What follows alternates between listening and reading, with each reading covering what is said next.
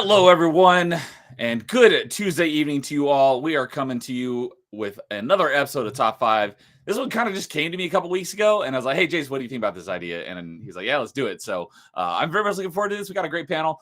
But how are you doing tonight, Jason? I hope you're doing okay. I know you've been... Yeah, we're getting back. We're getting back to hopefully full health. So yeah, we're had a little fun yesterday. But yeah, today's top 5. Didn't want to miss it, so got to home, got to rest, and now it's already 8 o'clock somehow. So or 8 o'clock my time somehow.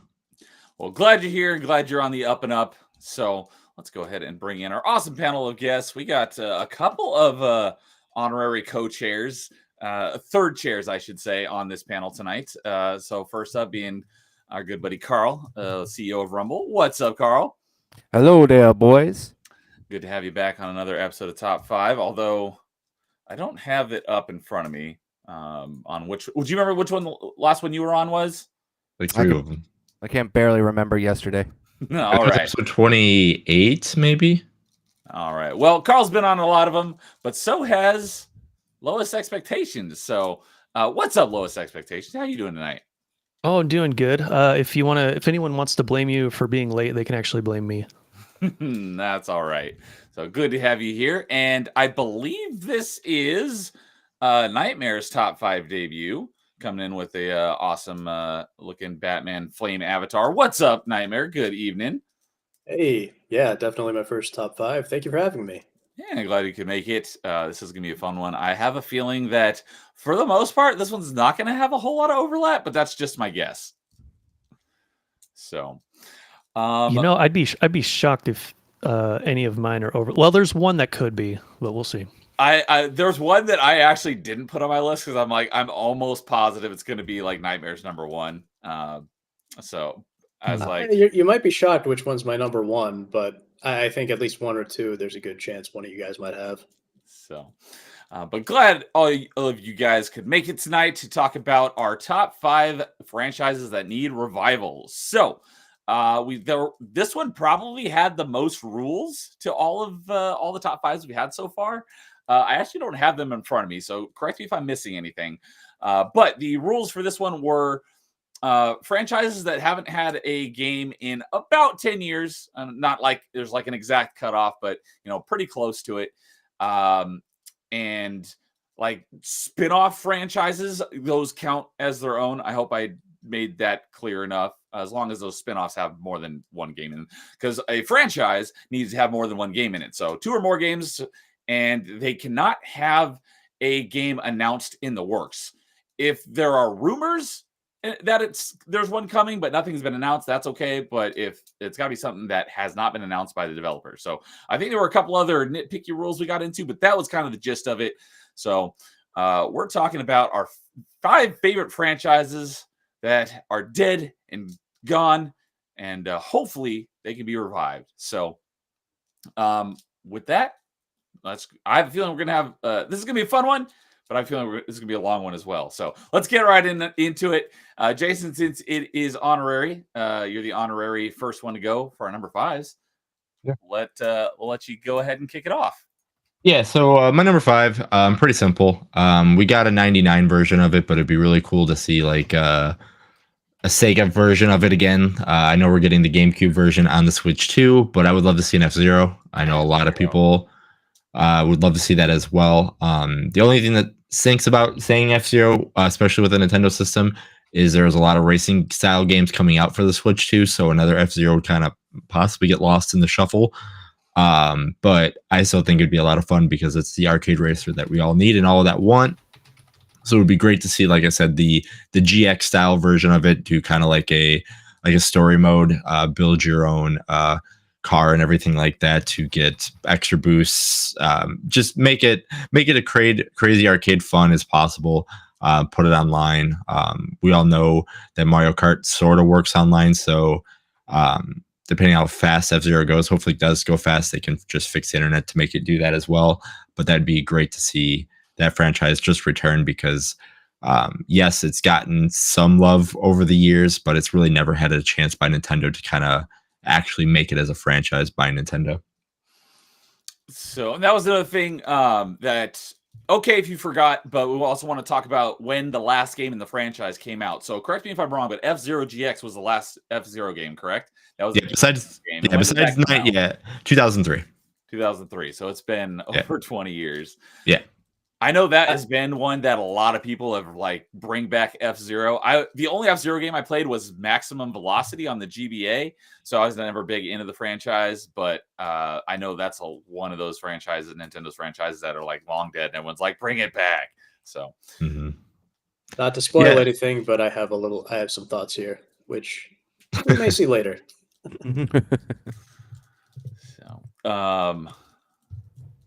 Either you guys ever play any of the F-Zero games? Yeah, F-Zero GX is one of the best GameCube games out there. Okay. Yeah, it still holds up to this very day. I was just it's kind of like my go-to to test my settings on my GameCube. So I kind of just always throw it in there and just check it out to see how those HDMI converters are working, and it holds up, man. There's a lot of games from the GameCube generation that the controls really still hold up to this very day, so that's a good sign. I don't remember if there was a F-Zero on N64 as well, right? Correct. And what was That's that? That was just F-Zero F-Zero X. X. Right. Maybe that's what I'm thinking of. Since I don't know a whole lot about the franchise, I remember someone saying one of those two was one of the few games on their console that actually ran at 60 frames. I have a feeling it was probably F-Zero X. If I also recall correctly, F-Zero X was one of the few games that got a upgrade with the N64 expansion disc, pack? right? Yeah, expansion pack or the disc drive. The disc drive. disc drive. It had a disc Oh. drive. That of course only came out in Japan. We never had that here in the States. Interesting. I did not know that. So, shout out to F-Zero GX has a retro achievement set on Retro Achievements with 229 achievements. Wild. So, we got dude over on Rumble saying, "Carl, you need to fix the stutter." I was talking to him about that before we went live. I'm working on it. I got to deport the Canadian that's currently in charge first. So, and he's saying, "Yeah, we got to wait because we got Mario Kart and Kirby Air Riders, both basically launch games."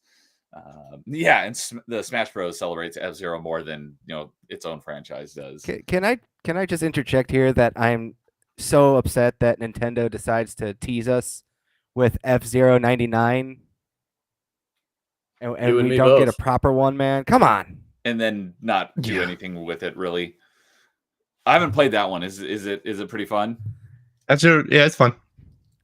Here's the thing. I want to bring this up because I got a little tism a bit. We're getting, Tomodachi Life.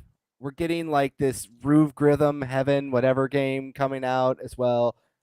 And these are like very obscure niche titles that are like for like the real hardcore Nintendo fans and mostly the Japanese audience. But we can't get an F-Zero game. I don't understand what's going on sometimes. Yeah, I think it's basically just because they have a racing game and they don't really want to make another. But then they make Kirby Air Rider. Well, that's because Sakurai wants to make Kirby Air Rider, and whatever he says Yeah. is going to go. I mean, That's whatever what it is. Sakurai wants, he gets. yeah. Basically, I mean, it's, Yeah. I think basically they just don't have any ideas for F-Zero that they don't already have in Mario Kart. Just give it back to Sure. Sega. That's all we need. Sega made the best one. yeah. I'm not going to disagree with that one. Which one is that? That's one for the the one GameCube? the one that you're watching on Lois's screen right now. Sega was involved with that? Oh yeah. Sega's the one who made that one. Yeah. I think we talked about this I didn't know before, that. Neo, when we were talking about Star Wars games, because a lot of the team that worked on the arcade version, I believe, for Pod Episode 1 Racing, Racer. yeah, worked on this Yeah. game too. Yep. Okay. And they've worked on obviously the arcade version of this as well. Which I was so upset Okay. that Galloping Ghost was down when I went there. I was so sad. Oh, the Episode 1 Racer machine was down? No, that one was working, but they had the F-Zero machine down, and I Oh, was the F-Zero machine. They have it, but it wasn't working. That's a yeah, my bummer. day was ruined. My day was. What's that meme? That was My disappointment is immeasurable. Well, my day My was day ruined. is ruined. Thank you. I That's what was expected looking nothing, and I'm still disappointed. Yeah, By that the one way, too. since dude is in the chat, dude, I'm gonna trigger you once they get to me. for. So yeah, there's another big, not on my list, but I don't want to say it because maybe it's on one of yours. But another Nintendo franchise that a lot of people really want to make a comeback. And Carl just played one of their games recently, as did Canadian. Yeah. But yeah, dudes, and right, I didn't see his comment yet, but he's like, yeah, if you're an achievement hunter, don't start F-Zero GX because not only does it have lots of achievements, they are incredibly difficult. So good to see you, dude. And October Mike is here on the YouTube side. So start with F-Zero. Yep, that was Jason's number 5. So good to see you, October Mike. So, all right. F-Zero GX. So for Jason's number 5. Carl, what about you? What is your number 5? Okay, my number 5. I'm gonna go start this one off and get a little bit strong here because this is a franchise that I didn't even know had a second game until about like 5 years ago. So my number 5 franchise I'd like to see a return is a little game called Jade Cocoon. I've never even heard of it. Yes, it's a PS1 and a PS2 game series. There's 1 and 2. Basically, it was kind of like a Pokemon clone for the PS1. You start the game off like learning about some evil forces that you need to fight, and then you have to go around and you have to capture monsters. And it was basically kind of like a Pokemon style game. I don't know if it came out before or after Pokemon, but it was more of a really obscure JRPG that not many people really know about. And it was only something I really knew about only as a kid growing up. Because one of my friends had one, and we used to play it all the time together. And then on top of that, too, I just found out that Jade Cocoon 2 existed for the PS2, and I was looking up online, and it was very doo-doo from everything I was not very reading. well regarded, huh? Oh, it was incredibly terrible from the reviews I was saying, like mercilessly reviewing this game. And I also Just think... interjecting really quick for you, Carl, since you mentioned Pokemon. Pokemon Red and Blue came out in 1996. Jade Cocoon came out in 1999. I was going to mention that. I just didn't know when Pokemon came out.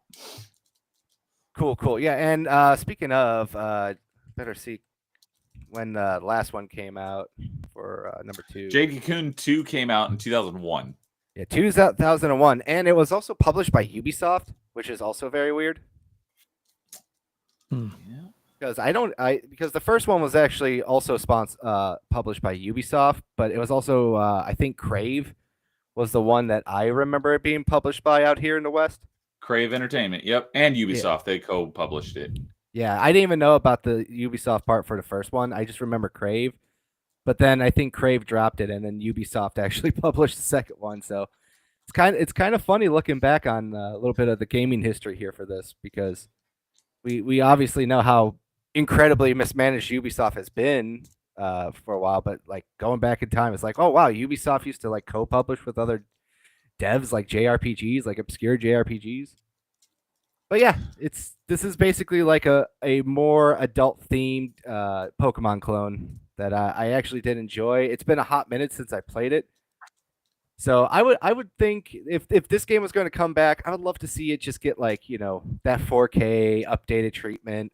Don't really change too much, make some quality of life improvements, and just kind of like re-release it, kind of like they've been doing with a lot of older games too, like Onimusha and that, you know? Yeah. So the first one has an achievement set. The second one does not on retro achievements. So no one liked it. That's why. Exactly. Dude said the exact same thing. PS1 Jade Cocoon has a retro achievement set. Speaking of Ubisoft and turn-based RPGs, that is a game that I just recently played within this last week, is Child of Light. Oh, nice. Oh, that game's good. That is really good.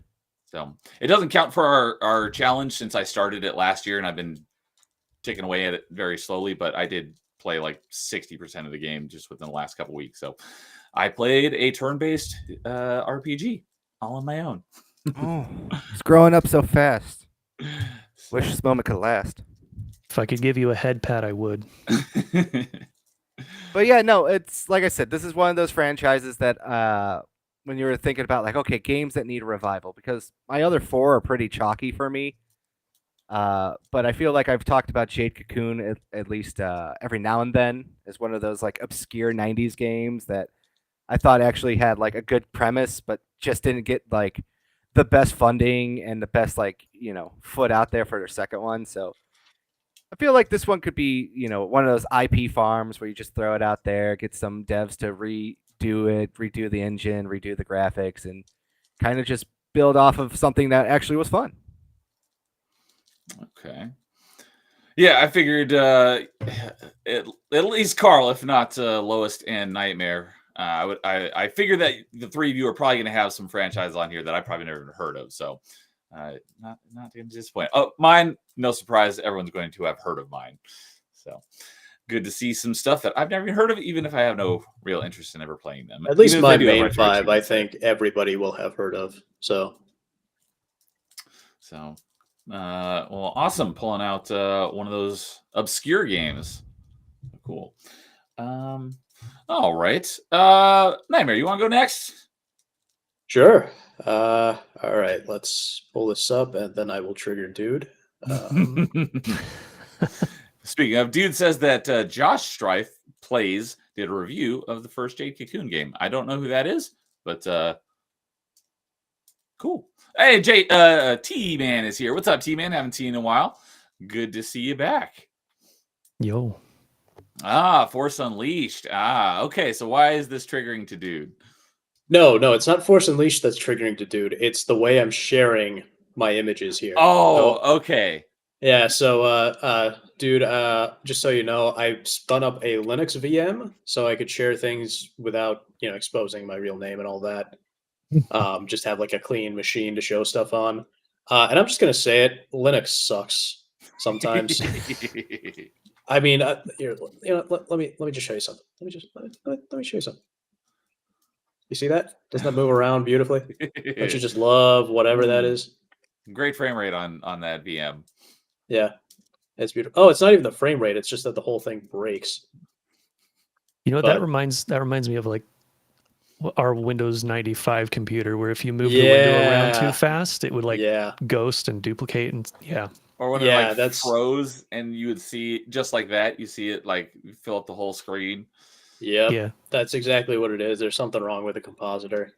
What's funny is I have a duplicate VM running the same exact version of Linux, and it's running fine. So who knows? But yeah, to the actual topic. Yeah. So my number 5 franchise I want to come back is a sub franchise of Star Wars. It is The Force Unleashed. So as you can see, the last mainline entry here is Force Unleashed 2, which is actually one of my favorite games of all time. I mean, I just love the gameplay in general. I love the power fantasy aspect. You're this really tough gray. I hate the term gray Jedi. I've told Neo this before, but I hate the term gray Jedi. It's not a real thing. There's dark Yeah. Jedi and Jedi, but there's no such thing as gray Jedi. Okay. Well, I also hate the term dark Jedi, but whatever you want to call him, he's this like alignment ambiguous guy who starts off dark, and then I think technically he's a Sith apprentice initially, Yes. and then he kind of spins around, and you get to kind of choose his fate, whether he goes dark or light. But it's this power fantasy of this Force user who's powerful enough to stand up to Darth Vader and the Emperor, and you're just hacking and slashing things, slicing and dicing all those stormtroopers. It's so much fun. And also, this was back when women were allowed to be hot in Western games, so the love interest in the game is this really hot blonde pilot. Juno Eclipse. Yep, Juno Eclipse. And the thing is, 2 also ended on a cliffhanger. Well, not exactly a cliffhanger, but it ended in a weird place where there's like this really obvious gap between how the game ends and then the state the galaxy is in episode 4. So by the end of 2, at least in the good ending, which I think the good endings are considered canon. Both the they games, have- the good endings are Yeah. canon. Exactly. I don't think there are any Star Wars games where the dark side ending is the canon. I guess that makes sense. But yeah, because the good ending is canon, in the good ending, they capture Darth Vader and fly off. And then, so somehow Darth Vader must have escaped and something must happen to Starkiller. So, but of course, then Disney bought everything, killed off LucasArts, killed off Force Unleashed, just wrecked everything. I'm sure, Neo, you feel it much more than I do, even. But there was even an original concept for 3. It never really went anywhere. but there was a basic concept, and the concept behind 3 would have been after the ending of 2, Boba Fett would actually follow the Rogue Shadow, which is a Starkiller ship. He'd follow him, shoot down the ship over some like deserted planet, and then actually you as Starkiller would have to team up with Vader to survive and escape, and it would be like an open world game. I've not heard about that. There was also an idea of a co-op, so somebody could actually play as Vader himself. And the whole idea was it would turn out that Boba Fett was sent by the Emperor because the Emperor actually wanted to try and replace Darth Vader. So he was Okay, just that going to would kill make off sense. everybody. Yeah, I and did I think not that know would have been a about really cool evolution to it. But yeah, this is I just miss this style of game, especially in Star Wars, because like just the mechanics of what Jedi can do it lends itself really well to certain types of gameplay. And so that hack and slash is so much fun, especially compared to like the what are they called, the Jedi Fallen Order, Survivor, those games. To me, they're basically that more Souls like combat, and I just hate Souls like combat because it's slow.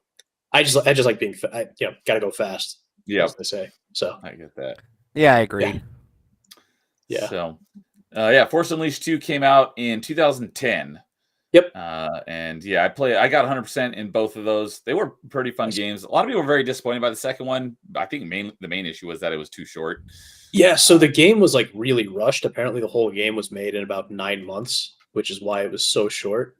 And I noticed that. I wish it were longer. It's just such a fun game. But yeah, one of the cool things was the motto for the dev team while the game was in development.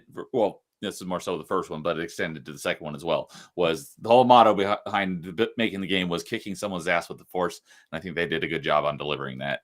I love it. They totally did. So, we got a couple people in chat showing up. Sons and Shadows, what's up, Sons and Shadows? And Mo, what's up, Mo? Go. It's like I almost want to tell you to stop watching the stream and go play Mass Effect. But good to see you. And Paul's here as well. What's up? I see October 23rd Mike in the chat saying, "Oh my goodness, is that Batman? Hi, Batman." For legal reasons, I am not Batman. I am in fact Nightmare, and Batman is dead. He died, and I am just a demon. Rip. But yeah, they were fun games. The opening of the first one was great when you play as Vader, just like slaughtering the Wookiees on Kashyyyk. I love it when you play as Vader in the first one. I actually remember there's an achievement for this. Oh, it's called like World's Worst Day Manager. Or worst something. day shift manager ever. That one, and yeah. You get it if you kill any of your stormtroopers. I think you have to, Oh my god! like force grip 5 or 10 of your stormtroopers and like throw them off ledges. No. I think you just have to like kill them. I don't, unless I'm misremembering. I'll have it up here yeah. in just a second. Let's see here. Manage. Worst day shift manager ever. Kill 12 stormtroopers as Vader during the prologue. Oh, So, okay. there Doesn't it is. matter how you kill them. Just you have to kill them. So, Okay, but it's 12 of them. yeah. There you go. And the I love the DLCs for both games because they basically follow an alternate timeline where in Empire, Luke turns to the dark side, and they kind of play that through the DLCs of both games, and that was a fun like alternate history, like what if sort of thing. I think one of the issues with the second game also was that the second game's DLC never came to PC. It was like exclusive to one of the exclusive to one of the platforms, and then the Wii version, of course, had its own different gameplay based on actually swinging around the Wiimote and nunchucks as opposed to just button pressing. Yeah, I played them on 360. I've heard people say like the Wii version is the best version of these games. Never played the Wii version though, but that would seem like a fun way to play it. Yeah, it would make sense. And the DLC, I think it was on the second one. Let's see here. Yeah, there's an Endor DLC where you go around, you can just slaughter Ewoks. And I showed my roommate at the time because we were big into Robot Chicken, and the Robot Chicken Star Wars episodes are freaking great. And there was in the Robot Chicken Star Wars, there's one scene where Boba Fett gets a red and a blue lightsaber, and he's he puts them together, makes purple rain. He goes around slaughtering Ewoks. I was able to play that out in Force Unleashed too, because you can put the Boba Fett skin on and you can turn your lightsabers red and blue. Yeah, I love the customization options in that game too. They had like 1 million skins. There's a ton of skins. Like yeah, 20 different lightsaber colors, and you can do one color per hand. And I also just love like the way it looks, even when you're fighting with the lightsabers, just because of the way he like holds them, and they did a really good job with the animations on those. So it just feels like it was so cool. You know, they really established like a really good feeling in the game. Yeah. So, well, good pick. I definitely would not begrudge a Force Unleashed 3. That'd be a lot of fun. I would definitely play that. But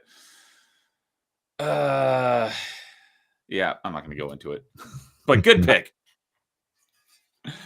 You know, I think I'll go ahead and go next, and I'll let Lois finish off our number 5s. Okay. So for my number 5, this is the most recent one. This is kind of on the edge of the time frame because it was 2016, so it's a little less than 10 years ago. But I felt it was close enough that, and hey, it was my topic, so my rules. And Paul, you're gonna love this one because the soundtracks for these games are some of his favorite of all time, and that is the Mirror's Edge games. I 100%ed both of them. And I loved both. A lot of people didn't care for the second one, Mirror's Edge Catalyst, although technically it's a prequel, takes place earlier in the timeline. I don't know why people hated on it, because the first one's very linear, level, go from point A to point B. Nope, which I greatly enjoyed. It was very short. There was one time I remember I was borrowing it. I think I was borrowing it from my friend at the time, and I had already beaten it. And I was like, you know what? I feel like playing it again. So I popped it in. It was like, I don't know, it was like 10 o'clock or something that night. And I was like, I'll play a level or two. And I ended up beating the whole game before I went to bed because it is pretty short and I knew what I was doing. But it's a fun first-person parkour game, as you can see Lois demoing it for us.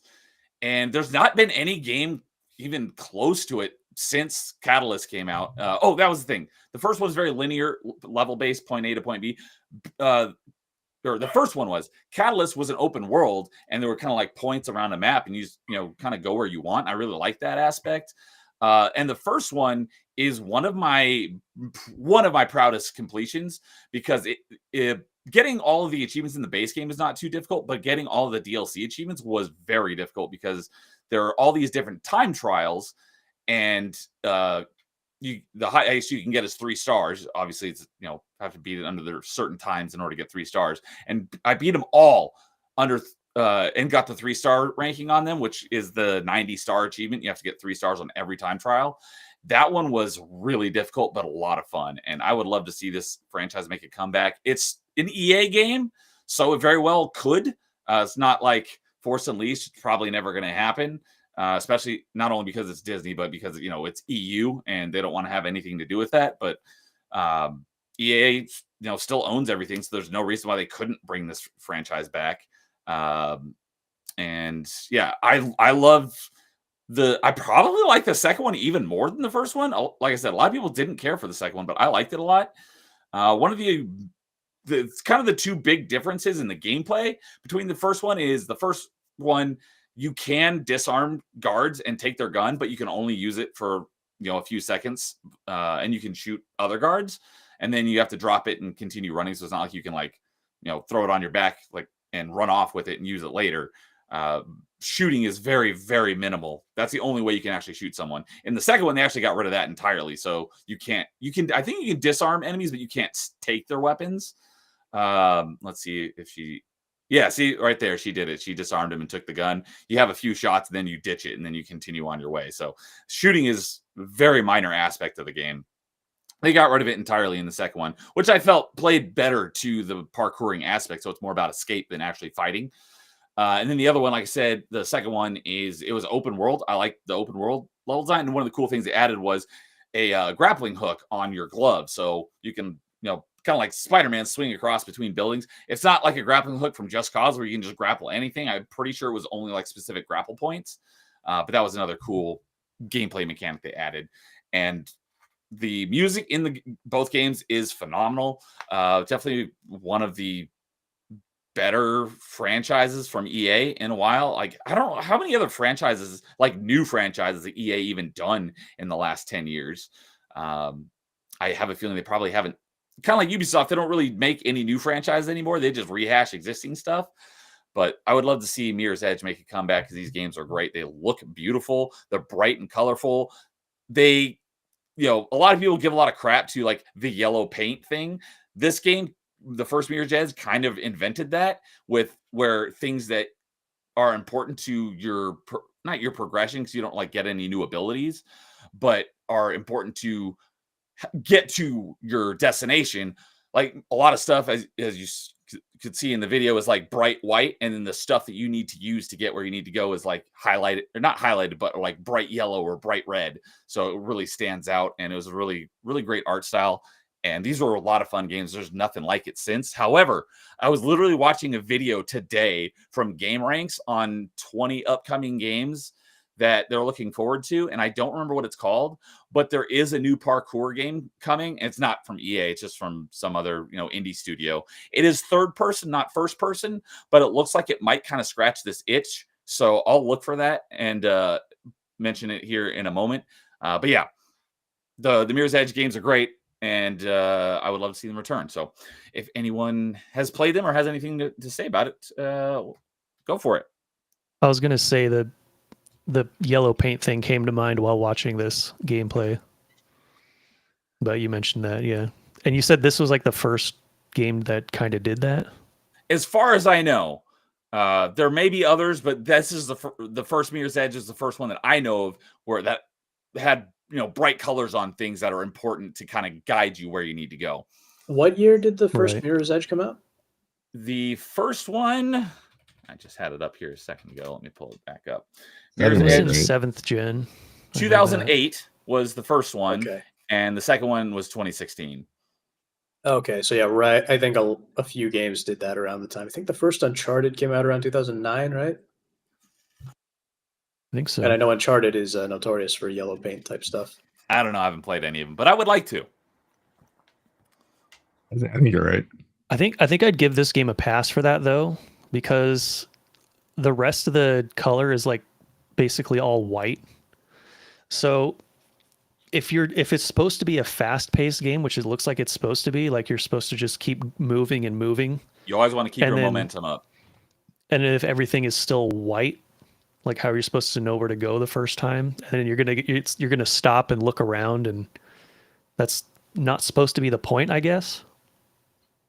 Yeah, there's usually like stuff chasing you, so you always wanted to keep your momentum up and keep running. So as you saw in that clip right there, like as you get closer to certain items, they will glow, whatever color, be like, hey, this is kind of the path you're supposed to take. So I actually don't mind the yellow paint thing in games too much, but I think the real problem is when they just get lazy and just slap yellow paint on something where it doesn't belong. Like Final Fantasy Rebirth was really bad about this. You'll just be like in nature, and then random like ledges of rocks will be painted yellow for no discernible reason. So I think immersion. Yeah. So it should really be done in a way that feels a little more immersive. So, but yeah, it had bright and colorful colors, like a lot brighter than pretty much everything else at the time. Because at the time, like Gears of War was pretty new; it had just come out the previous year. That was the piss filter era. Yeah, everything was like dark and gray and gritty, and this was like bright and colorful. So it was different than a lot of the first-person games at the time. And as far as I know, one of, if not the first parkour game. So different than a lot of the other stuff that not only in like the art style, but in the gameplay. I don't know anything else. I'm so tempted to pull up that bit from The Office where they do parkour, but I'm pretty sure. I love that one. Yeah. Parkour. You jump off the ledge or off the roof into the box. There was nothing in it. Yeah, that's a leap of faith. But yeah, there was a Mirror's Edge Windows Phone game, but Windows Phone that was in 2012, and the Windows Phone games don't exist anymore. But I did have a I don't know if it was the same one, but I had a Windows or not a Windows, a Mirror's Edge 2D game on my phone from the iOS store way back. And that was a lot of fun too. I don't know if it still exists or not. I'll have to go look for it, but yeah, great franchise. I would love to see return. So, dude saying that the PS2 version of Force Unleashed has a retro achievement set. I did not know that, but thank you for that, dude. And Paul's like, yes, he did. He thought Catalyst was meh, but yeah, Solar Fields is the artist who did the soundtrack. Wasn't both. So, oh, that's right. Thank you for reminding me, Paul. The option of highlighting everything in like bright colors, you can turn that off if you don't want it. I forgot about that. I didn't have a problem with it, so I always just left it on. But if you don't like that, then you can turn it off. So, and thank you for that, Paul. I saw you earning your keep as the mod. All right. Lowest expectations. What is your number 5? Well, I had a. Oh, sorry. I had a. Before I pulled up that other game that I was. It's called Storror Parkour Pro. It's like STORRORO, or a lot of R's in it. That's the third person one that's on its.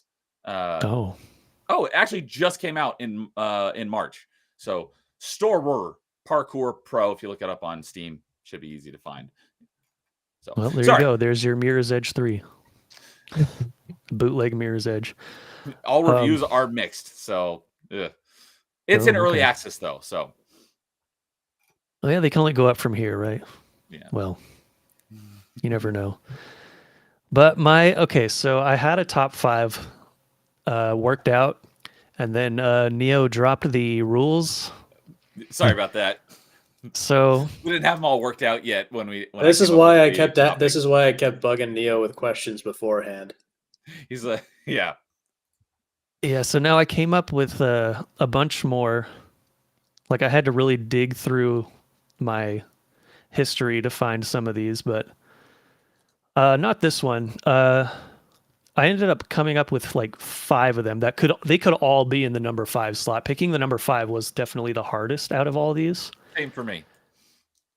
But number 5 is Kid Icarus, actually. Okay. Kid Icarus, I've actually mentioned this on your channel already, I think. I think Kid we Icarus, talked about it, yeah. Yeah, Kid Icarus was my number 1 favorite NES game.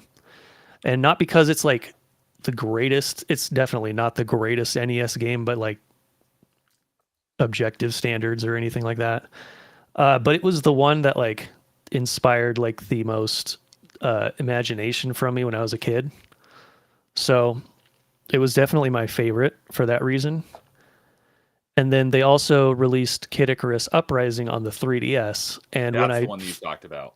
Yeah, when I saw that when I first saw that was coming back, I was like mind blown. Like I never thought that would have ever happened at that time.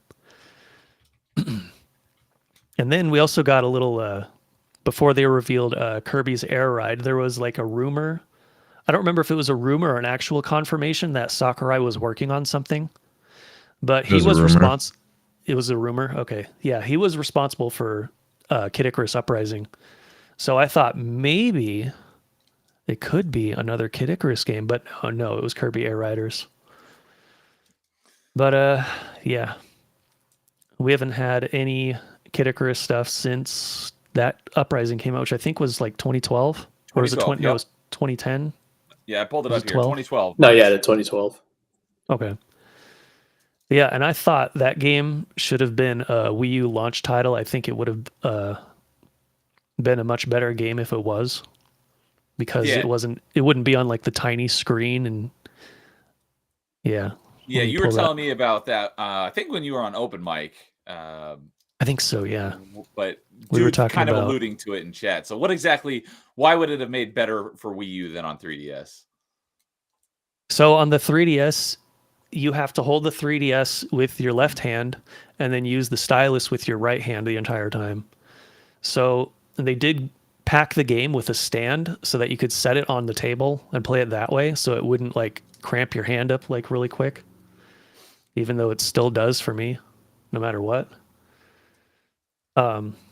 But yeah, playing it on the 3DS is just like really cumbersome, and I didn't like it very much. Yeah, that's So- what dude's saying. It has fun story, but terrible gameplay. Everyone's hand will cramp from playing it. What was Sakurai thinking? Yeah. Yeah. Yeah, if this was on the Wii U though, like you can see it on screen here, there's like a big sense, like this giant enemy that's about to appear. This huge sense of scale would be so much more impactful if you were playing it on like a big screen or something like that. And it would be much more user friendly to control if it was on like the gamepad, in my opinion. But yeah, I think they have the Switch 2 with the little mouse control thing and all that stuff could actually work for a game like this, I think. Okay. Yeah, definitely. Probably Will would they help do it, get though? some more attention to the franchise. Yeah, will they do it though? That's the question. Probably not. Yeah, Never you know. You could probably do it with the mouse never know. controls, or you could probably do it with the motion controls. Yep, either one. So Yeah, this Listen- could also have been a better game if it was on the Wii with the pointer, I think. yeah, Oh, definitely. because the only thing I know about this franchise is Pit being in Smash Brothers, but the one you were showing earlier looked like a platformer, and this one looks kind of like a Star Fox game. Yeah. That was the old pretty NES accurate? one. Yeah, the NES one's a platformer. It's a very linear game, except there's at the end of every world, which is 4 stages, there's like a dungeon style one where you go through like this labyrinth. Let me see if I can fast forward to it. And these can be really confusing because I don't think there's an actual map, if I remember correctly. Let me see if I can find it. But Uprising was an on-rail shooter, right? Yeah. Okay. Yeah, it was comparable to like Star Fox or something like that. What about the second think this is Kid it. Icarus game? Was that a platformer or was that? Oh yeah, there was one on the Game Boy. I've never played that one, so I don't know much about it, but I think it's another platformer like the original. Yeah, dude just mentioned it in Okay. chat as well. It is a 2D platformer. It was original Game Boy game, so that makes sense.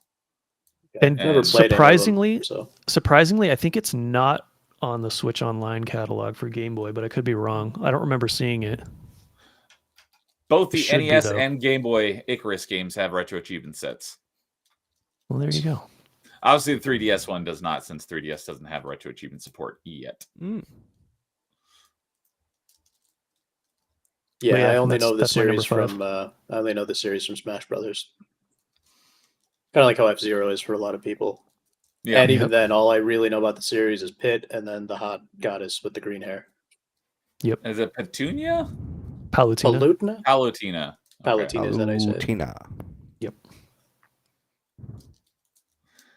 All right. Yep. Thank you, Paul.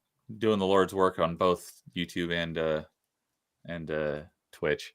Yeah, I saw some spam pop up and then the chat just completely disappeared. Now I can't see the chat at all.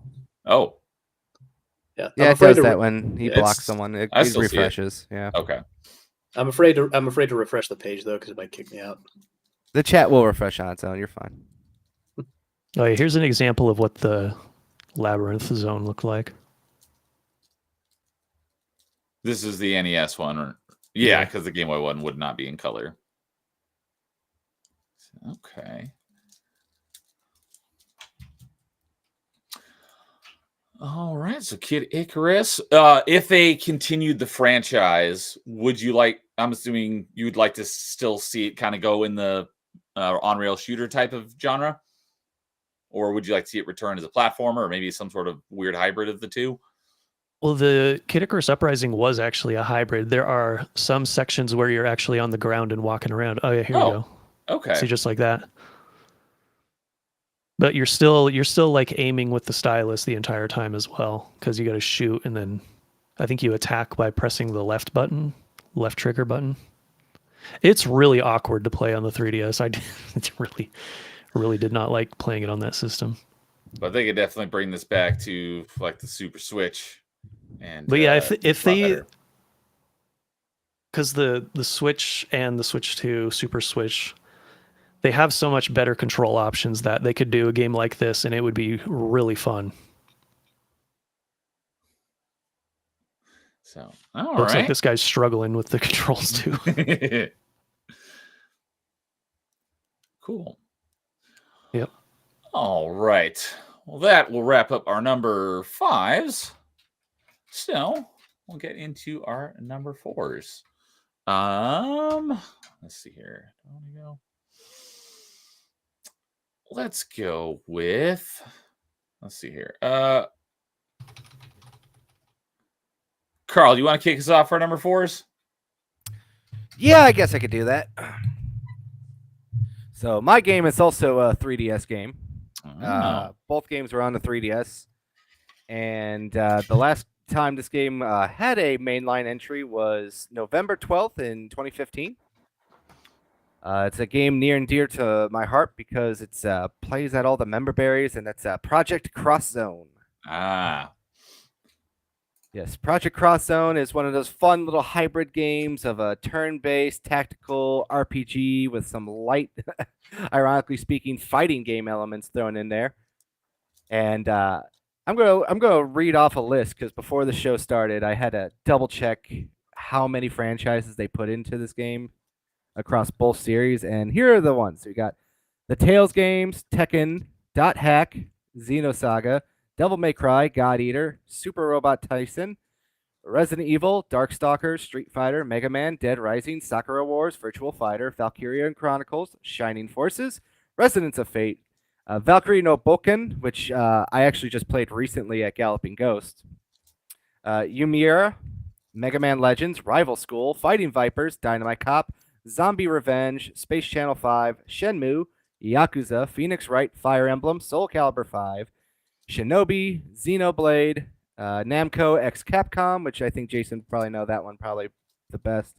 Summon Knights, Streets of Rage, Nightshade, Captain Commando, Star Gladiator, Capcom Fighting Evolution, and of course the homeboy Mr. Sengata Sanshiro as well was made an appearance in that franchise. So a total of 39 different game franchises across 4 major game companies and a folk hero of Japanese Sega Saturn commercials. That is a lot of franchises crammed into one game, or 2 games, I guess. Yes, that's over 2 games, and they added more in the second one because of popularity spikes in a couple of other franchises. And these were both 3DS games? These were both 3DS games, yes. Okay. I know you talked about these quite a lot over the last 6 months or so, but I didn't realize that they were 3DS games.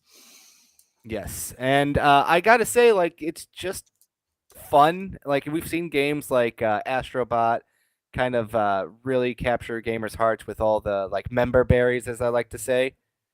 And I would say because of this gaming series, I've discovered a lot of other video games to go look into and check out.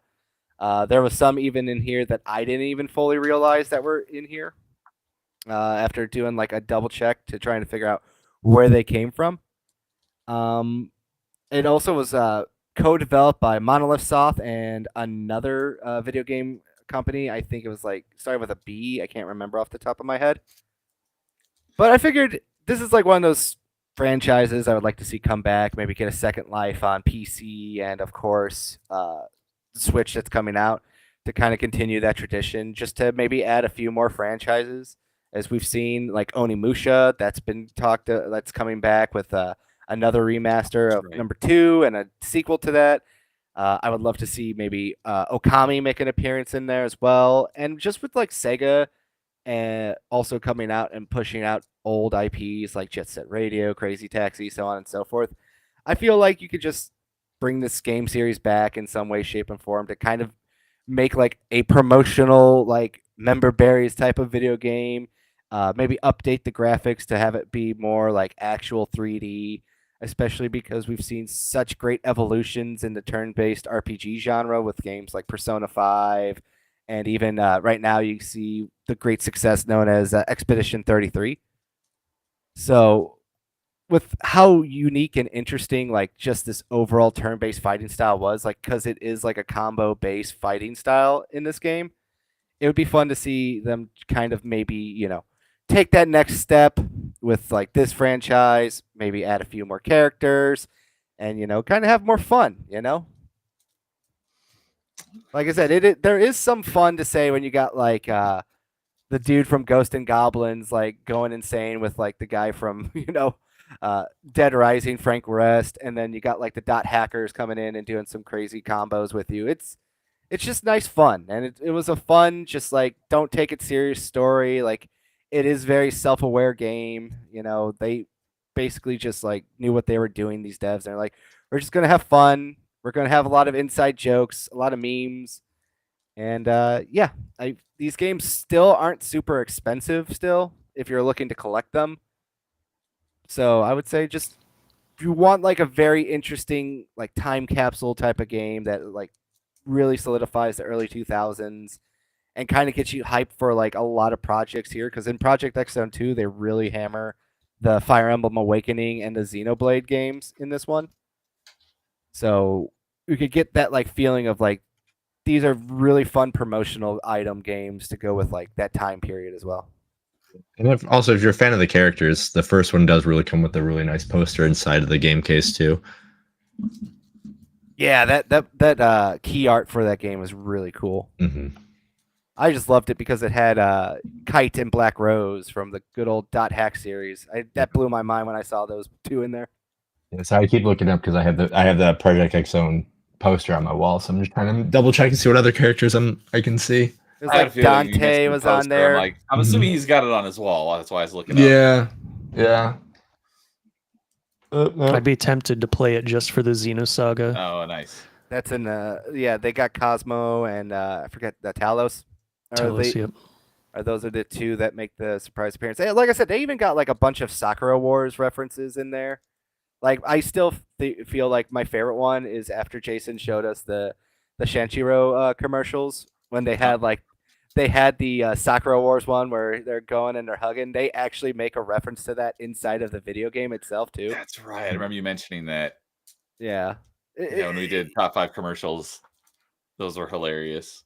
I'm not gonna lie, X Zone 2 has like the best, just over the top references that just becomes so much better. Especially when you learn more about Mr. Sanshiro as well. So yeah, I was thinking because actually not spelled cross zone, it's X zone, right? Yeah. That's how it's spelled. It's in Japan they do it. It's not like an X in Japan. It's the same thing with the PlayStation button. Yeah, it's like this is the cross button. Yeah. Yep. Gotcha.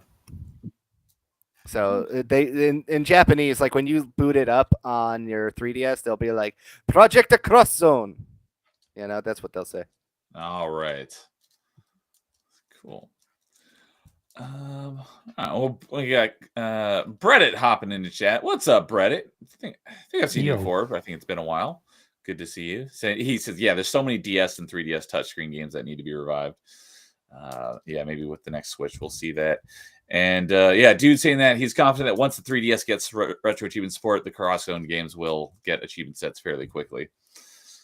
So, without doubt.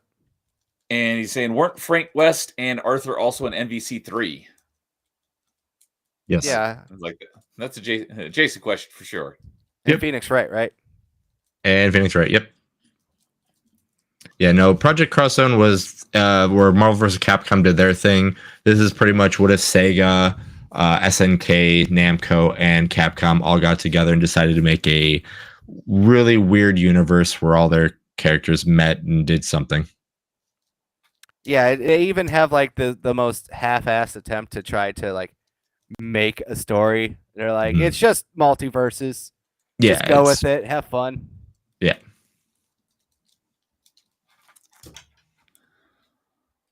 All right. Then I think I'll go next. So for my number 4, this might have been influenced because I was watching a lot of videos lately on this franchise, and it just made me like want to play, even though I have played some of the games not pretty frequently, but pretty recently. But I was like, this game franchise was to be revived, and that is my favorite of the Capcom games, and that is Mega Man. But specifically, my favorite ones are the X games. So the last one was Mega Man X8, and X6 was probably at the time a lot was terrible. I just recently replayed it last year, and it was a lot worse than I remember it being. And X7 is awful, and then X8 was delightfully great and kind of getting the franchise back on track from 1 through. Most people consider 1 through 4 excellent games. 5 is kind of iffy, and most people consider 6 and 7 are terrible or bad and terrible. But X8 was kind of getting this franchise back on track, and I would love to see Mega Man X9. But to kind of recap just the Mega Man franchise in general, Mega Man X8. Let's see where X8 came out in December of 2004, so that one's been over 20 years. But there's a ton of sub franchises in Mega Man as well. There's the Mega Man Battle Network, and just Mega Man in its entirety has basically kind of gone off a cliff because all the different franchises have been dead for a long time. The classic game is the only one that's had a game in a while. So just between 2000 and 2010, there were 42 Mega Man games.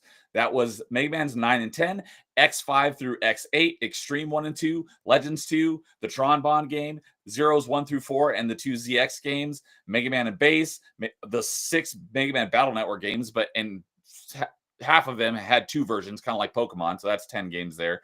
Mega Man Battle Chip Challenge, Network Transmission, X Command Mission. There's 3 Star Force games, and similar to the Battle Network games, those all had multiple versions as well. So that's 7 games. Mega Man Powered Up, Mega Man Maverick Hunter X, the Anniversary Collection, the X Collection on GameCube and PS2, and the Zero Collection on DS.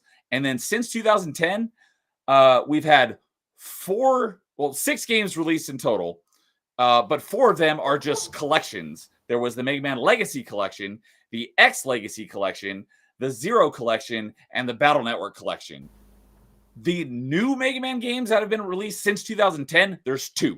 There's Mega Man 11, which is the continuation of the classic franchise, and the Mega Man X Dive, which was basically a mobile game with some gacha mechanics. They actually re-released it as Mega Man X Dive offline in 2023 to kind of get rid of that. I have that one, haven't played it yet. But we've had 2 new Mega Man games since 2010, and I would love to see a Mega Man X9.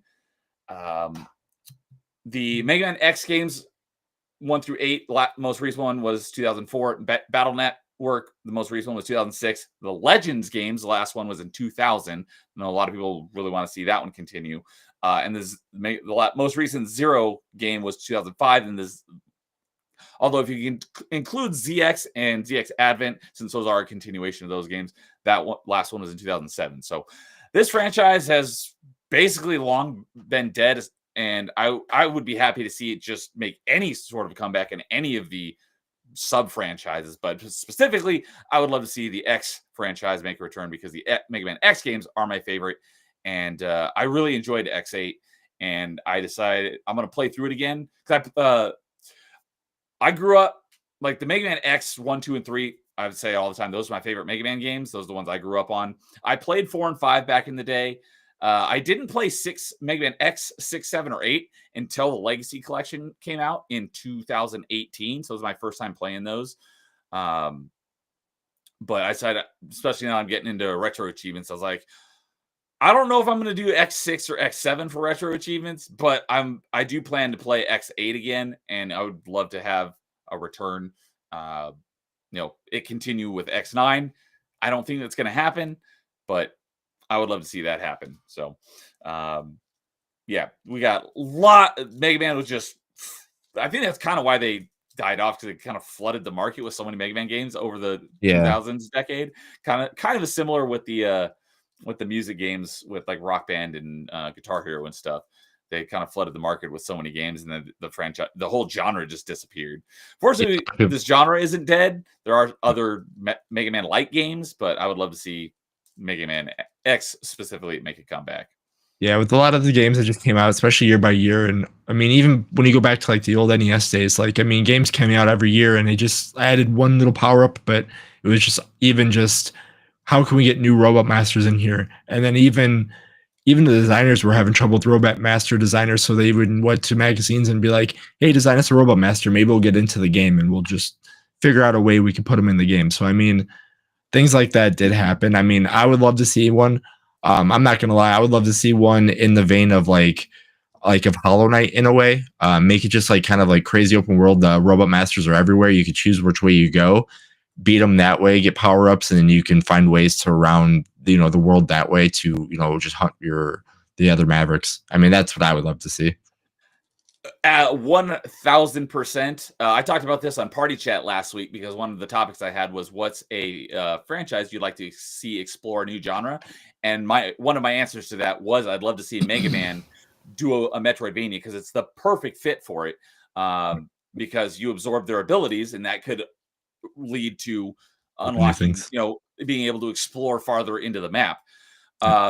The closest we've got that as official Mega Man games are Mega Man ZX and ZX Advent are arguably Metroidvanias.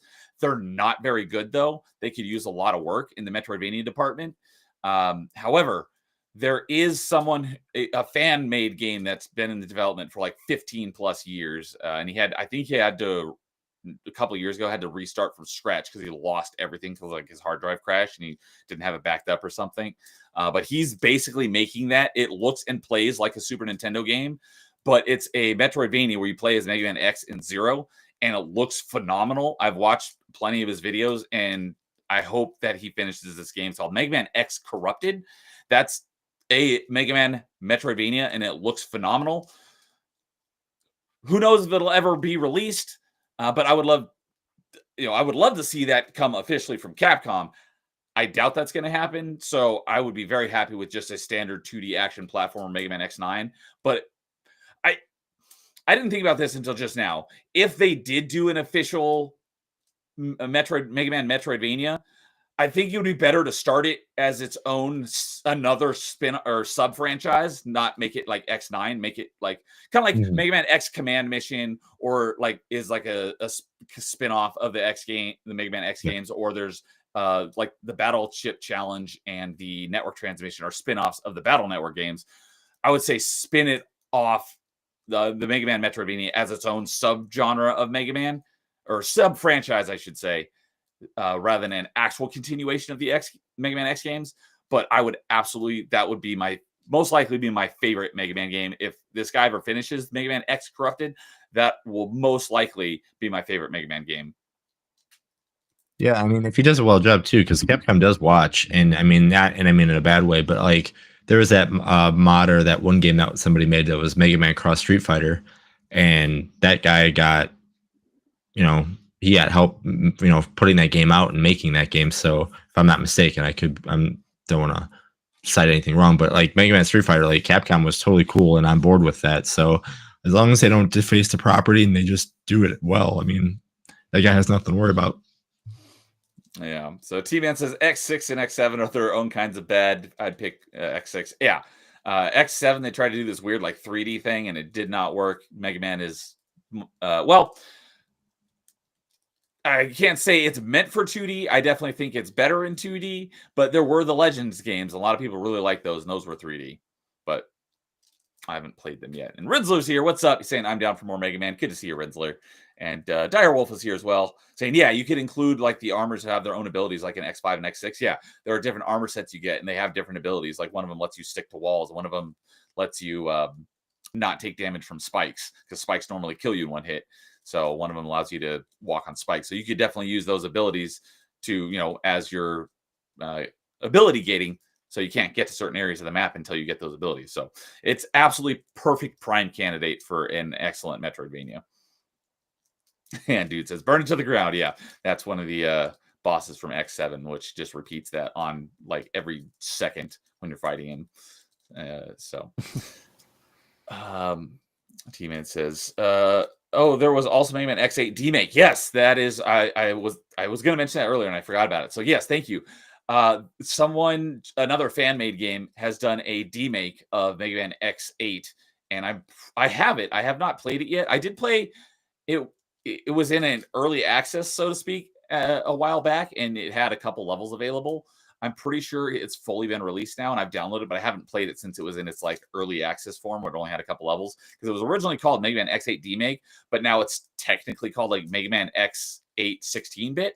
but it's like the full game of Mega Man X8 fully realized in a 16-bit setting, and it looks like a Super Nintendo game. Whereas Mega Man X8 looked like a PlayStation. I mean, it was a PS2 game, so it is a 2D game, but it looks, you can see the graphics there. It looks like a PS2 game, whereas the DMake, the 16-bit one, looks like a game that was made on the Super Nintendo. So I'm looking forward to playing that at some point as well. I would love to see get retro achievements, but since it's not like, because there are hacks and like fan-made games on retro achievements, but since it's not built on another game, it's basically built from the ground up. I don't think it'll ever be able to get retro achievements. But thank you for bringing that up, T-Man. So, and Sammy's over on Twitch saying no YouTube stream. There is a YouTube stream, but it's over here on my channel, on Nerdy Neo, and on Jason's channel. So I'm assuming that is coming probably from Nightmare's side, or no, that's probably Lois, one of your guys' link channels. So good to see you. She's my friend, so I would narrow it down. Well, are you streaming this on your Twitch as well? Yeah, I have it paired. Oh, okay. I didn't realize that. That if I knew that, I would have said, "Oh, it's due to Carl." But good to see you. No, you're fine. Yeah, I don't have a Twitch at all. Okay, that Yeah, makes sense. same here. I think your Rumble account one's down though. Oh, is it? That's not surprising. Although, dude just commented a minute ago. But I will say this before we move on here. I for really it. hope that those rumors of the leaks about the Mega Man Legends and the misadventure of Tron Bonnie turn out to be real one day. What are those rumors that they're gonna do a collection or a remaster remake of those? There was like the GeForce leaks that have turned out to be pretty accurate. And those were two games that appeared on the GeForce leaks. Okay. I want those games to come back specifically Tron Bond because of the price. It's like $500 for that game. Oh, I did not know that. Yeah, Yeah, that's expensive. And like you could still get it for cheap on the PS3 store and the Vita store. It's like only $5 or $10. Oh, the digital version. Yeah, so like you could still play it for relatively cheap if you want to like have like a ownership of it. But Mega Man Legends, I'd like to see to get an update because that was an original PS1 controller. So it doesn't use the DualShocks. So when I'm playing it on my PS3, you have to like move awkwardly. It's got like that weird tank controls, and you gotta press L1 and R1 to move around and stuff. Very clunky and not as intuitive as I would like. So yeah, the Tron Bond game also has retro achievements. Great game. Love that game. Yeah, I didn't even know that game existed until I might have been on my very first stream on YouTube's because my very first stream on YouTube we were talking about Mega Man, and I think someone brought that up, and I was like, I did not even know this game existed. So, hey, Christian Freitas is here as well. Good to see you tonight, Christian. Dire Wolf saying, I want to play more sprite-based games like X5 and X6, Breath of Fire 3 and 4, maybe Arc System Works. So, yep, the good old days. So, and Renzo's saying that this guy has been making some Mega Man short films with Blender. Cool. I'll have to check that out. If you want to DM me on Discord with the link to that, I will definitely take a look at that and maybe pop that in the stream description afterwards. So, all right. Who wants to go next for their number 4? I could go. All right. I was just going to say, I'm going to call on you anyways, Nightmare. All right. Let's do it. So number 4 is going to not come as a shock to anybody. Ah. Yep. It is the classic, the Sonic Adventure 2. We all love Sonic Adventure 2. The last mainline entry, as I'm showing here, Sonic Adventure 2 Best Battle Sonic in, game. 2001. Wonderful, is perfect the in best. every way. Yep. And we never got another Sonic Adventure. We got some like semi-related sequels like Sonic Heroes and Shadow the Hedgehog, but we never got anything really close to Sonic Adventure 2 even in the past decade. So I mean, really, I would just want them to continue the concept, make a new story, so in a similar vein for Sonic Adventure 3. The one that you There's pulled just up not there, much that to was say. Sonic Adventure 2 Battle is the full name, right? Yeah, so Battle Okay. was, I believe Battle is considered like a DLC or expansion. It's just like a director's cut, effectively. Gotcha. Yeah. Okay. Because Yeah. they basically did 2 director's cuts on the GameCube versions. Yeah, so Sonic Adventure 1 got like a literal director's cut, and then Mhm. Sonic Adventure 2 just was battle. Yeah, and also I'm gonna say something unpopular, but I think the voice acting in Sonic Adventure 2 is way better than the voice acting we have now. I agree. I especially dislike what they've done to Tails. He just sounds like a middle-aged woman now. Sounds about isn't right. that who they have voicing him? Yeah, but it's like for some reason Japan. This bothers me so much.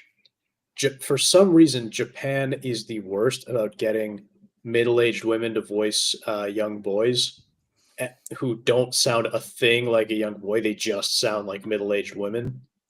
The Japanese games are the worst about this because, like, in the West, we have a lot of instances of it, and it's just great. Like, for example, Tara Strong does a great job voicing young boys. Like, she's famous for voicing Timmy Turner in Fairly Odd Parents, for example.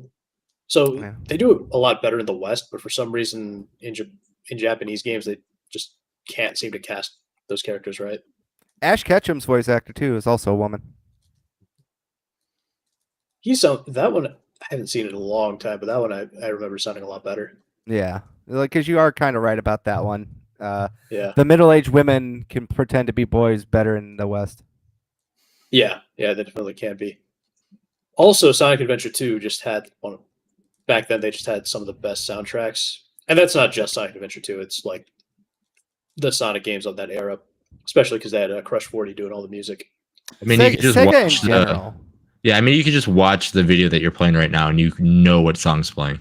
Follow me. I haven't played, set so I don't me know. free. But I've Escape from seen the this City. clip of him like snowboarding down a street, and I didn't realize this was from Sonic Adventure. I thought this was Sonic 06.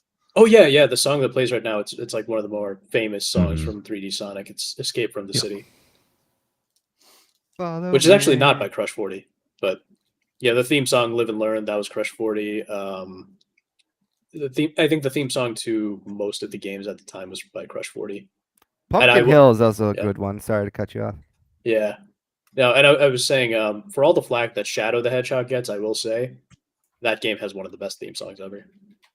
Oh, Shadow the Hedgehog's entire soundtrack is really good. Actually, It is. I love it. It totally is. Yeah. I'm a that game's an unguilty pleasure of mine, so I will defend that game. Yeah, I think the multiple ending shtick was a mistake. It doesn't really add much for replayability. It just makes it kind of annoying to finish the game. But yeah, I did enjoy it. I wasn't a fan of the recasting with the voices because that's when they started messing up the Tails voice. But Yeah, I just Yeah, want to play so- this game again right now. I was obsessed with the Chow Garden. Me and my buddies would play this for hours, just trying to Oh, make yeah, like, the yeah, perfect yeah. chows. I have a feeling Lowest was a fan of that as well. oh yeah, My he's a purple Chow. Now he hated my- it. He's a my poser. old gamer tag is Chow Knights. Yeah, I remember when I the first time I played this game was at a friend's house on his GameCube. We were just like playing random levels. I remember there's like a level where you have to chase a car down to save the president or something as Sonic. I remember he couldn't beat it, and I managed to beat it. I think I just got lucky, but yeah, we had a lot of fun with it. And I think what Sonic Adventure 2, Sonic Heroes, and Shadow the Hedgehog all kind of make up a story arc for Shadow, which is kind of nice. Yep. Yeah, So- and pulled up all of the Sonic Adventure games on GameCube and Dreamcast, and looks like there was Sonic Rush Adventure on DS. All have retro achievement sets as well. So, and the GameCube one that you've got here, Adventure 2 Battle, has 340 achievements. Good lord! Wow. Yeah. And Angry Canadians in chat. What's up, Canadian? Good timing because I know he's a huge fan of Sonic as well. Nice. So someone mentioned the Ultimate Life Form. Oh, good timing. They made a Lego set of that recently, believe it or not. Well, it makes sense because the movies. Yeah, but they have the Ultimate Life Form like actual Lego set from the video games. I thought that was cool. Oh yeah, that is pretty cool. And they also have the Tails Tornado Walker from as a Lego set too. I recently bought. Nice. T-Man says Adventures 1 and 2 and Heroes are his favorites. Nice. Those are all great. And while we were talking about sprite-based, DJ Darrell says that he's looking forward to Ninja Gaiden Ragebound. I am too. So Cool. So as much as I would love an Adventure 3, modern Sonic Team making it just sounds like a horrible thing. I'm with you there. 'Cause I agree. oh, The way they make Sonic games now, they don't feel right to play. Like I don't like the way Sonic feels in like anything from Unleashed and beyond. I've never liked any of them. Even Generations, I know people like that one a lot. I thought it was just okay. But like the modern Sonic controls, they would have to like go back to the way Sonic controlled in these games in order for it to feel right, or like make something new completely. Yeah. Because I don't know, whenever I play like a modern Sonic game, it just feels so like It just feels like they tried to take 2D Sonic and slap it into a 3D world. that too, but it's the way he controls when he's in 3D. It feels like slippery. It feels slippery, but it Yeah. also feels like you're on rails even more than you do in the adventure games. Like I don't know how to explain it. I also haven't played a Sonic game in a long time, so Yeah. I mean, yeah, same here. I really mostly just played those old games. As Yeah. I always say to people, sometimes it's hard to come from peak. yeah. yeah.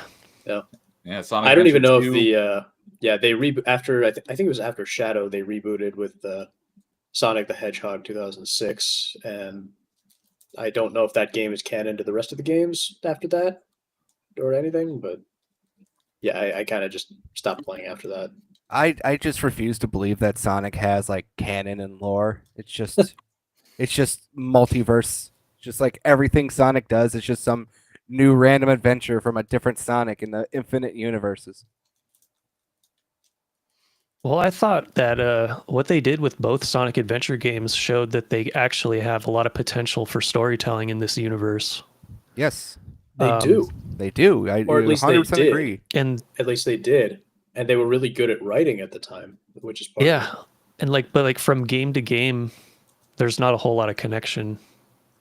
Usually, like you can just pick one up and play, and it doesn't really matter. You don't have to play it. You go from like the beginning and play all of them in a row or whatever.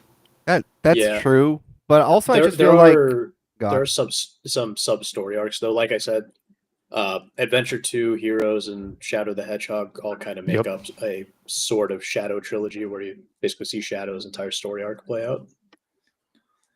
I feel like the biggest problem Sega has is they don't know what to do with Sonic.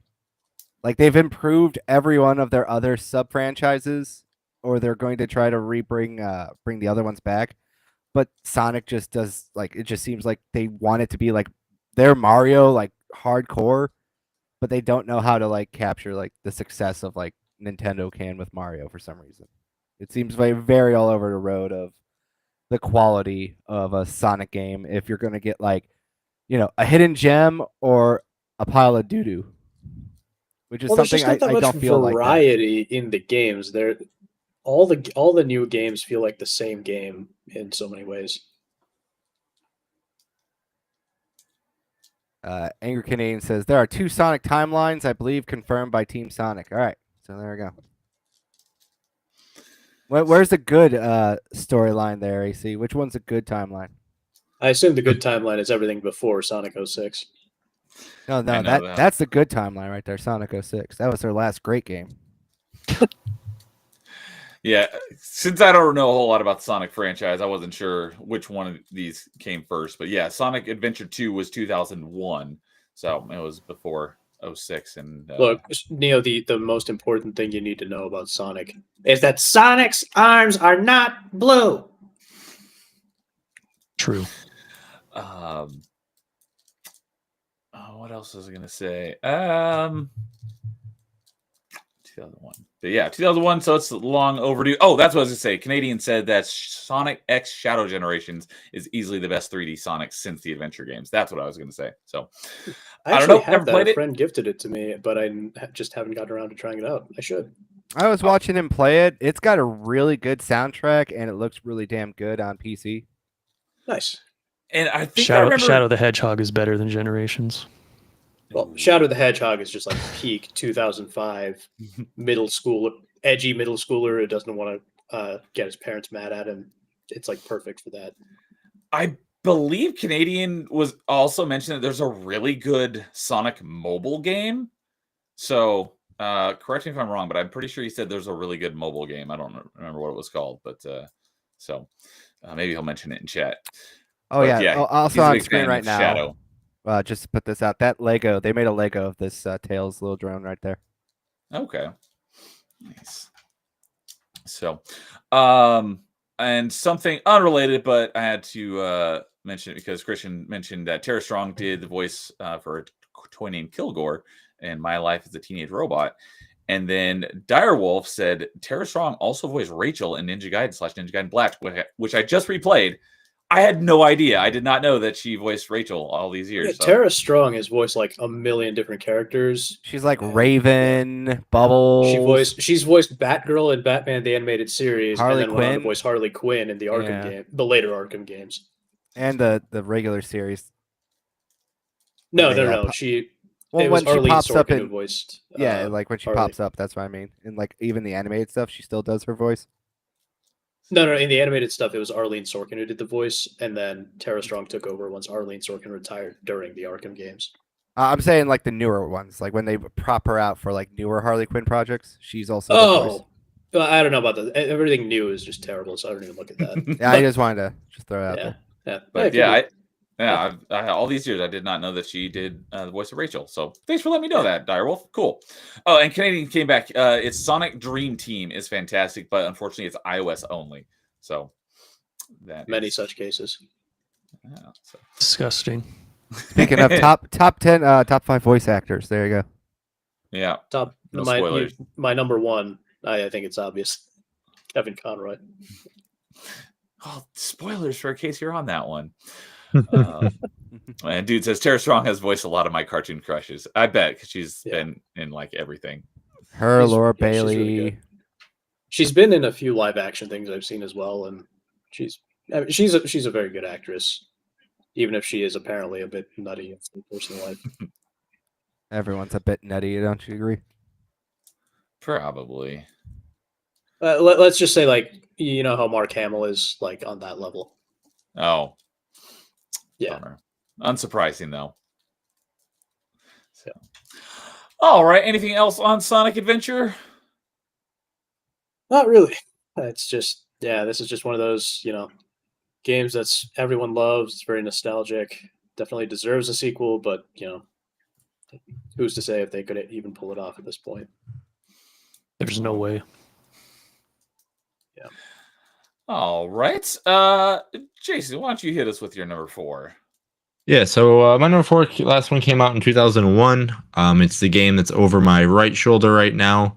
I would love to see the return of some music games, especially in Parappa the Rapper. Yeah. There's a couple ways that you could take it. You can just continue going back to the old school ways, kind of like the Busted Groove, and just do time buttons that way. Or would it be really cool to do a Hi-Fi Rush style of Parappa the Rapper? That's what I would like to see. You can kind of just have the rap battles kind of take you through a story, and just go through, if you want to go through the first and the second one, just to kind of get you involved in it. You could do that. Then you can kind of just get, Parappa stuck into just random crazy ideas at the diner that you see in the very first game. I mean, he works at that place in the second game. But there's very many things that you could do with rhythm-based games that we can see now that I think would be great, just to tell a story of a guy that, or I should say a kid that, needed to learn how to drive, needed to learn how to impress a date, kind of thing like that. So I would absolutely love to see some of the music return. The music from the games are great. They're catchy. Even if you only know the first one from, the first song from the first game, it's great. But I mean, there's plenty more good songs. And I think if put time towards it, I think they could easily write very, very many more good, memorable songs that would fit the game very well. I know you're a big fan of this one. We talked about it before, but how exactly? Because I know of the franchise, I've never actually seen anyone play it. Because it seems Blasphemy. like it would be a peripheral based game, but it's all just played with a controller, right? It's all based on controller. It's a Yeah. rhythm So game, yeah. yeah, it's a rhythm game that's not based off of like usually you'll see like circle, cross, square, triangle, and you have to hit it the right time. Okay. It's rhythm based. So I mean, you could just smash the circle button. We'll say you might get an okay score, but you won't get the best score. But if you can time it and you can hit the circle button, we'll say at the right rhythm to do a nice rap, you'll get more bonus points. And there's ways to get ways to get rapping good, to rapping great, that you earn like special parts in the song that you just get bonus points, and that's the hardest part of the game. Passing the game is easy. Trying to get like the crazy rapping bonuses is the hard part. Okay. So, Yeah, one of those good old PS1 games. And PS2. The PS2 one's not too bad. the most recent one was the PSP one in 2006. Which was the same. It was the original one. It was a Okay. port. Yeah, I got that one. So that one Yeah, it doesn't was count. that one right there. Yeah, the price of the original is like skyrocketed out of nowhere, and I have no idea why. People are finally catching up to it. Yeah, it's crazy. I mean, it used to be a super cheap like game that everybody had on their PlayStation, but I don't know if it's just copies are just going less and less or what. But yeah, no, I'm happy I have mine. I will say that. But yeah, I feel bad for the people that are wanting to check it out. You can always check it out on the PlayStation Store. But yeah, I mean, to have the physical copy of it kind of sucks that it's gone up in price. But for someone who has them and all that stuff, you got it while the time was good, I will say. Yeah, like right now, current prices on price charting for the PSP one is like the best way you're gonna get it. It's like $30, but for the original PS1 game, it's like $136. Jeez. But also, I wanted to say this too. We found out that they actually did get a physical copy for Japan only as well for this game as well.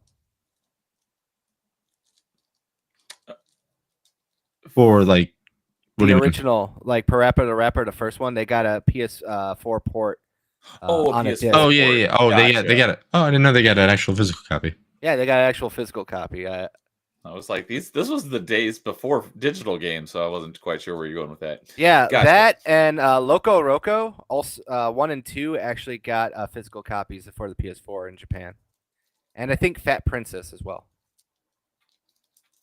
Okay. Yeah, but all those Yeah. games, like still fit like the same small niche style game. So yeah, it would be nice to have like if all of them, if anything, come back. But yeah, Yeah, especially Oonlama Jammy. That would be great because we only got the PS1 version of that game, and that was a fun spinoff. mm-hmm. I think that game's still relatively cheap. I think I got it for $30, but I don't know. Yeah, I don't think that one was like super expensive. That one, a lot of people skipped out on it because they knew, but they didn't know it was part of the same. It was weird. I remember Yeah, when but- the game came out. That's one of those like weird things. It's like sometimes, like I said, it's like why is Parappa Rapper like $130, but like Oonlama Jammy, the more obscure, harder to find game, could be like $20. Good- Life does good not make question. sense when you're a collector. It does not make sense. Mm-mm. So, yeah, dude mentioned it in chat. I had pulled up, just hadn't gotten to it yet. But yeah, all 4 of the Rappa games, which is the original on PS1, the original on the second one on PS2, the PSP port, and Jammer Lammy on PS1, all have retro achievement sets. And again, I'm not the achievement guy on this panel to my Neither am I. co-hosts over there. But it is one of the games that I have platinumed. So Ooh, look at you, all fancy like. Oh, does the PS4 version have trophies? Yeah. Ah, okay. Nice. Yeah, the original one here is the difficulty ratio is like twice as high as any of the others on here, so it seems like it's a difficult game. Definitely. it isn't until you learn the mechanics of it. I haven't actually looked at the achievement set, but I'm assuming the achievements are quite Yeah. difficult, and Yeah. getting those achievements would probably be quite difficult. I might play this tonight because of you, Jason, just to let you know. Oh, Just step I on the was- gas. I forgot to mention it when I was talking about my number 5, Mirror's Edge, because I haven't played either of them in forever. I was like, you know what? I'm gonna put that in my need to replay backlog, because I want to play through those games again. At least the first one, like I said, is real short. So thanks to this stream, I'm like, I don't know when, but I'll be playing at least the first one again at some point in the next couple months. Right on. So same thing here. All right. Anything else on Parappa? Did I say that right? Yep. Okay. Yeah. I was wondering if they- No. Like I said, yeah, it's the people who've played the game, they know how great it is. If you haven't and you care for, like, you like rhythm games, give it a check.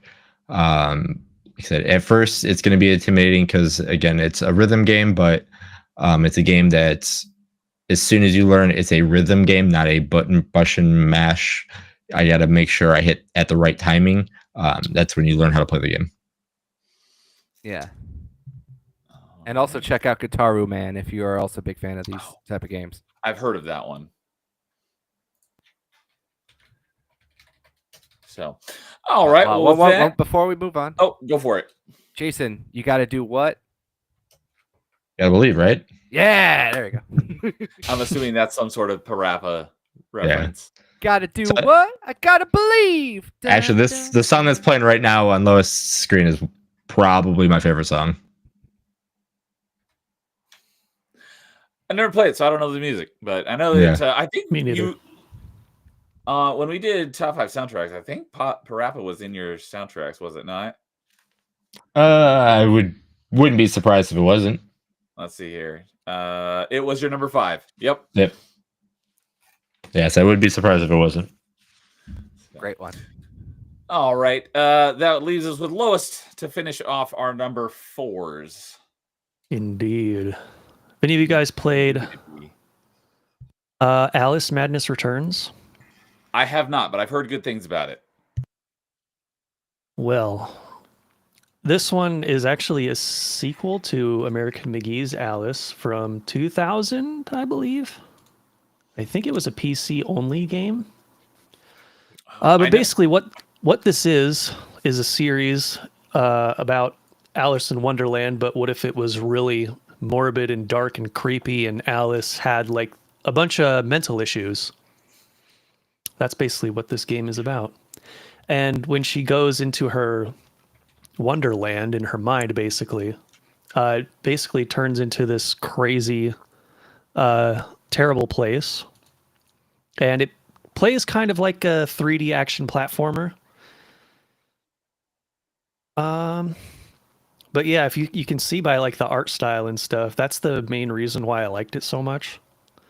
It was really God, it's been a long time since I played it last too. We're going back to like 2013 or something. So maybe I need to pick this one up again. Yeah, this game is definitely a really trippy game. American McGee, one of those like famous weird trippy game devs out there. Did you ever play Scrapland, also made by him? I did not. I think this was the only game of his I played. I didn't play the first one, the first Alice game, because it was on PC, and apparently getting it to run nowadays is a struggle. So I haven't tried doing that yet. It just sounds like a hassle, so I haven't tried it yet. But yeah, I loved this one a lot. And this one, I think it came out in 2011. This is Madness Returns, right? Yeah. Yeah, I know that one because I'm pretty sure it was on 360. Yeah, it was on 360 PS3. It's backwards compatible too on the series consoles. It is. Oh, there you go. They actually had a third one planned, but this series is owned by EA, and they shot him down. And that happened, I think it was either last year or the year before. And when they did that, recently. When they did that, I was so mad. Of course, EA had to be EA. So, okay. Because I was going to ask, because I know of American McGee's. Like, I've heard that term. I thought it was just like referencing this game, but that's actually the name of the first one, and the second one is Alice Madness Returns, right? Is that? It's like Yeah. Sid Meier. Yeah, American McGee is the name of an actual guy who made the games. I figured as much. I just thought when people were talking about, American McGee's Alice, not to be confused with like, any Alice movies. I thought it was talking about this game, but I didn't realize there were two separate games. And that's how they differentiate between the first one and the second one. So, and so then dude came in saying that you can play both the Alice games on 360 and PS3. The first one isn't available as a game, but it is a free DLC for Madness Returns. So, is it? Yeah, I might have to check on I'm looking it up right here. At least on 360, I'm looking at it right now. Alice Madness Returns. You can buy it since it is backwards compatible. It is available on the Xbox Store for $20, and the DLC, which is just called American McGee's Alice, is available for free. I'll have to download that after that because I didn't know that. Thanks, dude. Yeah, I didn't know that either. Yeah. So I'll have to, because I've heard good things about it. I've never really been interested in it, but now that I'll kind of put it on my radar, it's gone. The digital version on the Xbox Store of the Madness Returns has been as low as $2 before. Yeah, I think it's on Steam too. And it's part of EA Play. Oh, is it? I believe so, yeah. Oh, it is on EA Play, so I would have access to it. Unless, yeah, it's on EA Play, so I should have it through Game Pass Ultimate. So maybe I'll throw that platformer hack and slash. Maybe I'll put that in my backlog for when I start all my new games. Yeah, it's a good one, and it's actually pretty fun to play too. There's quite a bit of, I guess you could call it. Yeah, they're puzzles. There's puzzles in the game that you have to figure out to collect everything. So that's one of the reasons why I liked it. And the first, so Madness Returns came out in June of 2011, and it looks like the free DLC of the first game launched on the same day the game did. So that's probably why it's free, is because back then a game had to have 1,000 gamer score, and if you didn't have the DLC, the DLC made it a full 1,000. So that's probably part of why it's free. They needed it in order to be the full 1,000. So cool. Well, I'm gonna put this on my put this on my radar. So I'll probably end up playing this soon. So, anyone else played this before? I played it, but it was like one of those games where I remember just bits and pieces of it. Okay. Because this was also around the time when I started working. So there was also most of the time when I get home from work, I worked the night shift with a few buddies, and we would most of the time just like go on the 360 Netflix app and watch like the little in-theater movie thing more. But this is definitely on my. I need to return and play, especially because it's backwards compatible on the Series X. So I also think that means it'll run a little bit better. Yep. Cool. All right. So just put it to my list of games to play. Yeah, the biggest thing I remember about this game is obviously the box art and seeing it in stores. Also because it was a PC game. To me, when I saw the back and when I saw the reviews and everything of it, I thought it was weird that it never made console until more recently. Again, I'm talking about the first one. So like, because a lot of PC games didn't have a lot of this style of action adventure in a way. If anything, it was like more RTS. It was more kind of like Diablo, more stuff like that. It wasn't a lot of like platformers in a way, platformer action on PC games. So yeah, it was really weird that it found its way on the PC before it found its way to a console. But again, a lot of PCs were a lot stronger than the consoles back then, so it makes sense too. Yeah, I would not expect this from EA because, well, I guess they do have a lot of stuff. But usually when I think EA, I think, all the sports games, which I have zero interest in.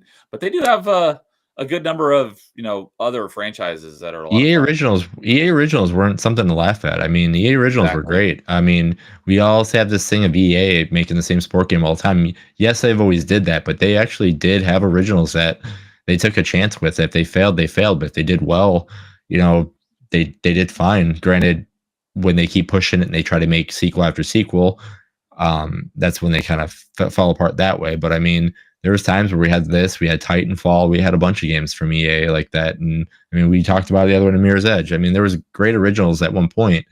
Just unfortunately, they kind of give up on them before they can see, they see the green before they can see like creativity. And that's unfortunate. Yeah, the And most this- recent one I'm looking forward to playing. I haven't played it yet, but I've heard good things. It didn't sell well, but Immortals of Avium. It was like a magic first-person shooter. That game looks really cool. I'm looking forward to playing it. So, Yeah, this sorry to this cut you off. Me too, actually.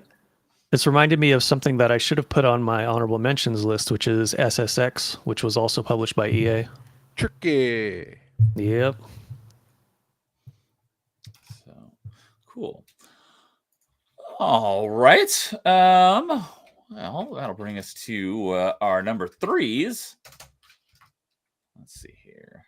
Midway. I think I'll go ahead and kick off our number 3s. And when I first had the idea for this topic, this was the first one I thought of. But then when I was making my list, I'm like, it's not the one I want the most, although I do absolutely want it. And it's something that people have been clamoring for years. But no surprise, because I do mention this franchise quite often. And that is the Splinter Cell franchise. So this is the first one I thought of so when I started just listing them, that was the first one I put on my list of franchises to narrow down to, but it definitely made my top 5 for sure. So the most recent one, Blacklist, came out in August of 2013. It was a 360 game. The franchise overall, I would say, has been definitely, like, all the games are good. There are ones that I like more than others. Probably my least favorites. I was actually just talking on Party Chat last week with Salty Nerd Alex, because he's a big fan of Splinter Cell as well. The second one, Pandora Tomorrow, is my least favorite of the original 3, but probably my least favorite of the whole franchise was Double Agent. I still love the game. I love all the Splinter Cell games. Hands down, the best one is Chaos Theory, and I'm still upset that PlayStation got a collection of Splinter Cells 1, 2, and 3, where the first one's just Splinter Cell. Second one is Pandora Tomorrow, and then Chaos Theory was the third one. Although 1 and 2, I'm pretty sure are built on the same engine, because, like, graphics-wise, they look exactly the same. But Chaos Theory, the third one, I believe was in a new engine. I want to say it was the same engine that Doom 3 used, because it looks like it's got a similar art style to it, and it looks really good. I'd be happy with just like a remastered collection of those 3. But PlayStation 3 got a collection of those 3, but Xbox never did, which I was very upset about, because the original Splinter Cell was a timed Xbox console exclusive. I played it on PC, but on consoles, it was only on Xbox for a while. So it's like, why did PlayStation get the collection and Xbox didn't? Because I want to play the original Splinter Cell games over again, and I want to be able to get achievements for them. But a lot of people, like, it did go on hiatus for a while, because after Double Agent, I'll have to check here. I don't know off the top of my head what the time frame was between Double Agent and Conviction, but it was a decent amount of time, because Conviction was in the works for a while, and they showed it off at E3 one year, and everyone's like, this doesn't look all that good. And they basically scrapped it and started over and came out with Conviction, which kind of rebooted the franchise in more of a third-person action. It's a faster-paced game. There are people who are purists who are like, no, only the more stealthy classic ones are the good ones. I like both directions the franchise has gone, because Blacklist continued in that, like, more action fast-paced action third-person stealth game. They're both directions are fun. I've liked them both. I like I don't know if they had this in Conviction, but Blacklist, the most recent one, they had a kind of not like an S rank sort of thing, but there was a ranking kind of like on your style of play, and there was Ghost, Panther, and Assault. And so Assault is, basically throwing caution and stealth to win, and almost playing it like a cover shooter. And then there was Panther, which was, going around killing people, but still trying to be stealthy. And then there was Ghost, which I thought it could have used a fourth style, because Ghost and Panther are basically the exact same, where you're being stealthy, except Panther, you can kill people, and Ghost, you don't kill people. You only just knock them out, make them unconscious. But how you play is essentially the same. They could have had a fourth style, which that one should be called Ghost, and that's where you don't actually knock out or kill anybody. You're basically in and out without even being detected, so no one even knows you were ever there. I thought that would have been an interesting way to play it. But I really like that dynamic of having the different gameplay styles, and it kind of ranks you at the end of each mission.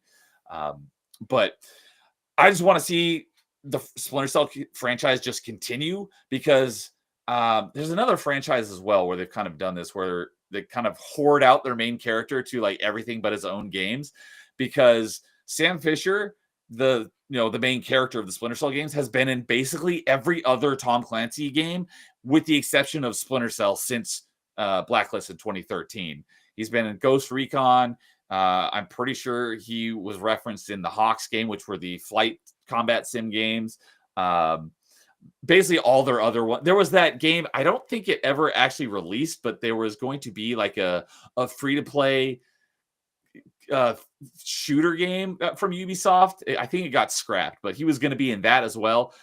He's been in everything except for his own games, and everyone's like clamoring. It's like, give us back Splinter Cell, especially because Michael Ironside, who is the voice of Sam Fisher, with the exception of Blacklist, the most recent one, they had a different voice actor because Michael Ironside has had a lot of health issues. But get Michael Ironside, from what I hear, loves the character of Sam Fisher, so it's like I'm sure he would be absolutely happy to do it again, as long health permitting. He's still alive. Like, get him back to voice Sam Fisher for at least one more game. He's getting older, and because of his health issues, he may not be around much longer. It's like, give us at least another Splinter Cell with Michael Ironside, because Michael Ironside is the voice of Sam Fisher. So, and thank you. Jason looked it up, and he says Double Agent was in 2006 and Conviction came out in 2010. So there's a 4-year gap. So not as long of a gap as we've had since Blacklist, since that was 12 years ago. But I'd have to look at all of the games in the franchise and when they came out, but I think that might be the biggest, one of the bigger, if not the biggest gap between Splinter Cell games from the first one to the most recent one. So yeah, I want more Splinter Cell. There are a lot of rumors that, well, the only rumors that we've had, and there's been nothing official announced, is that they're doing a Splinter Cell remake. I don't know how I feel about that yet, but there's no, it's like, give us a new one or a remastered collection of the first three. So I don't want a remake of just the first one. I want a remastered collection of the first three, or an actually new one that continues the storyline. So who owns the franchise? Ubisoft? Splinter Cell. Oh, published by Ubisoft. Yes. Yeah, you're never getting a sequel.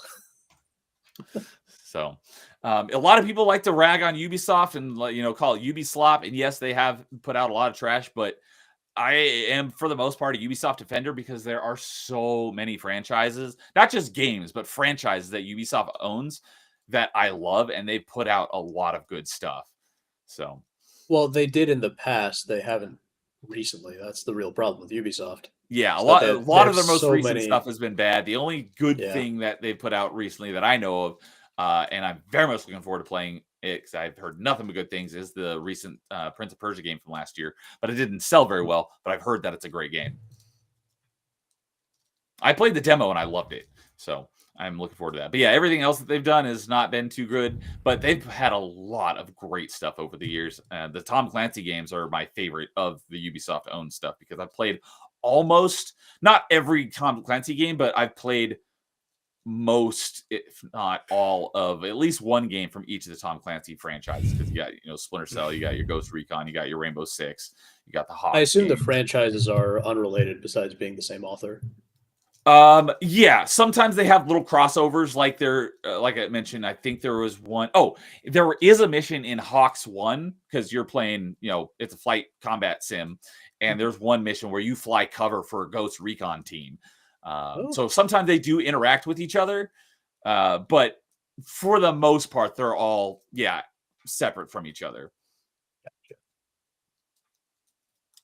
So, but yeah, I love Splinter Cell, and I want to see more of it. So that is my number 3.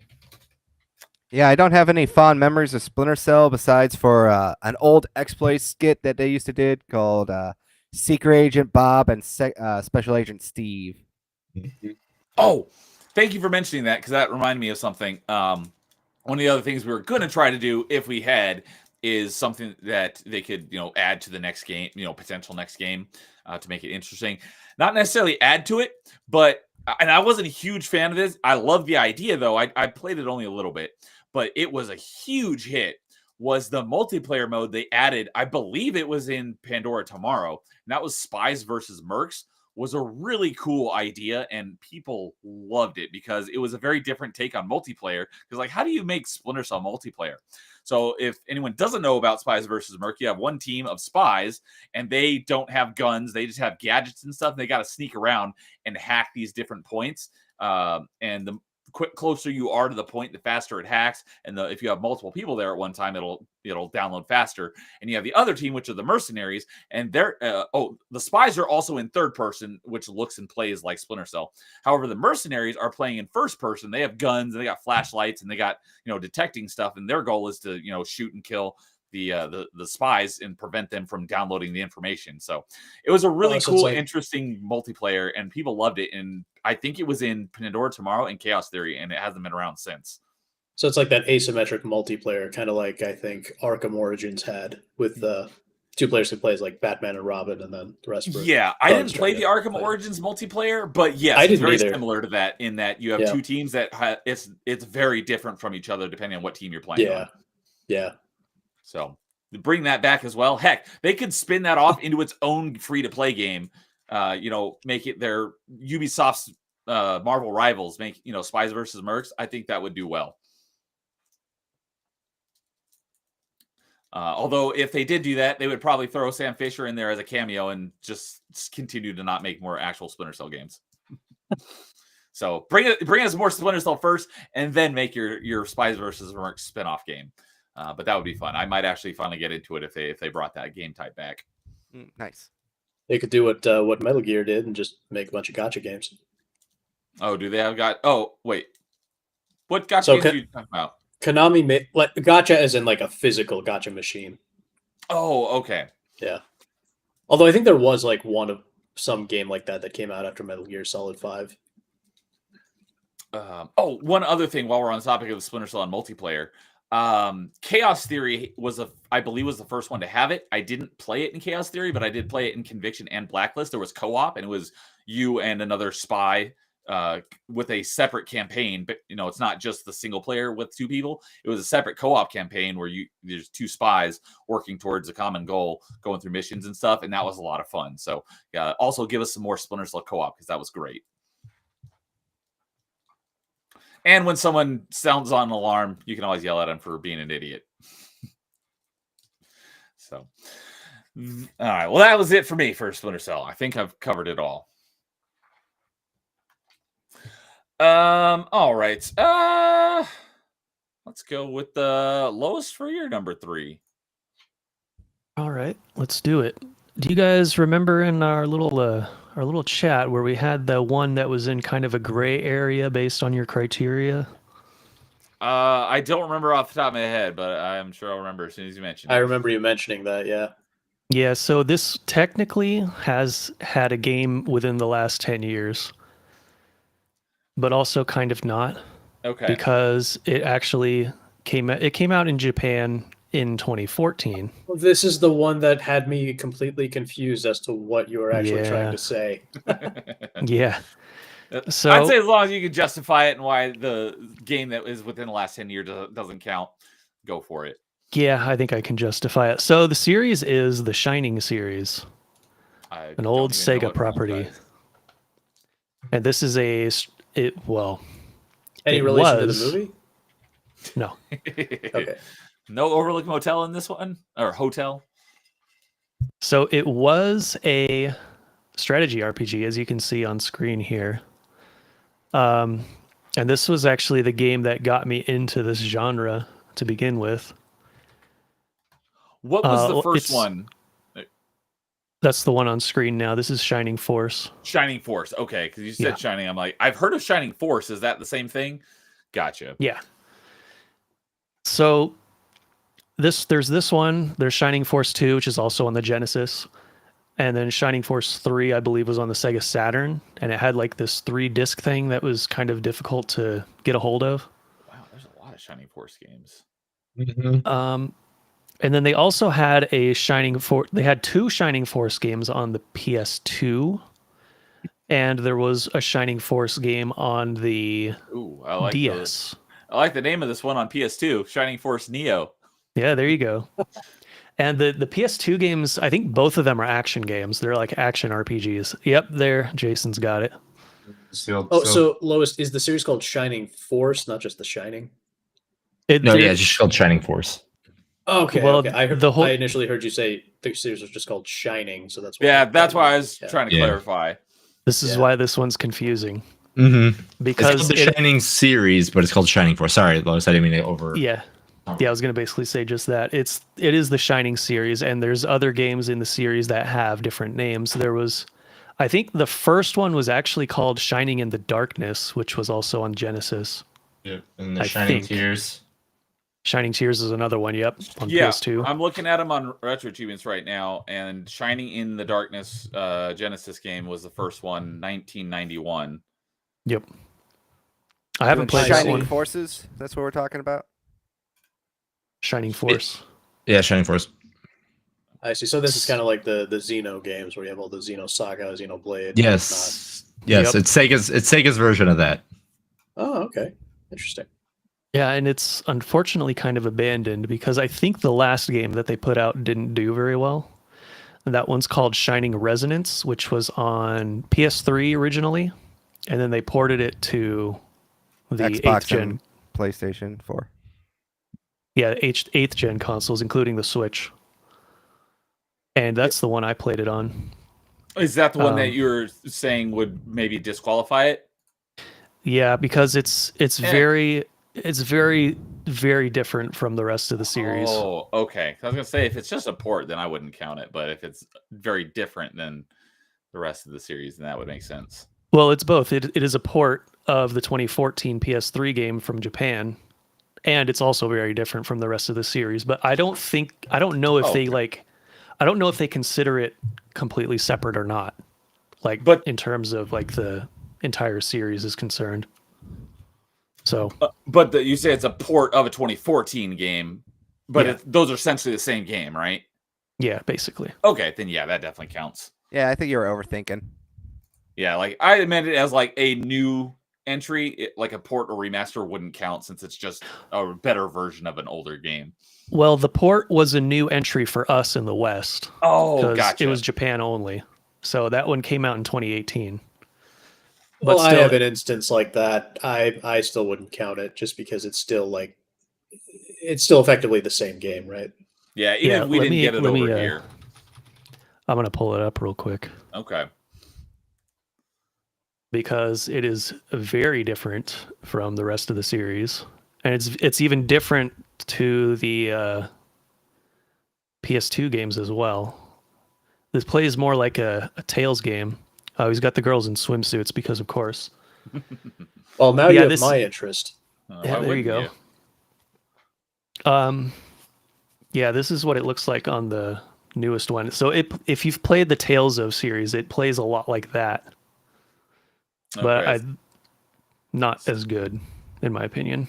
So the Tales other of games Arise in the is one of my favorite franchise- games. So Oh yeah. yeah, might be right up my alley. Yeah, maybe. But the other games of the franchise are all not so action. They're just still turn-based, except for this one, right? Well, the PS2 ones are all action as well. They're just also way different. Okay. But I think I have to look it up. So I'm doing this all on the fly now. So the one on the DS is called Shining Force Feather, I believe, but it's Japan only. Yes, Shining Force Feather. It looks like this might be a action game as well. This series is all over the place, as you can tell. Yeah, and dude, saying the same thing you were saying. The Shining games are like Sega's Fire Emblem, except actually released in North America. So Yeah. I just looked it up, by the way, for people. Shining Resonance Refrain is on Steam, and right now it is on sale from the usual $30. It's on sale for $6. So I might literally just buy it right now. Yeah, it goes There on you go. sale quite a lot for super cheap. So let's see what this one looks like. I haven't been able to play this one because it's this one was Japan only as well. But I think there's a fan translation out for it. Give me some gameplay. Come on. I know there's one for the Game Gear that I want to pick up and play one day. Game Gear, Yeah. Shining Force Gaiden, Final Conflict. All right, so yeah, it looks like this one's a strategy RPG as well, but it's way different again. This is like the least consistent series that Sega's ever put out. Besides for Sonic. Well, yeah. But yeah, what I want them to do though is if they decide to bring the series back, I would be okay with like something similar to the PS2 style of games, because those are more like top-down action RPG kinda. If you've ever played the Ys series, the Ys 6, Origin, or 7, it plays kind of like that. The PS2, that's Shining Force Neo and Shining Force EXA. EXA is the one that I have. I haven't played Neo yet. Sorry, Neo. EXA is also. Right, I didn't know about it till just now. I was gonna say EXA is also heavily referenced in the first Project Cross Zone game as well. Oh, okay. That's how I found out about that game and bought it recently because of that. Yeah, so I would want them to either bring it back to that style from the PS2 or bring it back to the original style from the Genesis. If they were to bring it back again. Which, if you had to pick one style, which would you prefer?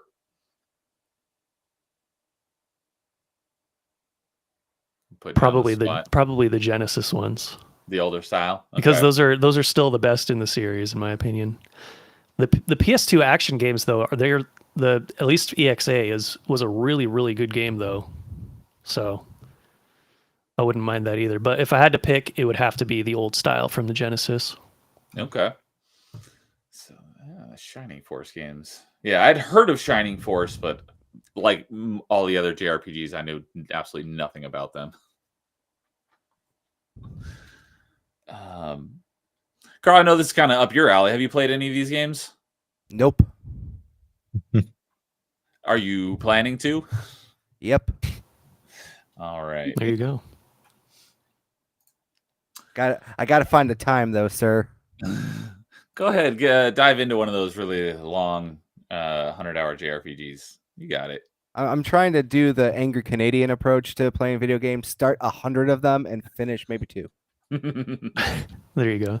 So What I do. these ones, if you've played Fire Emblem, you'll probably find these games pretty easy. And this is like this video that I have pulled up here is a long play, which is only 16 hours. Only. So it's not, compared to other RPGs like this, it's not super long.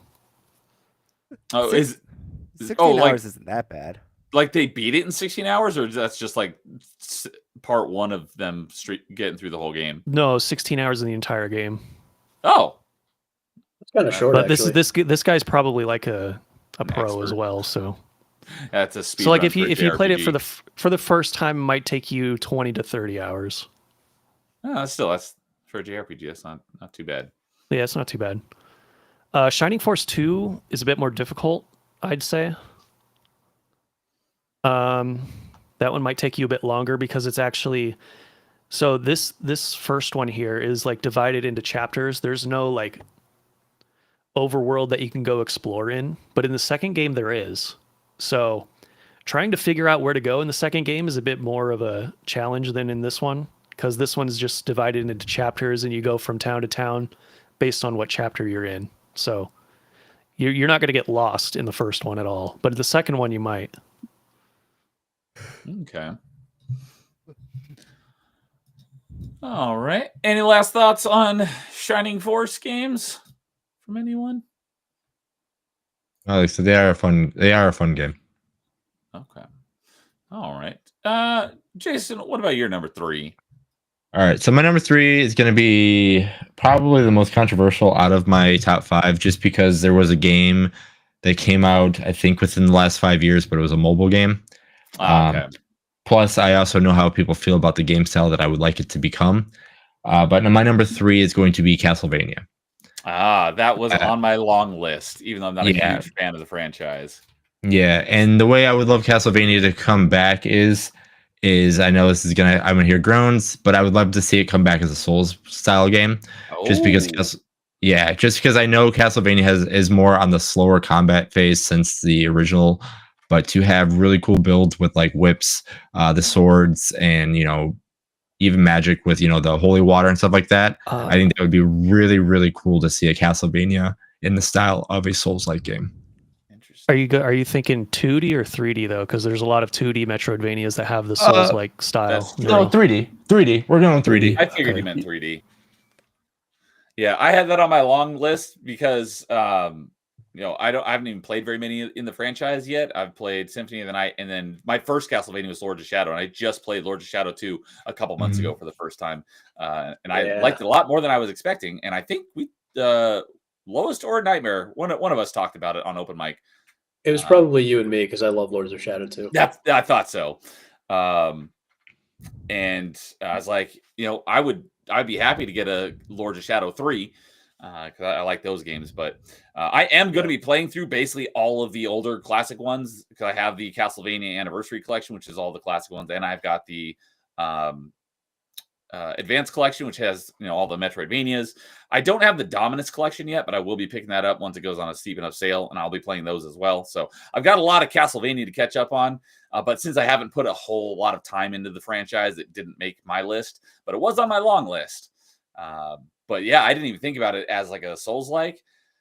I would be interested in it. If it became a Souls-like, I wouldn't be like absolutely I'm playing it, but if I saw it and I liked what I saw, I would definitely be open to trying it. Yeah, I mean the game's already hard enough, so I mean put it in a Souls setting, you're getting what you're gonna get kind of thing. I mean, granted, like also if you think about it, every time you killed like an enemy in like the older Castlevanias, you got a heart. Use those hearts as like your souls in a way. So those are what you're collecting and everything. So when you get to your spot, whatever you want to call it, that's what you're going to, use to however build you want to do. I mean, there's going to be different ways to do it because again, there's been different characters in the franchise. So if you like one character, do a build like that way. If you want to do something unique, obviously it's all there for you. But I think that'd be crazy especially with all the bosses that they have, all the special like secret bosses that were in the games. I think that would be a fantastic style of game for people who like Castlevania and for even people just like Souls games because they're going to try to do what they normally do to all the games anyway. So I think it would be a lot of fun and have a franchise backing it up that way. I think it would just make it easier for all people to, get involved into it and to even try it out. And if you want to as well, and you want to make it not as like over demanding as like a Souls-like game, you can, add a little bit more action elements to it. Not crazy, because again, I want Souls-like to do it, but you can kind of do stuff like that too, to make it a little bit more that way. I don't think you should, because Castlevania is more slow, but there's ways around things you can do to fit more people. Because again, when people hear Souls-likes now, you get a little bit of grunt and groan. But I mean, I'm not a Souls-like fan. I like Elden Ring. That's the only one that I've really completed. But if you do something like that with Castlevania, I would be all in on that. Personally, I dislike Souls-like combat in general because it's slow. So it probably wouldn't be for me. But then I've never played the mainline Castlevania games. I've only played the Lords of Shadow games, and 2 is definitely more like a hack and slash spectacle fighter, and that's the style of combat I love personally. So the ones that were there, they were definitely not how they were back then. They were more like whip jump. So I mean, it would be more like the old ones. Not a Souls-like, because there is yeah. So, but yeah, Lord of Shadow 2 is the most recent Castlevania game, and that came out in 2014. Although you mentioned a mobile game, I'm not familiar with what was that mobile game? That one came out about like 5 or 6 years ago. Do you know like what genre it was? I don't remember off the top of my head. I just remember looking it up. I was like, oh, one came out for the mobile device. I didn't even know that existed until you mentioned it. Is it Grimoire of Souls? It might be. Let me just take a look real quick. But yeah, I forgot where I saw it. We got Lord of Shadow 2 was in 2014, and then the previous Lord of Shadow, which was... Yes, that's what it was. Grimoire of Souls. It came out in 2021. Yep, so 4 years ago. Looks like it's an iOS exclusive. I don't know. Another iOS exclusive, but who knows if that one's actually any good. But yeah, you had Mirror of Fate, which was 2013. That was I think that was a port of like a PSP game or PS Vita. I don't know which one. Mirror it of was on. Fate, I believe, was 3DS.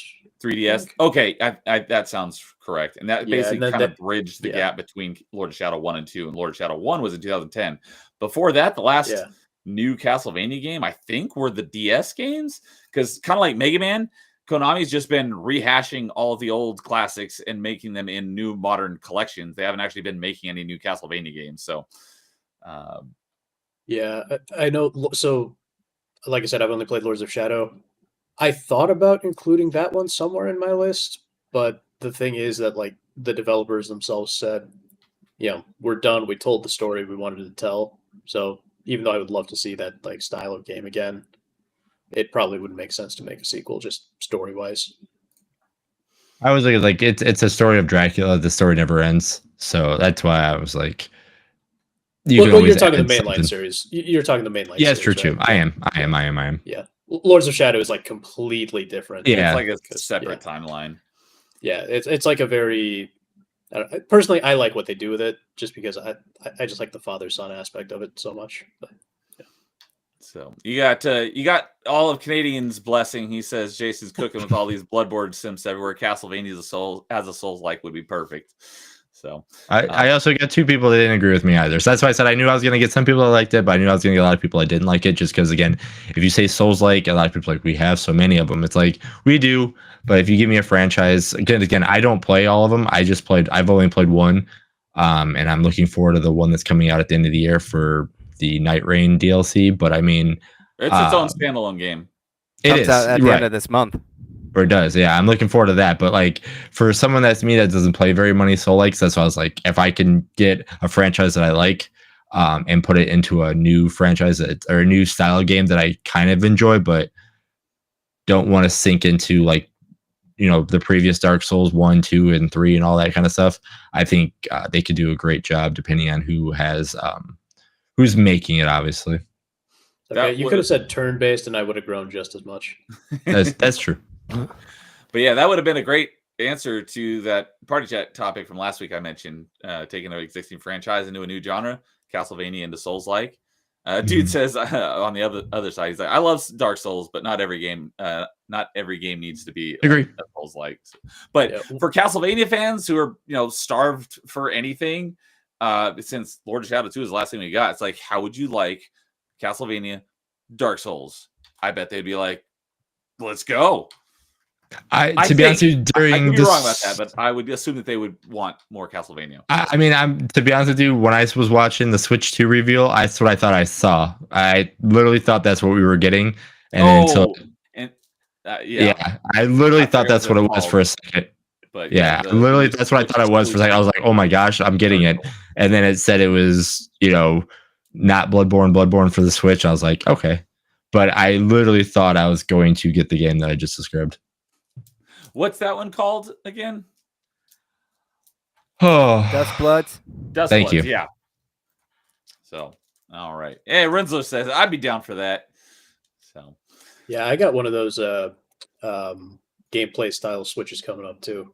So all right. Let's see here. Well, I think that what they could do is make it like a Soulsvania, have it be a 3D Metroidvania with just Souls-like combat elements in it. ooh, Hook I think Fest people would raised like my that veins. actually. I said, there's many ways. There's many ways around it. Like I said, the franchise has that kind of built into it already. So I mean, it's just how do you put it all together is the hardest part. Like brainstorming is not hard. Just putting it together is. Could you see Konami doing it now though? No. I'd say maybe. Maybe. they'll just turn it into a gotcha game. I I think Konami's making a little bit of a comeback. You can honestly make that argument. I will Yeah, I was say gonna it say all the same thing. depends. It all depends on what Metal Gear Solid or Metal Gear Delta or Metal Gear Solid Delta does. That's That might change my remaster, answer. though, right? That's not a new game. Yeah, Delta is just It's But again, a it's- full-on remake. Yeah, Okay. it's different, but it's the same. But again, it's Konami putting money into a pretty big budget style game that has Metal Gear Solid on it. So I mean, they fail, they're done, in my opinion. That's how I look at it. So I mean, if they do really, really well and they knock it out of the park, then Konami's got my trust again, if that makes sense. I mean, Konami's been doing like these smaller remakes and remasters. And Well, they did a ports. real release of was it, I think, Metal Gear 1 to Metal Gear Solid 1 to 3, something like that. Yeah, they did that. Then they just did the Suikoden remakes. They just they're also funding a lot of smaller indie projects I've seen. That Octopus game that came out not too long ago, and that other game that I just demoed the other day that's coming out at the on my birthday actually. Deliver at all costs. Konami's publishing that as well. Huh. Didn't they made a new Contra game too, or like a Contra spin-off recently as well? Operation Galuga. I played the demo, and the first level is basically identical to the first level of the original Contra. So as far as I can tell, it's a remaster, and it looks great. But I don't know if it deviates anything past that into a new game, or whether it really is fully a remaster of the first game. I don't know if it's just Konami what they do, because anytime they make a new Contra game, they always make the same first level. There's an arcade version of it, and it's exactly the same first level. Just huge. And also with the ports of the older Castlevania games that were on the Game Boy Advance and the DS and everything too. So they looks like they're testing the waters.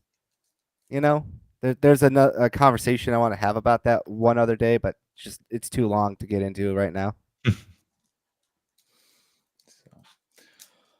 All right. Well, let's see here. We got did I? Oh, I did forget to write it down. I'm like, wait a minute. I know it's not up to date here. Right? Oh. No. Nightmare, did you give us your number 3? I have not. Okay. Then I was like, for some reason I was seeing that Carl was the only one who had to go still had to go for number 3, but nope, my notes were correct that you and Carl both have to go. So all right, well, let's go with Nightmare, and then Carl can finish off for number 3s. All right. So number 3, Infamous. Yeah, so the last mainline entry we got was Infamous Second Son in 2014, and then a standalone expansion, or basically a prequel, also same year. I never played either one of these because they just didn't appeal to me. I will say that the basic concept here for Second Son, just the main character being able to absorb other powers, that's kind of cool, but I didn't care for the rest of it. What I would really like is a return to Infamous 2 and go off the good ending and just like revive Cole, because at the end of the second game, in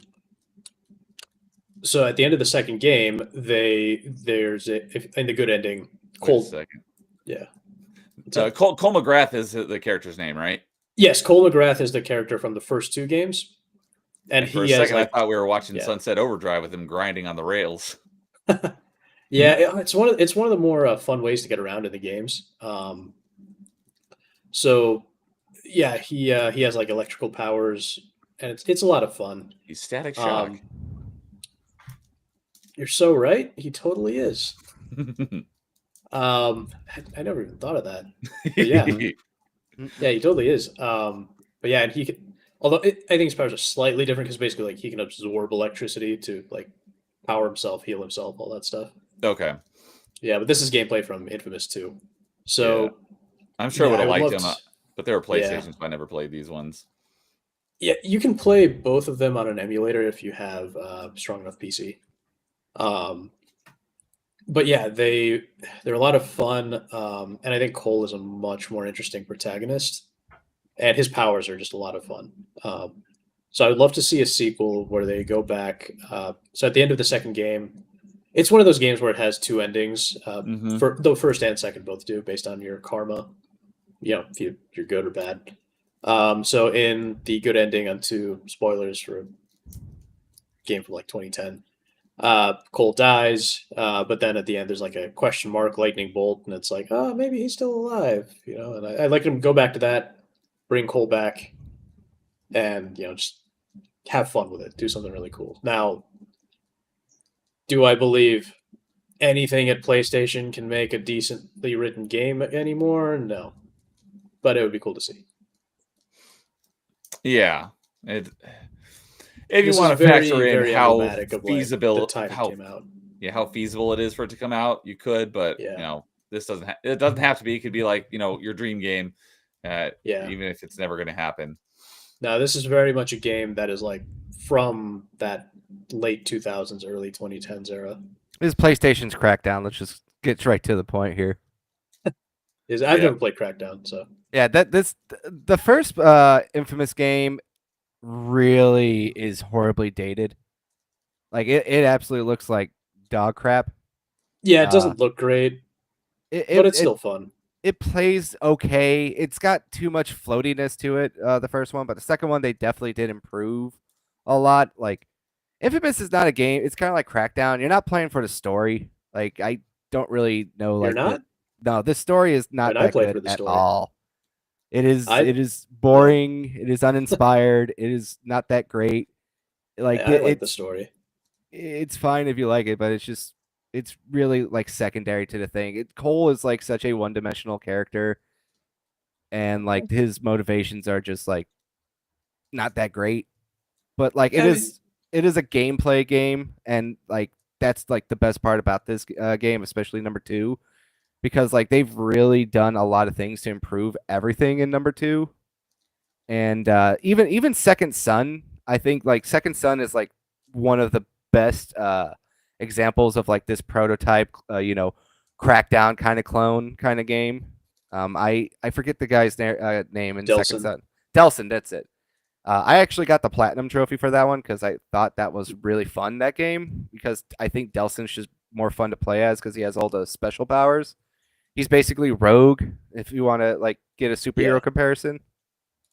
And like Cole, like yeah, he's fun. He's got those electric powers.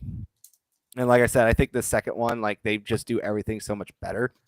I almost put this on my list. It was going to be an honorable mention because I would love to see Sucker Punch do something like this again. I love Ghost of Tsushima, and This was a Sucker Punch game. this was Sucker Yes. Punch, yes. Ah, okay. I didn't This know is that. another Sucker Punch franchise, but like I said, I don't think Sucker Punch today is the same Sucker Punch that made any of these games. So I mean, we'll see. Ghost of Tsushima was great. Yeah. So I got to see how like the Yote looks. I want to like Yote. I'm gonna still put like cautiously optimistic on it because Sucker Punch really knows how to make video games, like the actual way of making video games, like great combat, great level design. They are relatively innovative. I've liked all their franchises from Sly Cooper to now. So I do believe that out of all the Sony studios, Sucker Punch still, in my opinion, still is probably like their best studio that they got. it might be. So But- I gotta see. But like I said, I really did enjoy the Infamous franchise. I played. There was one of the only games I wanted to get a PlayStation 3 for, was this and God of War 3. And yeah, like I said, just recently played them not too long ago in the grand scheme of things, probably back in 2020, just recently again. And number one does not number one. I could see them like doing a whole like remake from the ground up, doing a whole like fresh coat of paint, 4K, and just re-releasing this one. I'd probably gladly pay for that one again. But also we heard that Sony and even Activision were thinking about doing crossovers with Prototype as well with this. That was leaked out there as well. And you never know what the future may hold. I mean, there's been talks that Prototype is also coming back. So maybe if Prototype comes back and does really well, then maybe we could see like, Infamous 1 remake come around one day. Could be. I wouldn't hold my breath, but yeah, there's just something about Infamous 1 and 2. I also replayed these games just a couple of years ago, and I thought 1 was fine. I didn't have any problems with it, other than it just like looked kind of ugly. But yeah, I had plenty of fun with both of these, and it's just so these games are just so emblematic of the time period they came out in. And I just had so much fun with them. And for whatever reason, the story of 3, nothing about 3 ever really appealed to me, so I never bothered. But yeah, Infamous 1 and 2 are just so great. Like what I wanted to see was bring back Cole, and then the first game is based in, I think, a New York knockoff, and then second game is based in a New Orleans knockoff. Yeah, that was So the it'd be fun part yeah. about it. Yeah, it would be interesting to see maybe like a Los Angeles knockoff or something like that. Chicago. We need some Chicago over here. The one thing too that might that just I'm be too close yeah, to New York. yeah. The one thing that I'm surprised too, like we haven't seen anything sooner. Obviously, Sucker Punch is busy doing other things, but because of like the anti-superhero team or anti-superhero stuff in like The Boys or Invincible so popular, I'm surprised they haven't done something like that with the franchise because you can choose. They kinda did in Second Son with that was like kind Yeah. of the antagonist. They touched Yeah. on it, but Yeah, I hadn't heard anyone compare this to Crackdown, but I see it. Obviously the most thing it gets compared to is Prototype, which I played, and I never played the second one, but I do have it. But I loved. same. I love Prototype 1. Prototype 2 made me irrationally angry, so I never touched it. But I actually compared Prototype more to Spider-Man Web of Shadows. Oh yeah, Another but game from I right around recently the same played time. Web of Shadows, and I was like, this reminds me so much of Prototype. Yeah, and I love Web of Shadows. I think the Web of Shadows is a game with so much potential that was so wasted, but it's still like a really fun game. I love the web swinging in Web of Shadows. I think the web swinging in that game is really underrated. I just call yeah. these all clones of Hulk Ultimate Destruction because that was I think the Very first game true. that spawned this kind of genre. I would say. Yeah, I never played that, but I haven't either. Great but I've game. heard it's You guys good. should. Yeah, I've heard from you and many other people. Like, hey, if you liked Prototype, you'll probably like Hulk Ultimate Destruction. So yeah, I If you played like the Crackdown- 2003 Hulk game. I didn't play the 2008 one. Now, Ultimate Destruction is the one you got to play. If you love Crackdown, if you like Infamous, if you like Prototype, play that Hulk Ultimate Destruction. It's probably one of the best superhero games I've ever played, and you could tell like what inspired a lot of these games that we're looking at right now. Definitely, probably were inspired by Hulk Ultimate Destruction. Interesting. But yeah, Crackdown or Prototype was gonna be on my list. It was on my long list of franchise I'd like to see revived. But since I haven't played the second one yet, I'm gonna say definitely doesn't make it in my top 5 list. But Crackdown probably would have, but the most recent one is too recent, so it doesn't count. Because a lot of people hated on Crackdown 3, but I had a lot of fun with it. The Still problem with need to try Crackdown, it. I heard it was good. I heard it was interesting. the But problem with Crackdown 3 is it took forever. It went through development hell. The It did. technology was bought out by another company, and it just is what it is. One day I want to try to get through and play Crackdown 3. I'm still working on 2, and I just find 2 so uninspired from the first one. Like the first one was just perfect. I like the stuff that they added into, but it basically could have been a DLC for the first game because it's the exact same map, just with some additional quality of life improvements and some new gadgets. Let me rephrase this. I liked the multiplayer that you and I played of Crackdown 2. Like that was fun, Yes, but the single player was just so boring. fair enough.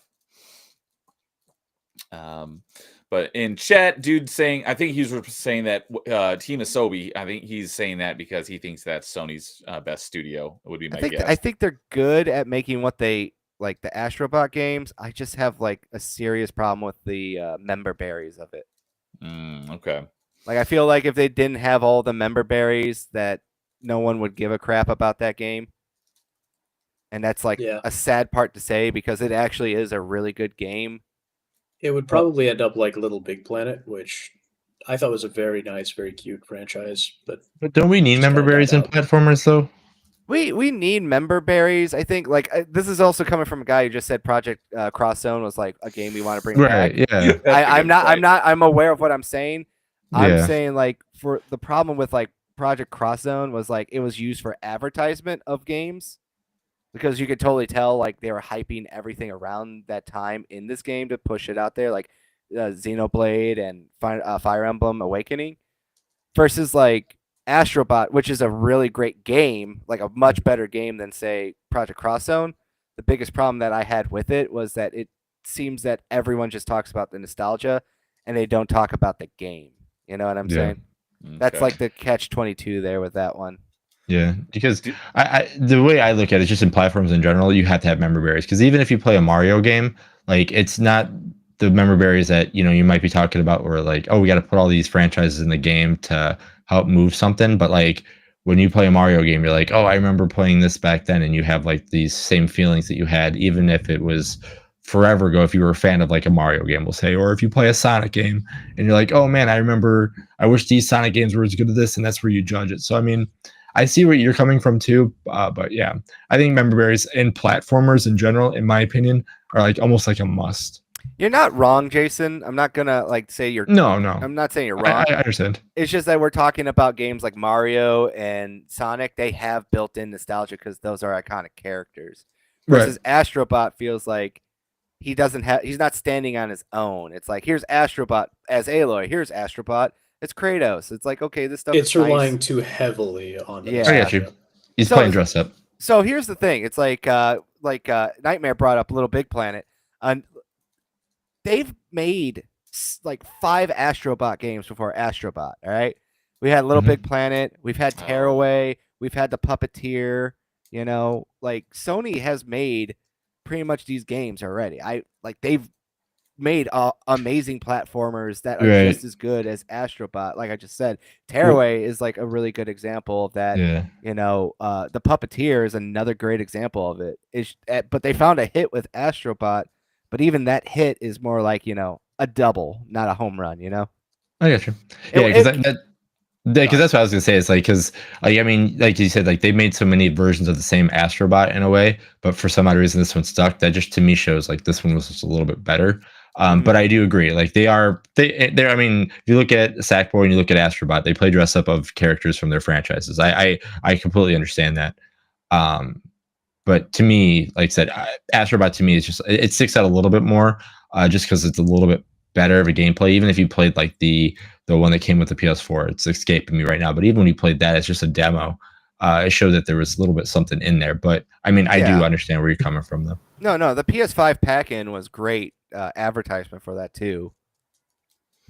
So like it definitely was one of those things where everyone basically said the same thing. It's like, I like this. I'd like it to make a game. And they made a game. Obviously, it won Game of the Year at some outlets. I can't argue that point that it was not bad.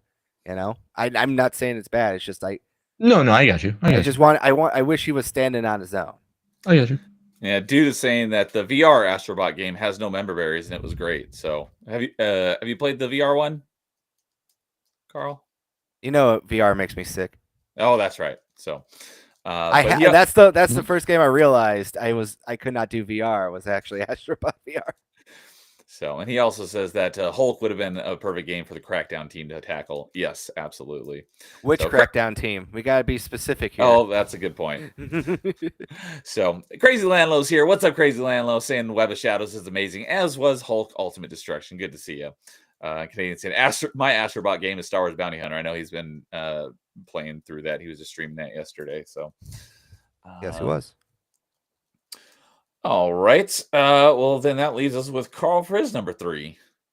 All right, this is one that I just want back purely because it's nostalgia, and it. After you just got hate on member berries, I just want this for the Yes. member berries. Yes, exactly. Because I Understandable. I'm the only person that has actually been on a top 5 and referenced this franchise at least once. I know that for a fact, and I think it was for boss fights. So Okay. I would love to see Redemption from the last entry, which came out in 2007, and I want to see Def Jam come back in some way, shape, or form. Oh, like Def Jam Vendetta? Yeah, Those Vendetta and Fight for New York Oh. are surprisingly 2 of the best wrestling games that they ever made. Especially I think you're Fight the for only New one who's York. mentioned those. Yes, I think you're correct about that. And I love those games. This, like I said, this is like a kind of like when we're talking about Infamous. There's such great time capsules of like who were like the hot rappers of that time. You could go back and see like Method Man, Redman, Snoop Dogg is the villain of number 2, which is by far probably one of the best licensed games out there of all time. I got to say that it has a really amazing story. It's got fun, heart, character, really good wrestling mechanics, over the top action, and it's like one of the best written dramas that should not be, making any sense for like what these games are, And then they released Def Jam Icons, and it was garbage. It was absolute garbage. Everyone hated it. I remember renting it from Planet Hollywood when that was still around. And I was like, what is this? This isn't Def Jam. This is Hollywood basically- Video? Yes. Okay. Wait, yeah, isn't Planet Hollywood like a restaurant? It was. Yeah. Yeah. I was like, yeah. Did I say Planet Hollywood? You said You Planet did. Hollywood. Yeah, that's, Yeah, I was like, sorry. I think you meant Hollywood. Hollywood Video. That's Hollywood where I Video, go my as bad. well. There you yeah, go. I took it didn't say to that. Hollywood because we all had weird random video places that we all went to that had wacky names. So I was like, okay, you had a place called Planet Hollywood. I have the Where I grew Planet up, all we Hollywood had was board game, and I Blockbuster. love We had that like thing. we had nothing else, just Blockbuster. Yeah. I had Sorry. we had Blockbuster, Hollywood Video, and then my place that I always went to was called Video Villa of all places. That was the place that I would spend my entire weekend. So, sorry to interrupt, Carl. But just wanted to make sure we were all on the same page. Yeah. I would say, like I said, this isn't really, this is just more so like these games were really great and they had like a really good soundtracks. If you liked that hip hop and rap and R&B kind of soundtrack like I did, it was just fun, remembering of like, oh yeah, do you remember like all these famous like rappers from that time period who were like really big? Some of them were kind of one hit wonders and they stuck around. But like legitimately speaking, once you get past like oh, I know this rapper, I'm gonna, play as, Method Man and Redman, and we're gonna have a tag team, wrestling match against some like random like Russian dude or something, I just, like I said, these games actually were really fun. They had a really decent storyline for the first one, but like the second one, it was like just peak. It's like one of those like, if you think of like a license game or like one of those like great sequel games that just kind of blew everyone away, I think Def Jam Fight for New York is one of those games that like, epitomizes like what a sequel should be. Like they had like fun girlfriend fights too. Like you get like a girlfriend and then you can get like another girlfriend by like having them wrestle and fight it out and stuff like that too. It's just over the top fun. And I still think he's one of my hardest boss fights is definitely Snoop Dogg Yep, I from just the pulled end of up it. our top 5 boss fights, and that was your number 5 was Snoop Dogg from Def Jam. Yeah. I just want it back too because I know Def Jam Fight for New York in specifically can be upwards of like $200 Oh, Uh, jeez. if you want to buy it.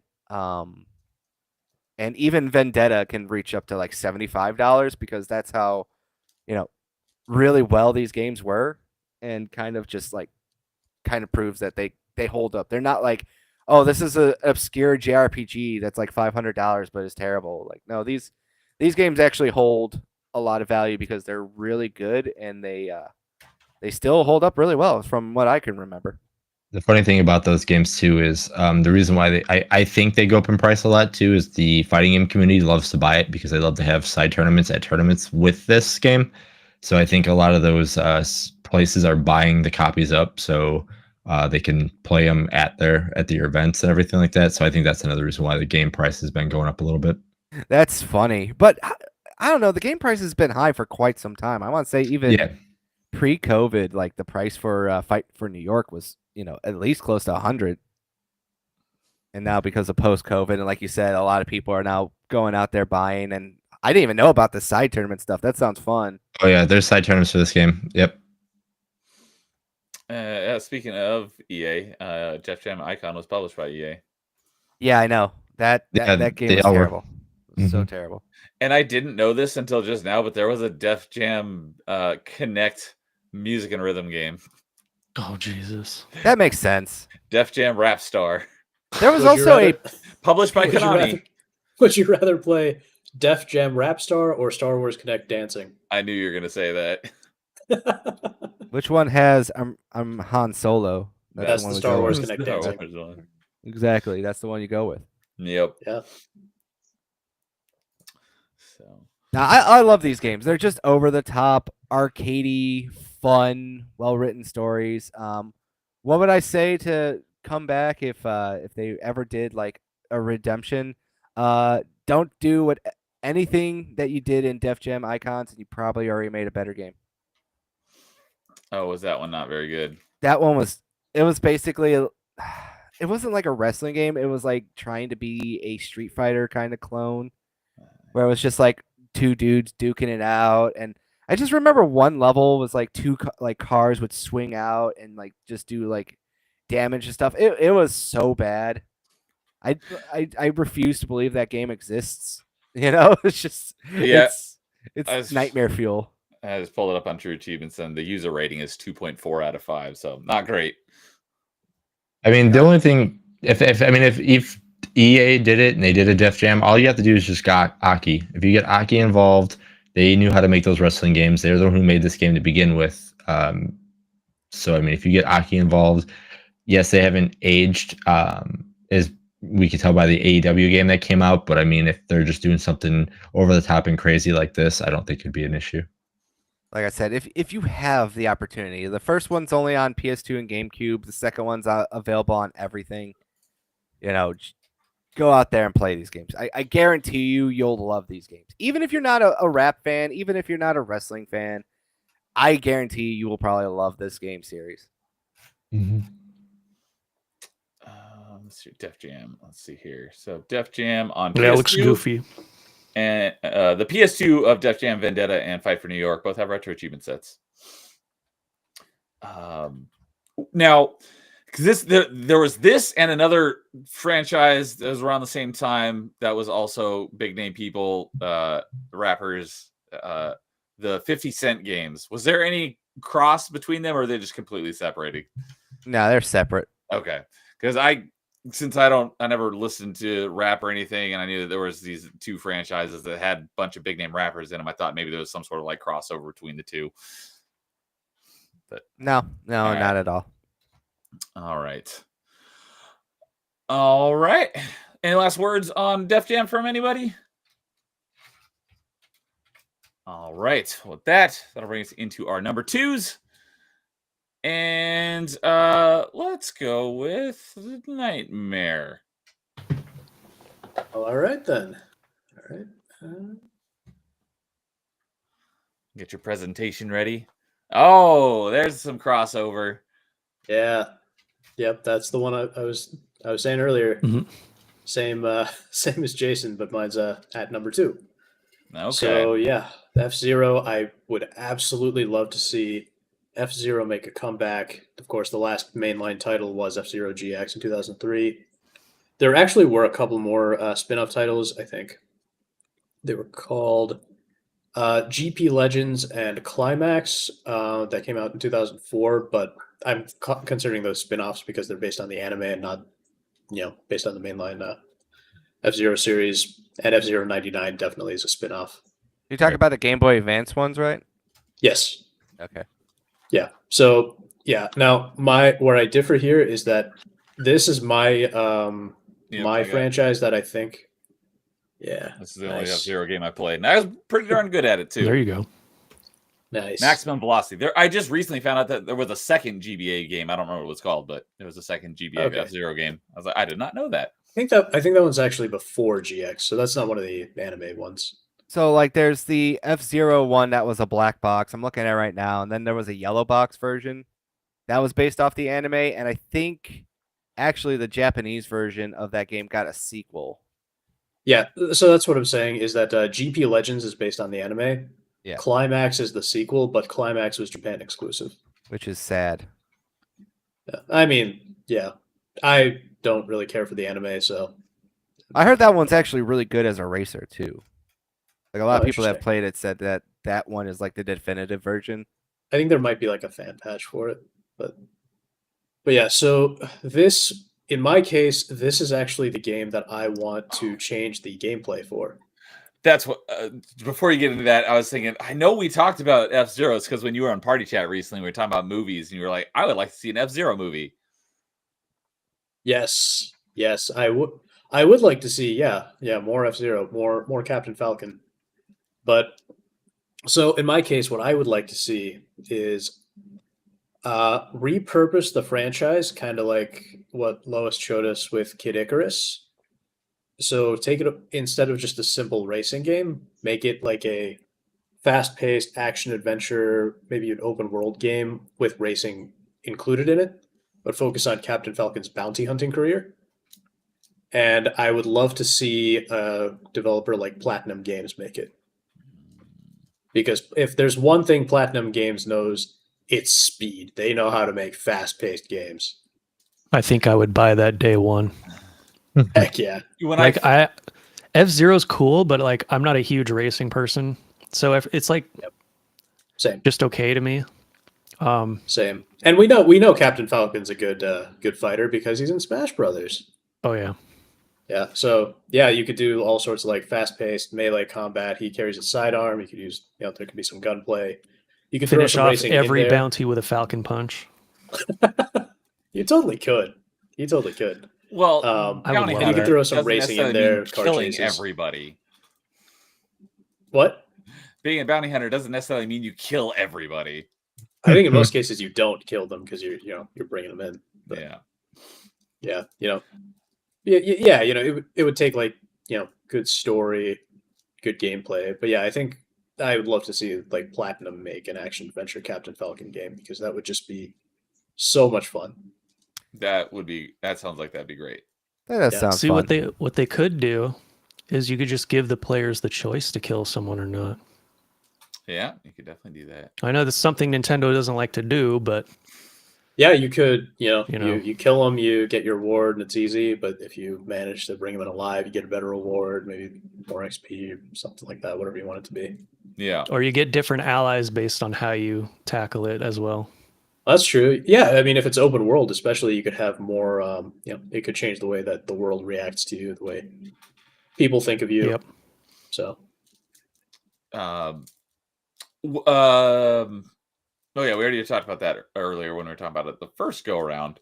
But the first time I saw Beautiful Joe, I thought it was a Captain Falcon spinoff. I think I played thought it those was a games, Mega Man spinoff. Funnily enough, but when you mentioned Platinum, it reminded me of Beautiful Joe. I'm like, oh yeah, I thought that was. I haven't played Beautiful Joe, but I thought it was a spinoff for Captain Falcon. did Platinum make Beautiful Joe? Clover I thought they did. Studios. Oh, okay.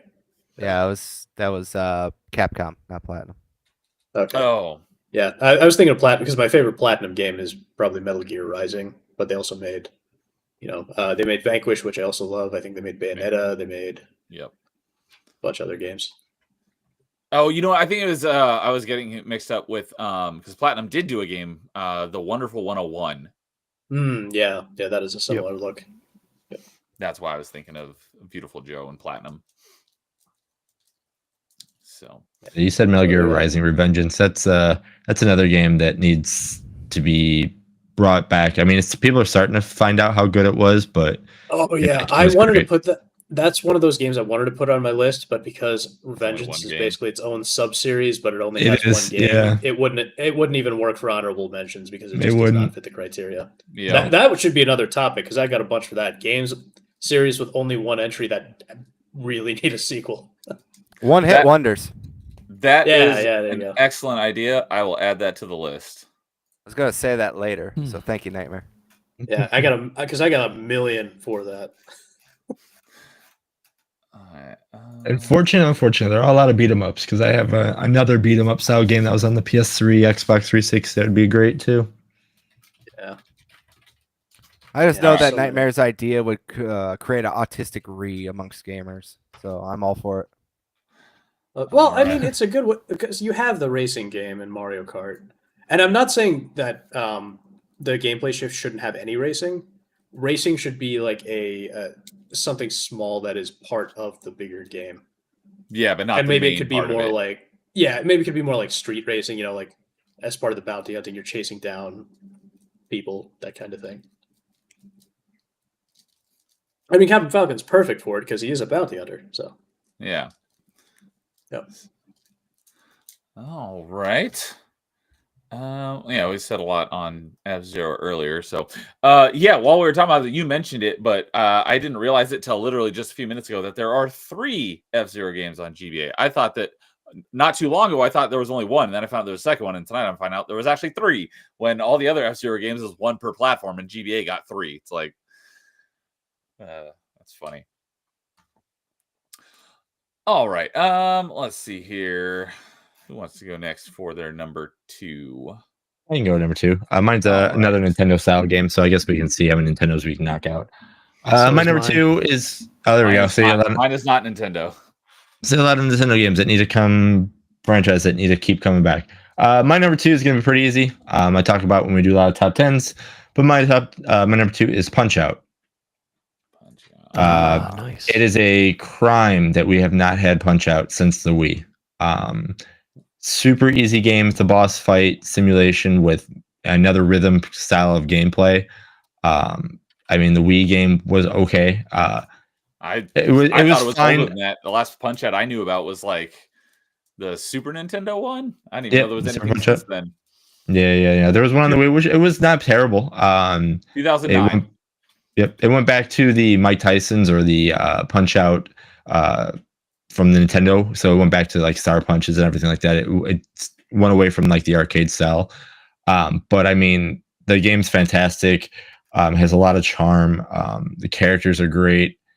But I mean, it's insane that it's been since the Wii since we got one. So I mean, love to see it. I don't know if we ever will, because again, the game's more on the, I can't say simpler side because it's tough, but like not a lot of people are looking for games that you just boss rush all the way through, especially the way that it presents itself. A lot of people want something that they're going to spend like, the $60 to $80 on a game. They're going to want like more like a career mode and anything like that. And granted, you can put that in there, but that's not what the game's all about. The game's about learning a pattern and how can you get good with the pattern to, time attack the whole entire game. So.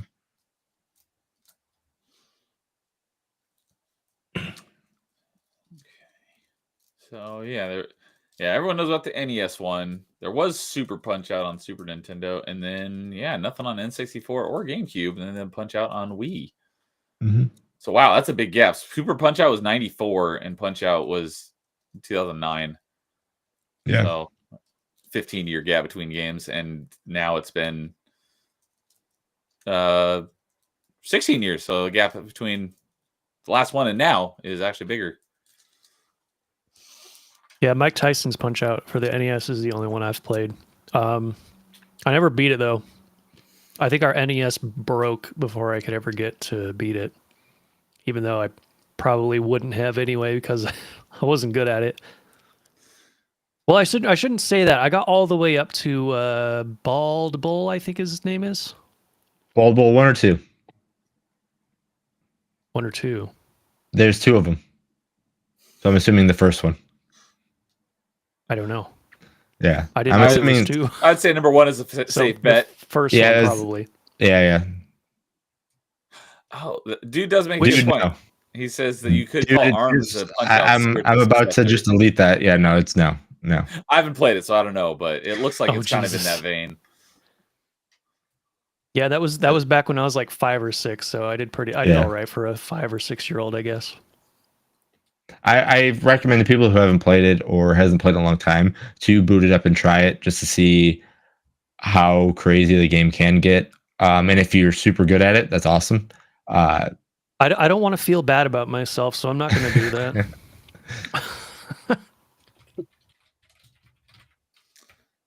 Like I brought up Kid Icarus earlier. I booted that game up after a long time, and I couldn't even get past the first level. I'm like, Oh, no. okay. I'm not going to boot up any more NES games after that. See, I know if I haven't played it for so many times that I probably would be able to do it either. Because I've been playing the Expedition 33 and I suck at the parry and I suck at the perfect blocked stuff. So I mean, I don't have the reaction timing as I used to anymore. So going off of reactions, playing a Punch Out game, no way. I just know the game frontwards and backwards to know when stuff happens. Let the record show that Jason's a scrub.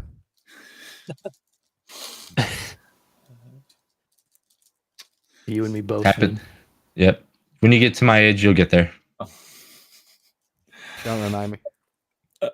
Oh, I'm already starting to feel it because you guys know I do Smash Bros every other Monday, and I'll get like some 14-year-old who just 0 to death me every single time, and it's like, all right, it's over, boys. It's over. Mm-hmm. You know when I knew it was over for me? I'll tell you when I knew it was over for me. I was making a sandwich and my back gave out when I was making a sandwich. That's when I knew that I am officially Yep. old. That's I literally hilarious. was just like putting peanut butter on bread, and I had such a bad back spasm, and I was just like, "What's going on? Wait What till did you I do do, a- God?" Wait till you do a push up and you break your back, Oh, I don't want to. That sounds even worse. or you Yeah, sneeze in it. the back pain from lifting weights. I was doing that, what are they called? The military dumbbell press, the overhead shoulder Mm. press. Oh, jeez. Yeah. And I had so much lower back pain after I did that. I don't think I Dang. can do that anymore. Oh, Let's just not exercise ever again. There you go. I wish.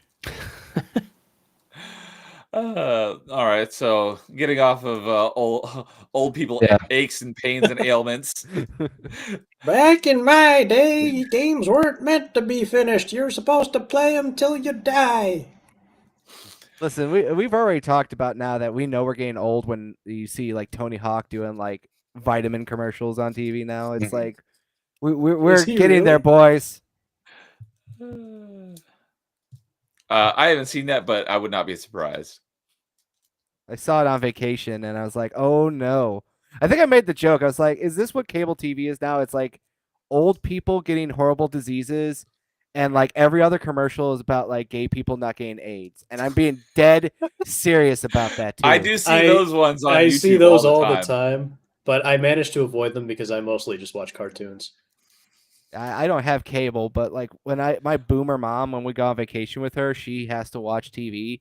And like every commercial is just depressing. They are bad. Yeah. Anyways, back on topic. All right, so Punch Out. Someone else mentioned that their number 2 is also Nintendo. That Who was me. That was all right. Lois, hit us with your best shot.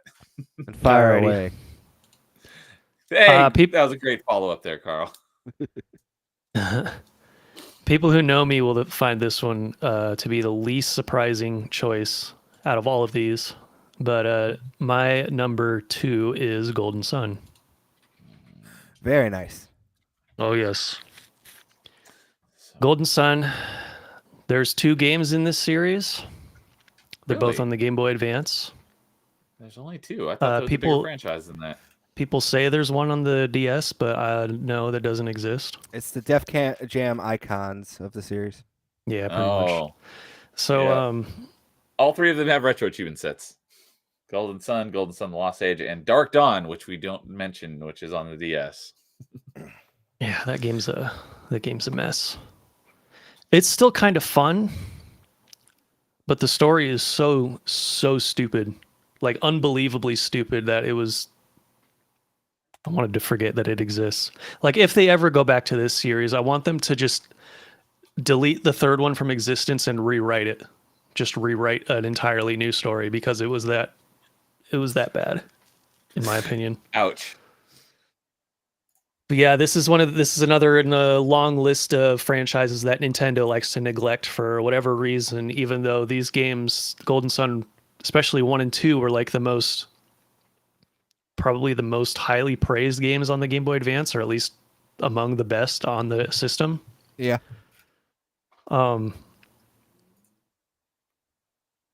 Yeah, they're so good. The thing that I like the most about them that sets them apart from other JRPGs as well is the puzzle aspect. There's a lot of puzzle solving outside of combat. And what I've noticed is that other JRPGs really struggle at doing this, as well as Golden Sun has. Like, I'm a big fan of the Trails series, which I've been playing a lot of recently. And they put puzzles in every single dungeon, but they're the most brain dead linear. You can barely even call them puzzles.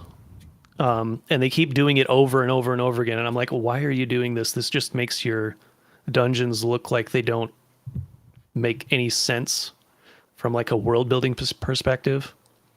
I don't know. But yeah, the problem The problem with this one coming back though is that it's made by Camelot, who now does the Mario sports games. And that's what they've been doing since before Dark Dawn came out. Actually, they were heavily involved in all the sports games, and that's Maybe it's something basically that what. could break them up, because the Mario sports games have been pretty lacking, in my opinion, for the last couple entries. Yeah, that's what I've heard. I don't buy any of them because I'm too bitter about them neglecting Golden Sun in favor of Mario sports games. Mario Golf is legit though. I'll take your word for it. The one on the Switch? Nah, the GameCube one. Oh yeah, I'll agree with that one. I'm talking about like the more recent ones that it's been, that like the ones that were on the Switch, like the tennis, the golf. To me, they were, Didn't Camelot also do Hot Shots Golf? yes, those are the good ones. Whatchamacallit, everybody's golf. That's getting a port. Oh, I I didn't know know that that. soon. Yeah, Hot Shots Golf. Yep. Are you Bunch gonna of join Mario us? Join sports. us on that one, Jason. I know that AC and me said that we want to play that with everyone. Huh. Yeah. Are you talking about the new Everybody's Golf that's coming out? Yeah, the PC port that's coming out. Yeah, I can definitely do that. Hell yeah. It's funny because lowest's number 2 and number 3, Shining Force, is also Camelot. Yep. Yeah, Camelot did Shining Force before they were bought by Nintendo. I think they were bought by Nintendo, yeah. And then I think Golden Sun was like the only RPG that they made for Nintendo. Both of these games too are relatively decent if you're a physical collector to get complete in box for relatively decent prices.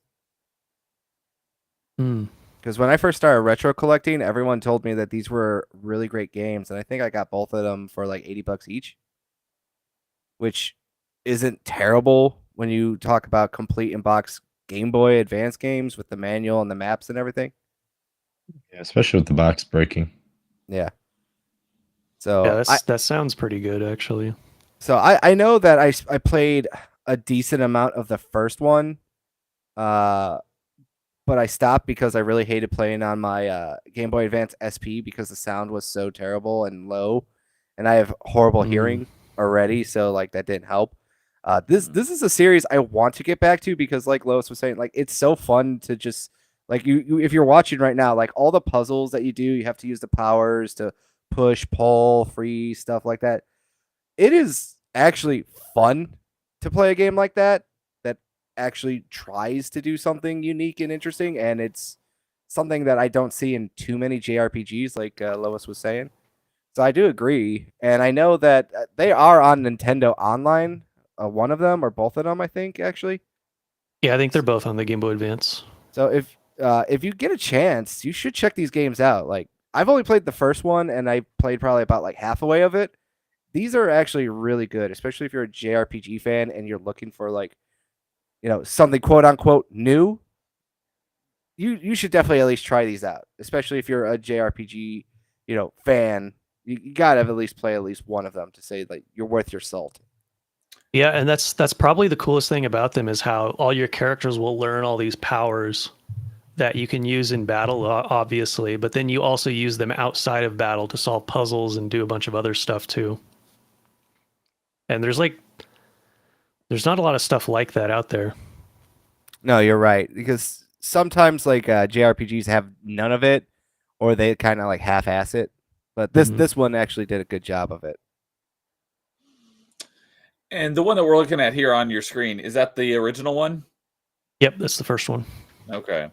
So yeah, the Dark Dawn, the one we don't talk about, which is apparently terrible, that was 2010. But the other two, the first one and then Lost Age, those were 2001 and 2003 respectively. So it's been a good long while. Yeah. The second one's my favorite, actually. That's this one. Because the second one... well, if there's people who want to play it, maybe I shouldn't say. Oh. But it's spoilers. basically like a 1.5 where there's a lot of places where the first game is lacking, and this one basically fills in all those gaps. And it's a much more full game, and it feels it's a lot more challenging too. Like these puzzles will twist your brain. in the second one. So if you're not a puzzle guy, then maybe you won't like it as much. But Don't listen to him. Just look it up on YouTube and move on. That's as I say. There's walkthroughs now. Just do walkthroughs. There's strategy guides. you can't do that. That's cheating. Who cares? I mean, I'm solve it. 34. I'm trying Yeah. to maximize my time. Damn it. I mean, yeah, you solve it first you try to solve it first by yourself, and if you can't, and you're like, man, I really like this game, but I want to continue, then use a strategy guide. Lois, I can't make a Yeah, I sandwich without suppose. blowing out my back. I don't have time left in this world to just worry about figuring it out. Puzzles are probably the best part. That's what I said. You should try to solve it first yourself. Yeah. So, It's probably my favorite aspect of these games, actually, because the puzzles, they're not just challenging, they're actually really well designed and clever. it's like, oh, maybe that could be an answer for me, since I'm not a big fan of JRPGs, but I like puzzle games, like for franchises in a new genre. A Golden Sun puzzle game without the JRPG elements. There you go. I think you might be able to get on with this one, though. The battle system is like really quick. It doesn't waste your time like other JRPGs do. It looked like it. Yeah, so you're not going to be spending a lot of time in battle, and you actually, once you get to a certain point, you actually unlock an ability that lets you avoid random encounters. I was going to So say, it then- looks like it's random encounters, not like actual enemies wandering the map. Is that right? Yeah, it's random encounters, and you have there's an item and a spell that you can use outside of battle that will turn off random battles for a certain amount of time. But then if you do that and you come across a boss, you're gonna get wrecked pretty hard. Because you're Probably. under leveled. Yeah. Okay. And on a first playthrough, there's some bosses that'll totally whoop you too, if you're not prepared for it. I remember when I was a kid, this was like my first like actual turn-based JRPG that I owned outside of Pokemon. And there were a few places where I got stuck for a long time because of the battles. I wouldn't call them difficulty spikes because they're properly balanced, and you can tell on like a second or third playthrough. They're not like, or at least I could, because on the second or third playthrough I got through them just fine. But if you're not There's skill checkpoints. skill check, that's the right term, basically. All right. DJ Darrell saying that he's giving a thumbs up to Golden Sun, but his pick is Breath of Fire, which I think is also from around that time frame. Breath of That's Fire, Super Nintendo. NES, yeah. Oh, okay. But I think similar genre. there was one, what is it? Breath of Fire 4 came out on the PS1. 3 and 4 came out on the PS1, and then they reported 1 and 2 to the Game Boy Advance. Right. And then they had that spin-off game, Dragon something for Dragon the Quarter. Yeah, that's for Oh, the PS2. PS2. I've heard everyone hates that one. Looks like all of the Breath of Fire games, with the exception of Breath of Fire 3 on PSP, have retro achievement sets. So, all right. But Crazy Landlord agrees for when we're talking about puzzles. That's what I do. I try to figure out the puzzle, but if I can't figure it out after a while, then I'll look it up. So, I mean, that's what I do too. That's what I mean. It's like I don't want to waste too much time if something's bothering me. I'm like, I need to play more games.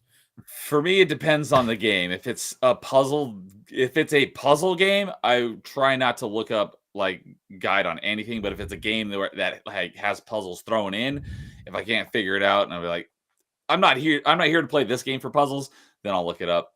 But Basically, Like you time box it. If I can't figure this out in like 10, 15 minutes, whatever seems reasonable, then just look it up.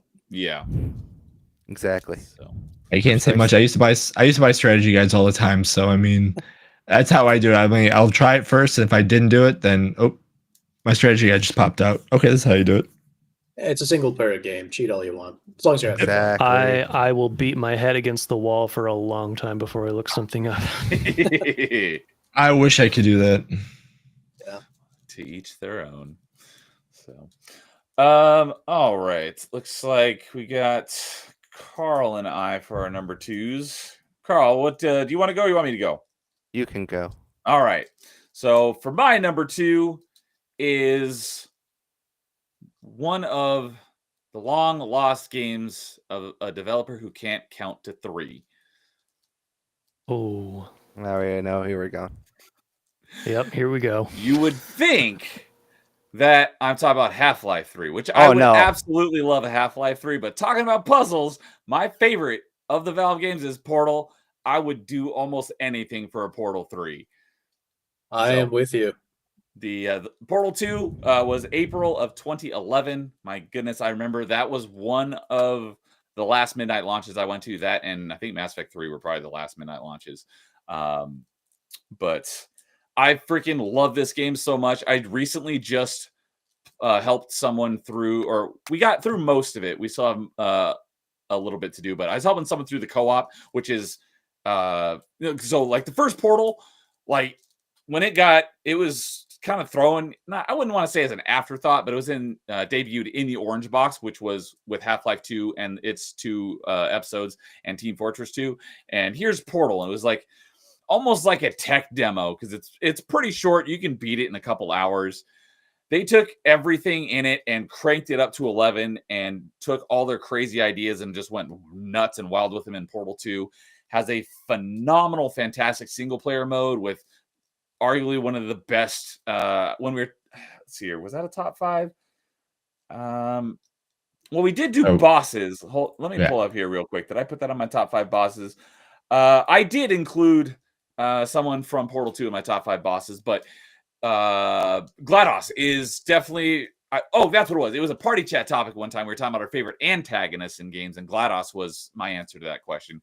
One of the best antagonists in a game. Great, well written. Has a great campaign, lots of great puzzles, and has a completely separate co-op mode meant for 2 people, with a whole separate section that's designed for 4 portals instead of 2, and it's phenomenal. I just recently played through that with someone recently because I was talking about Portal on a stream. I was like, hey, if anyone wants to do the co-op, let me know. I love it. Oh, it was Snap Rai. That's right. We went and played through because it's got 5 chapters, and I think we did the first 3, so we still have the chapters 4 and 5 to go. But I love it. If anyone ever wants to do the Portal 2 co-op, I've got it on Xbox and on Steam. I'm happy to do it again because I freaking love this game, and I just want more Portal. There was rumors in not long after Portal 2 came out that they were going to release a free DLC or a title update to it, and where you could design your own Portal test chambers and share them so other people could download them and play them themselves. I'm so disappointed that never came to be because I would play Portal like forever if that happened. That may have been available on the PC version. I'm not sure because the Steam version of Portal, I only played it for the first time when I played a Snap a few weeks ago. I think it might have workshop support, but I'm not sure. But there was a fan-made, essentially a sequel with additional mechanics. And if you have Portal 2 on Steam, it's available for free called Portal Revolution. I've not played it yet, but I'm very much looking forward to playing it at some point. Because they add new mechanics and stuff to it, and it looks awesome. And this is my favorite puzzle game of all time. I love first-person physics puzzle games. There's a lot in this genre, but this one, in my opinion, does it the best. I love this game so much, and I love Half-Life. It was in my top five shooters when we did top 5 shooters recently. But of all the Valve franchises that they can't count to 3, Portal is my favorite. I would do nearly anything for Portal 3.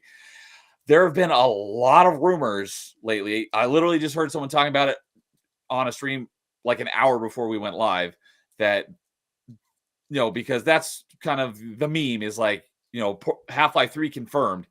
There have been a lot of strong rumors lately that Half-Life 3 may actually come to be. And if that happens, it's very likely that we could finally get a Portal 3. I don't think it's going to happen, But if we get Half-Life 3, I'll be very happy about that. But I'll be more happy when we get an announcement of Half-Life 3 or Portal 3 because I love this game I heard so that- freaking much. Yeah, I heard there's strong rumors next month we might see Half-Life 3. I don't see that happening at all because, again, it's one of those Grail games that I don't think will ever happen. I can't say ever happen, but you know what I mean. But yeah, I've heard a lot saying next month might be something that we see a 3 finally.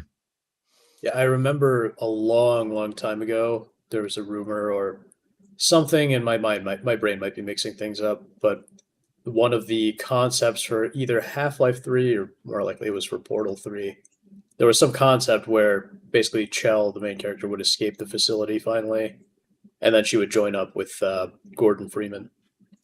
That'd be So interesting. that was one of the concepts, and I think that would be an interesting concept, especially Yeah. since they take place in the same universe. Yeah. Also, Neo, when you were describing what you love about the game, I was so disappointed you didn't mention one of the greatest things about it. One of the greatest side characters of all time, Cave Johnson, the man who's going to burn Oh. your house down with lemons. What do I need lemons for? I don't need any freaking lemons. Cave Johnson, yes. Can't believe I forgot to mention that. You never Yeah. see him. I mean, you see a portrait of him, but Yeah. he's not a character. There's no character model for him. He's not in the even game. live, and I think he's dead by. He the has time- passed by the away game. already. It's, yeah, But you it's hear just his a recordings bunch of throughout recordings, Portal yeah. 2, and they are great. Yeah. Voiced J.K. by the Simmons is so good. fantastic J.K. Simmons. He does such a great Yeah. job. I remember the first time I played the game, I recognized his voice immediately because I'd seen the Spider-Man movies a million times. I'm like, okay, that has to be J. Jonah Jameson. Yep. I was like, Mhm. is that J.K. Simmons? It's like, it is J.K. Simmons. So Yeah. yeah, Cave Johnson is a great, minor character that you hear his voice in recordings throughout Portal 2. Yeah. It's fantastic. I'd say he's more than minor. He's like a side character for sure, just because of how much he's in. You hear him. In the Yeah. game. Just that he's not actually in the game, Mhm. you know, so to speak. Yep. So, Yep. but yeah, he's a great character and it's a lot. Yep. It's been a while since I played it. That's also in my backlog of games to replay is the Portal 2 campaign. But yeah, he's got just a lot of great lines in the game as well. Yeah. So. On Party Chat last week, I talked about Portal because on the topic where we talked about franchises we'd like to see explore a new genre, I also talked about Portal because I was like, I'd love to see a Portal game done as a 2D platformer. And I realized just today, I was like, wait a minute, I swear I'd forgotten about it because it was so long ago, but I was like, I think I played a 2D platformer. So I Googled it, and there is a 2D puzzle, a 2D Portal game. It's a Flash game that someone made. So Yep. there is a 2D I played that. side-scrolling Portal game as a Flash game out there on the web. Yeah, I played that as a kid. I actually played that before I played the official Portal games. So I found that I played probably 4 or 5 levels. It's not great. There's some issues with it, but it's basically everything you would love about Portal, just without the dialogue. Yeah. So, It's good. One thing you could do is if they did go the route of Chell going outside, you could maybe start using some of the Portal mechanics as sniper mechanics or different ways to set fight portals enemies. and then shoot through them. Yeah, or basically set up traps for enemies to walk through and then kill them or disable them, whatever it may be. I think that would be a cool way to kind of expand Portal's gameplay. Yeah, maybe take a page out of the Splitgate playbook. Maybe I'm not familiar with that series, but sure. Yeah, Splitgate is a free-to-play game. It basically looks and plays like Halo, but it has portals in it. Neat. And the sequel is supposed to be coming out this year, from what I hear. Nice. It looks really cool. I always want to play it. I haven't played it yet. I do plan to, but I may just play the second one because it is an arena shooter. As far as I know, there's no actual campaign. But it's if you want Halo with portals, that's what Splitgate is. So I will say one thing about this game that it'd be very interesting to see if there was a poll, a mass poll, is if Valve chose to choose 1-3 out of all their franchises, which one would they choose over fans wise? Would they want a Half-Life, a Portal, Left 4 Dead, or something like that? Which one would they Team want Fortress. more? Right, yeah, that one too. I'm pretty which sure one would you Half-Life want more? 3 is going to win by a landslide. I think Half-Life would win yeah. just for the meme. Just for the meme. I Just think for the Half-Life meme. would win. Yeah. Now, if Valve is in charge, it'll probably be Team Fortress or CS:GO or not seems good. You're probably right. Yeah. Yeah. But yeah, I would be very curious because I know Portal's so big, but again, Half-Life is its own monster as well. So it'd be, I don't know, it'd be interesting. Half-Life also has more of a story to it, and they never finished the story, so there's that too. While we're on the topic, did anyone, probably not Carl since he can't do VR games, did anybody play Half-Life Alyx? I did not. Mm-mm. I own it, but I never played it. Yeah, I have it on my wish list because I recently found out that there is a no VR mod, so you play it with just mouse and keyboard. So I have it on my wish list because I do want to pick it up at some point, but I have not played it yet either. Yeah, But apparently, it sets up for Half-Life 3. Yeah, but I noticed back when I was more into VR, a lot of VR games were very disappointing, cut down versions of main games. Doom is an extreme example of that. I've heard that Half-Life is not as good. I've heard that Half-Life Alyx is one of the shining poster boys for how good VR games can be. Yep, for sure. Or more accurately, poster girl, since you play as Alex. Yeah, that's what I've heard too. I still need to play these Portal games. The first one's very short. Yeah, the first. I think the reason why these games are because I've played games like the Talos Principle. I have those. I have not played them yet, but I'm very much looking forward to playing them. I love the Talos Principle, and I would probably love these games too. I think if the reason Talos, you'll probably like Portal. Yeah, I think the reason I never played them was because they got spoiled for me a long time ago. Yeah. Well, I mean, the story's not that important. More, the dialogue is hilarious, but it's still like a discouragement to get into something. The same thing happened to me when I was in the middle of Final Fantasy VI. I think the ending got spoiled for me. Eek. And then I just lost the motivation to continue playing it. You never finished it? No.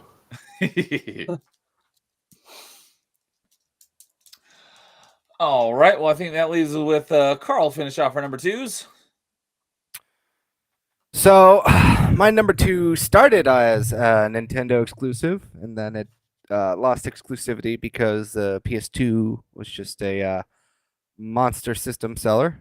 And your number 2 started as a Nintendo exclusive, made its way through your colon, and came out as a Sony game. Basically, yes. Clovis Studio, we just mentioned it earlier. That's the Beautiful Joe series. Oh. Big fan of Beautiful Joe. I didn't know that they actually made a quasi sequel spinoff for the DS until not too long ago. So gonna have to check that out. But I just like the Beautiful Joe games. I know Mr. Angry Canadian, he's going to be playing one relatively soon. I think these games are just, really good. I can't really say too much more about it. I think the combat's really fun. They're unique. They're interesting. They're tough. That's another thing too. If you're looking for a game that's got fair toughness to it and not just what I like to call unnecessary toughness, these are one of those games that you should check out. The setting is very interesting, and it's kind of, like I said, another one of those time capsule games where you look at it and you go, oh yeah, this is, just very fun. I played it relatively recently again on the GameCube not too long ago. The controls still hold up really well. Just the uniqueness of how to take down the enemies, just the little trippiness to it. The over-the-top, kaiju/superhero Japanese /Western setting that they merge in to make this game is really fun. It's got that Power Rangers aesthetic, as you can see here. Joe becomes basically a Sentai character here. It gets all these crazy time motion powers, and everything is kind of done like it's a movie, So it's if you die, they go cut, and everything else like that. And they just give you it's all about dodging and learning how to use your proper powers and timing and stuff like that. It's just pure fun. This is one of my Capcom is one of my favorite developers, and they have a whole graveyard of IP that I absolutely love. Some of which we've seen come back recently with Onimusha and Okami. They're getting sequels, and they've confirmed that as well. And I think this is one of those. This is the last one that I'm absolutely like hoping for from that Clover Studio like timeline, is to see this come back in some way, shape, and form. I would just settle for right now just bringing them to modern consoles, because I still think these games, like artistically, they don't look bad. They still look really good. You don't even have to do too much work. You can port them just like that you did with Onimusha and Okami.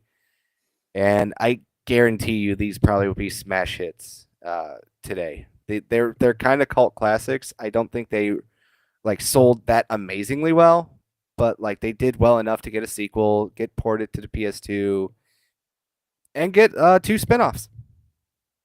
Like I said, last time we saw a game for this was for the DS in 2005, and I didn't even know they made a DS game for the series too. So we've seen Joe basically in everything from Capcom fighting games. Still, I think he got his own little anime as well, if I recall, for a little bit. I can't remember off the top of my head. But I don't know. I love this guy. I got a statue of him. It's one of my favorite statues I own for gaming. And yeah, I just want to see him back. So I'm looking at I've got the series here, and it looks, from what I'm looking at, it looks like it launched on PS2 and GameCube on the same day, June 26, 2003. Yep. So, but there was a PSP game that came out in 2006. That was Beautiful Joe Red Hot Rumble. Yeah, that's not that good. But yeah, and then the Beautiful Joe 2 on PS2 and GameCube as well. So, Yeah, there was an anime around like 2008, 2009. Yeah, no, I remember when this game first got announced and got shown, I was like, "Oh, cool! They're making a sequel to Comic Zone, in a way, just because of like the style of gameplay, and instead of going into a comic book, they were going into a movie." So when it first got announced, it was great to see that. And again, with the Capcom charm, it's always nice. Yeah, they were highly rated games when they first came out, and like I think that's like kind of fun. I think like the difficulties are child and adult.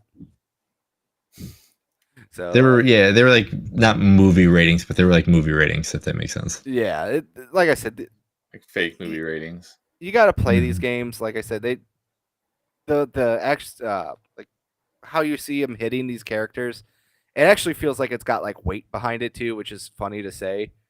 It just feels like satisfying to pull off one of these combos and stuff like that. Yeah, I haven't played them, but I know, I don't, correct me if I'm wrong, but I think that they didn't really sell all that well, but they were kind of like cult classics. Yeah, hits. I said that a little bit earlier. Okay. But yeah, Yeah. they did not exactly light the sales chart on fire, but like I said, a lot of people like the series. You know. Yeah, I always heard enough joke people about it. around. Yeah, I always joke around, and people that understand Capcom know this is it was 2000s Capcom. That's how much it sold. It was Clovis, you know. That's really what it was. It's the same people who made God Hand. It's the same people who made Okami. You know, they basically made a lot of those really fun, you know, over the top, like stylized games back in the day. And I'm happy that Capcom at least is bringing that studio back.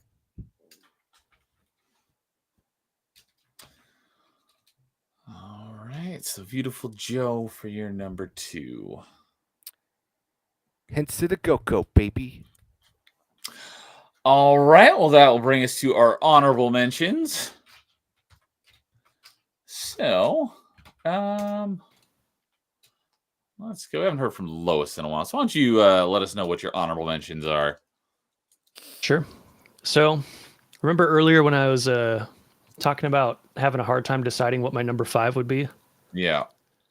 There were the other 4 that I have that were contenders for that are Langrisser, I haven't heard of that. Banjo-Kazooie, Nights into Dreams, and Musashi. Brave Fencer Musashi. Yeah. I've heard of Musashi, but I don't know anything about it. It's the Saturday morning cartoon video game. Basically. And then before Neo dropped his rules on us, I had Cell Damage on my list, but there's only been one game in that series. So Oh, okay. What was that originally on? Because I played that as an Xbox One game, but I know it was it a Dreamcast? GameCube, Xbox, and maybe PS2. It was Okay. that original gen, right? That's the cartoon with the chainsaw stuff, the card Yeah. battler. It's basically Yes. like edgier Looney Tunes, basically. Kart And Racer. it's like there's a racing mode, but it's more of like a car combat thing, like Twisted Metal. Oh, okay. But yeah, it was a hilarious game, and it was so much fun, especially if you get into the playing it with other people. It's super fun and super silly. So, dude saying he's got to head out. I'll listen to the rest of my. Good night, dude. Thanks for hanging out. And he said that the only Valve games he played were the Left 4 Dead games. So have a good one, dude. I'll talk to you later. Later, dude. Yep. The Knights and Banjo-Kazooie, if they brought those back now, the people making them would probably turn them into a disaster. Especially Knights, because that was made by Yuji Naka, who made Balan Wonderworld, which was supposed to be a successor to that. I've Goat. heard that's terrible. That game's the goat. It's certainly special. But I got a list of other stuff that I want them to bring back that I'd want to see brought back as well. Jet Force Gemini, Skies of Arcadia, Diddy Kong Racing, SSX, Senran Kagura, the Folklore for PS3, Pandora's Tower, Knights of Azure, Gravity Rush, Artanelico, Dragon Quest Builders, Gurumin, A Monstrous Adventure, Reciteer, Valkyrie Profile, and Drakengard is the last one. Drakengard's the Nier franchise, right? Yep, it's part of the Yeah. same series. So the last one was technically 2017. But I'd want them to make an actual Drakengard 4. Okay. That's what I want their Well, next Nier game is to be. Nier's a spin-off of Drakengard, right? So Drakengard Okay. hasn't had a mainline title. Technically, but they're all part of the same like story. Because the Nier series is based off of Drakengard 1's ending E. Yeah. They're all part of the same timeline and everything. So I don't know. I consider them part of the same franchise, and they're more or less the same genre as well. They're like action games. Okay. All right. Do the Drakengard games like follow one another like direct sequels, or are they like different like the Nier games are? Drakengard 3 is a prequel of the entire series, and Drakengard 2 happens after Drakengard 1's ending A. So it's like a different timeline. Sounds Okay. very convoluted. It's like this Yeah, game's it's a ending bit A Sounds leads into very- this game's ending C, but this Sounds game's very ending Hideo D. Kojima. It's Yoko Taro. He's one of those guys. So All right. that's why we love him, though. All right. I think I'll go ahead and I'll run through mine. So I had probably none of mine that were on my list would have been on my list if it wasn't for games and the franchise having an announced sequel, because it would have been Metroid Prime and Ninja Gaiden and Perfect Dark, Elder Scrolls, and Donkey Kong. But all of those have recently, like within the last, mainly 6 months, have had a game announced. So it kind of totally threw my list on its head. I've got a number of games that aren't old enough yet. I feel like it's been long enough, but doesn't meet the criteria. And then a bunch of games that I played and I liked, but not enough for them to make my list. But the ones that do make my honorable mentions, because I love these franchises a lot. The Tony Hawk did not make it because I would love to see a Tony Hawk 6, although I'd never played Tony Hawk 5 because I heard it was absolutely terrible. But we are getting a Tony Hawk 3+4 remaster within a couple months. So I was like, that'll definitely fill that void. So Tony Hawk definitely gets moved to honorable mentions. Another one, I know Jason will like this because this was, I think, his number one when we did top 5 360 games.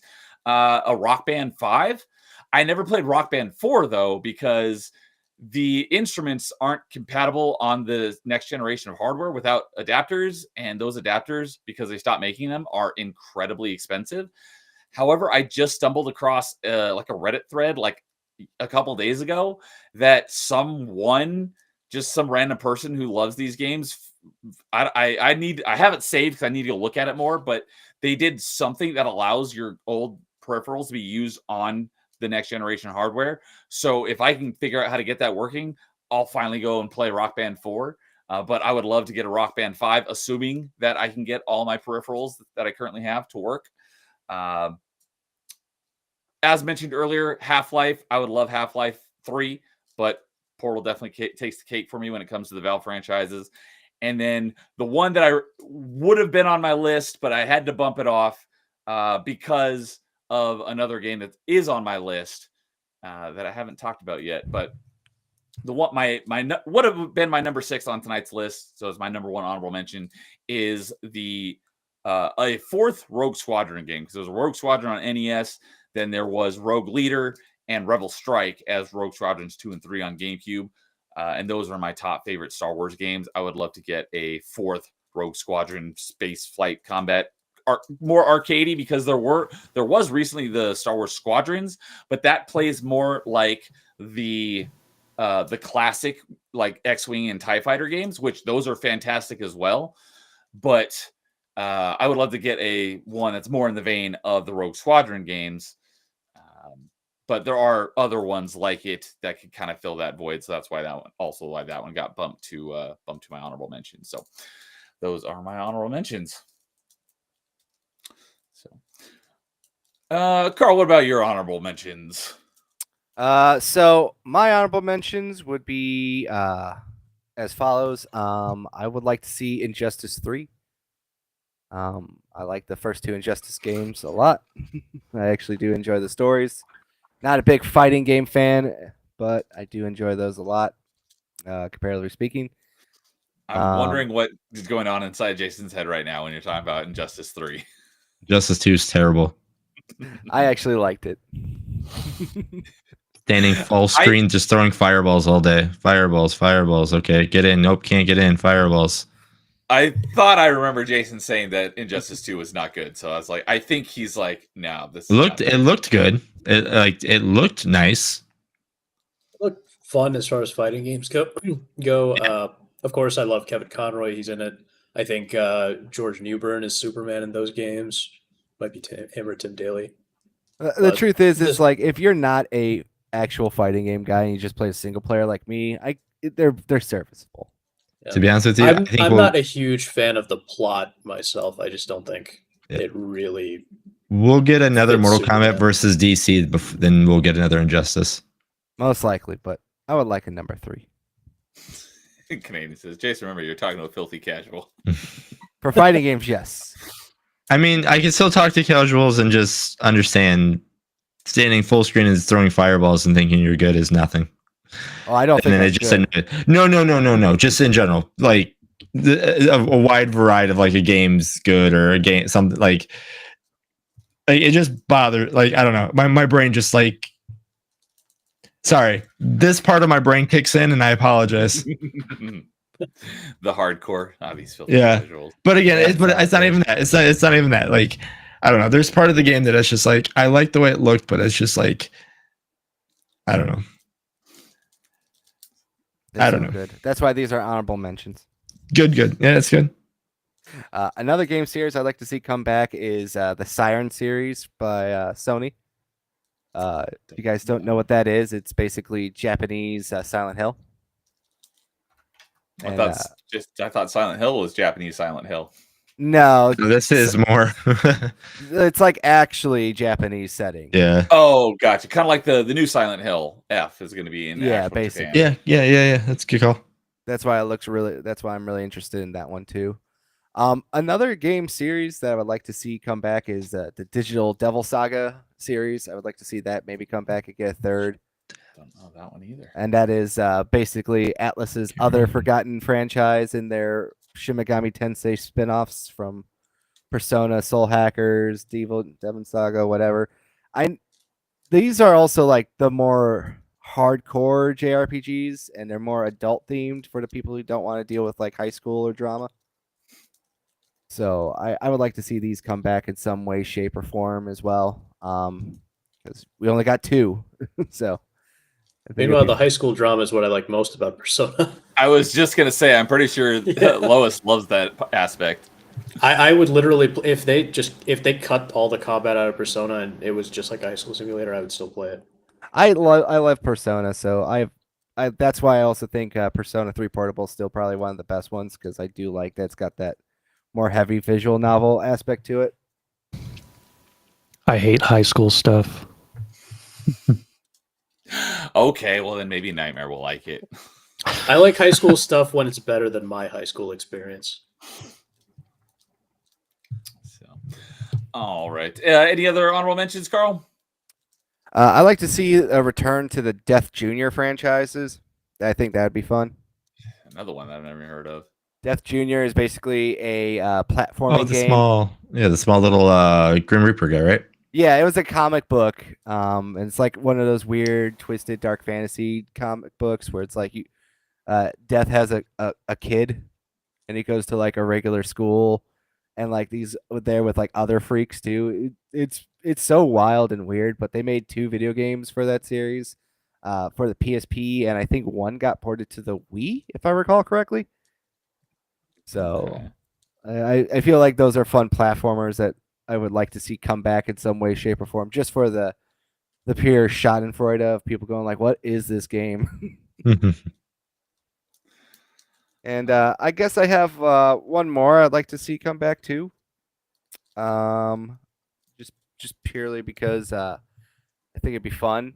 I'd like to see the Digimon World Series come back, and specifically the Digimon World Series. Okay. As opposed to What they currently are doing with like Survivor and Code and stuff like that. I would just bring back the world. okay. Make it simple. They have 4 mainline world games, and then they started doing other Digimon stuff. All right. Cool. All right. Yeah, I haven't. I watched a little bit of the anime back in the day, but I don't know anything about the games, so I wasn't sure exactly what you meant by that. Because like, yeah, didn't they just have a Digimon game not that long ago? But you're talking about like a different style of Digimon game. Yeah. Okay. So, all right. Before we move on to the next one, Sons of Shadows is back. What's up? Good to see you again. He says, gonna raid you next time. Well, that'd be awesome. I appreciate it. And he says, revive Dead Space, Shadow Hearts, and Legend of Dragoon. I don't know Shadow Hearts, but I do know Dead Space and Legend of Dragoon. I think Carl's a big fan of that last one, right? Legend of Dragoons, I have not fully got into. I own it. I've been playing more Panzer Dragoons. Panzer Dragoon. Okay, that's what I was thinking. I of. think that's where you might have got confused with. Yep. So Because I finally just got my 2 copies for the Sega Saturn at the video game convention. Oh yeah. Also, I was AFK when Neo mentioned it, but please don't make a Rock Band 5 because I will feel the need to buy it and all the instruments once again. Please don't do that. well, that's why I said as long as I can use my existing instrument, so I don't have to buy anything new. I want them I to might make have one to. now, just so. But they got to make a Prince edition, and you only can play Purple Rain. Oh yeah, mean, the they guitar controller technically- shaped like his thing. Yes. They could totally do Oh, that. that would be You know what? actually I'd buy awesome. it now. Let's make this happen, guys. Rock Band Prince comes with the big purple guitar with the big Yeah. swirl on it. I mean, unfortunately, we already have a Rock Band 5, and it's called Fortnite. Oh God, yeah, I forgot about that until you said it. Did I even ask? It's You just killed the entire harmonics. conversation. Good Yeah, job. you I know. ruined it, Jason. You ruined Oh it. no, trust me. I know. I understand because I've never played Fortnite before, but I logged in one time just to play that, and I was like, oh no, why'd I do this? Was it but good? I mean, it's Rock Band guitar. It's Rock Band, but it's just on Fortnite. Yeah. Huh. That's the but- best way I can describe it. There's no other way to describe it. I mean, like, there's buttons you hit, there's songs that you play. Songs aren't great as of right now, but again, it's still early. You play with your character or whatever skin as your character, and yeah, Your I Honor, I assume like everyone to. else preps like the tomato emote.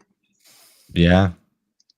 Your Honor, I'd like to enter into a record that the witness did not commit to answering the question. Yeah, Canadians, I felt dirty playing Fortnite. If they did do another rock band, and they did like one of those band specific ones, kind of like Guitar Hero Metallica, I would want them to do like Rock Band a Green Day. rock band Dream Theater. That'd Would be nuts.